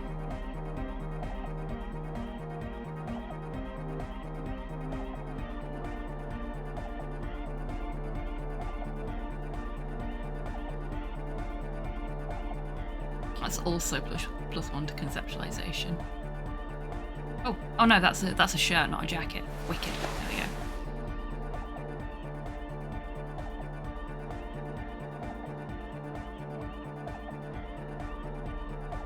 That may be the best we can do. Certainly looking like it's the best we can do. Yeah, it is. Yo, man. What's on your mind? Unity is currently crashing my PC. It's still doing it, is it, Amelia? I'm sorry to hear that. I was really hoping you'd fixed it. Steam still works somehow. Steam is weird. Okay, so we've got an even chance of that one and an even chance of that one. Let's do this one first. Close Yay! your eyes. Double six! Unfold Wicked. your mental map of Martinez. It's morning. You're standing on the plaza before the whirling in rags. The wind pushes a piece of tear across the cracked tiles. From the north comes the malicious laughter of 2 children. Turn to face the bay. Your eye follows the tiles west. You see a bench and a few twisted, pitiful trees. Then, just water. From behind you, a low, spectral voice whispers, "Nay." Okay, let's check the apartments. Beyond the unkempt backyard rises a monstrous assemblage of concrete, plaster, and corrugated sheet metal. The voice again, more urgent now. "Nay." Just a moment. That voice isn't human, and it's not saying nay. It's saying nay. Thank you, Inland Empire. The traffic circle. You turn around. The morning sun is blinding. You bring your hand to your brow, and a great shadow materializes before you. A towering beast, frozen in mid-air. Welcome back, Ian. I'm sorry to hear that. I have been in a similar position myself in the past, where you've got all the pots to do before you can actually cook anything, and then by the time you've finished cleaning them, you're just like, I can't be arsed anymore, fuck this. The statue of Felipe III. Centaur Man is made of metal. With the right gear, we could make it work. Yeah! Connect the Centaur to the lorries! Unite the whole roundabout in hardcore waves! Thanks, egghead. Huh? Sounds like Egg saying you could use some of the spare cables to rig up the stalled motor lorries and increase the wavelength, which would pretty much make the old roundabout one giant antenna. That's pretty fucking cool. One roundabout! One wavelength! Hardcore! Hardcore indeed.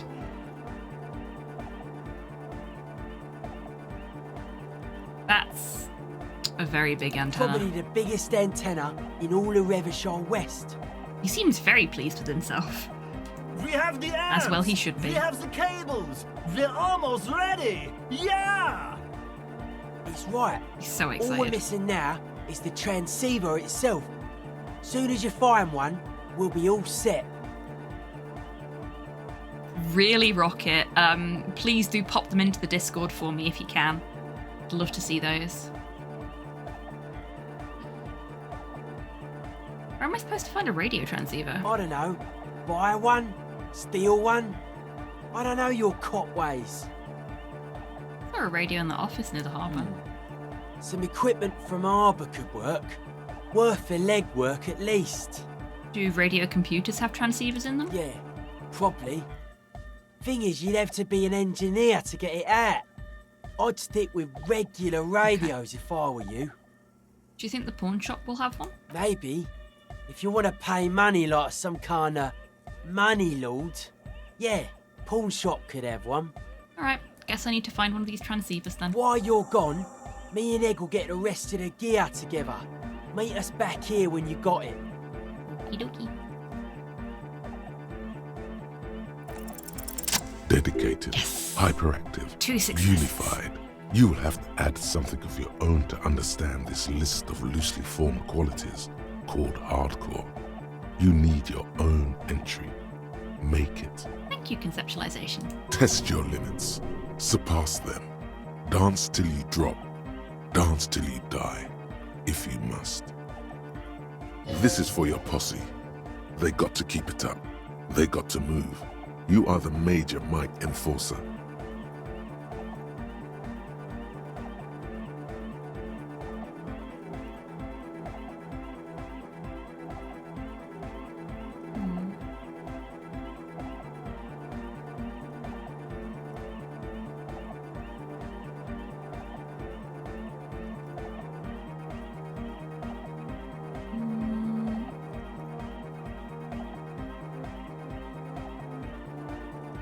I want to have fuck with you. There it is again, everybody.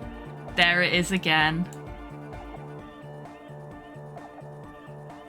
See the sunshine, we ain't stopping. Keep on dancing till the world ends. If you fear it, let it happen.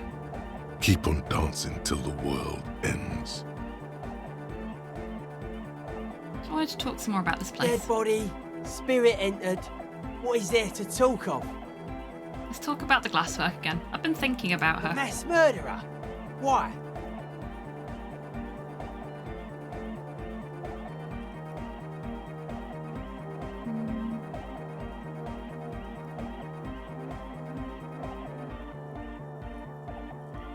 Isn't she supposed to be an embodiment of the world spirit? The world spirit does not have a body. It has organs. Hardcore is an organ of the world spirit. He raises his left hand. This Arno van Eyck track is an organ. The carpentry and glass cutting that built this house are also organs. She's a thief, if you ask me. An organ thief. All innocences are. She's the innocence of humanism. Humanism seems to be a pretty big deal around here. Humanism leads to eating sugar and pigs. Humanism was invented to mass-produce billions of humans. Billions of humans can mass-produce hundreds of billions of pigs. And many, many more tons of sugar. Thank you, Logic. She liked games. Her legacy, the thing we live in, isn't real life. It's a strategy for some kind of victory against a long-dead opponent. But, yo, I'm only annoyed. What do I know? But she's pretty. She invented the beauty you're feeling. Seeing her glass cutters and iconographers, you set the standard, all right? He turns to look up at her face. Then you meet it. It's effective like that, but it is also very soft of core. That so-called beauty of hers.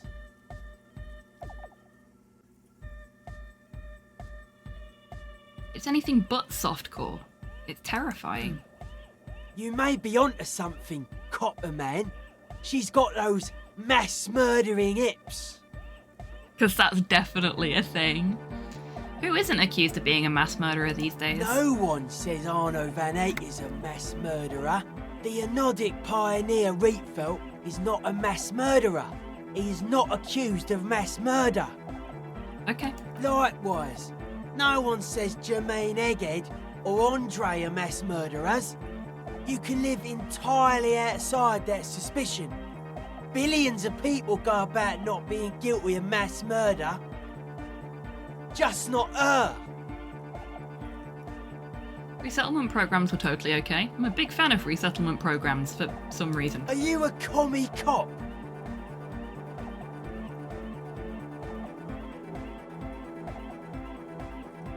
I don't know whether to lie or not.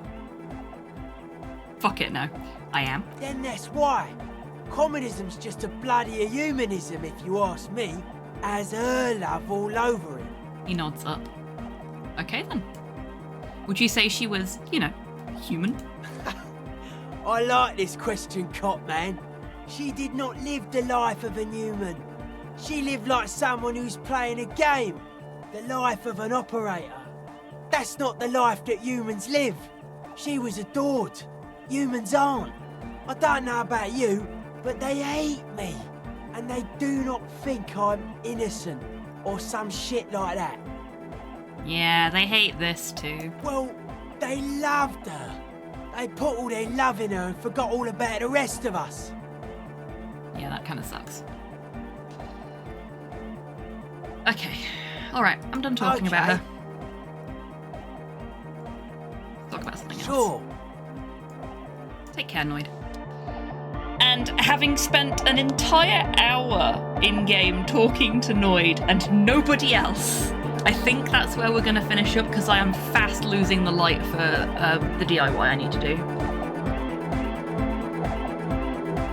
There is, yes, Rocket.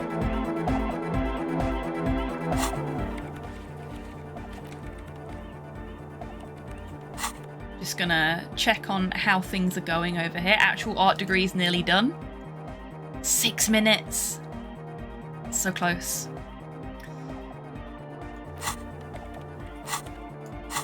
Right.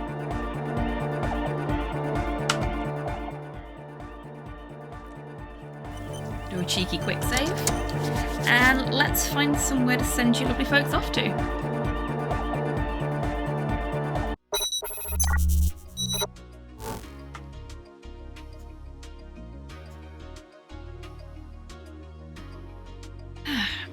Massive thank you everyone for coming along today. I know it's shorter than usual and we didn't get to do any of the speedrunning, but I really do want to get these shelves finished today so that I don't have to stress about the amount of shit I've had to put downstairs while I didn't have any shelving. Goodbye. Live long and prosper. Most welcome, Carv. Thank you for being here. It's been lovely to have you. Until the next Goodbye. mass murdering hips, indeed, Soul. Thank you for being here. It's been lovely to have you. You're most welcome, Rocket. Thank you for being here. Let's see who we can go see. Oh, we have so many options. Oh gosh. You know what? I think I know where we're gonna go. We're gonna go and see friend of the channel. If my stream date decides to behave itself. Let's try that again. There we go. We're going to go see friend of the channel, NBC, who is playing some SteamWorld Heist, I believe.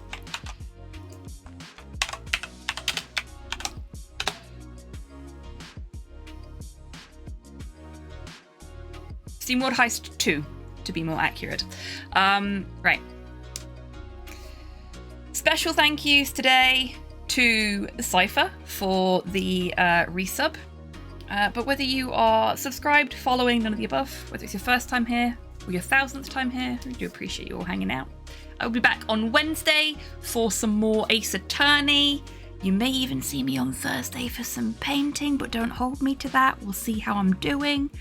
But yeah, that's the plan. Wednesday is the planned next stream, unless I decide to do a bonus stream on Tuesday, actually, as well, because Tuesday is always an option. We'll see how I'm feeling. But hopefully I'll see you for that. You too, Torpor. Thank you for being here. Hopefully I'll see you for that. But until I do see you next, take care of yourselves. Take care of each other. Wash your fucking corpse-raided, armor-plated booties. And have a great rest of your Sunday and a wonderful week, everyone. Now, go say hi to Z for me. Bye-bye.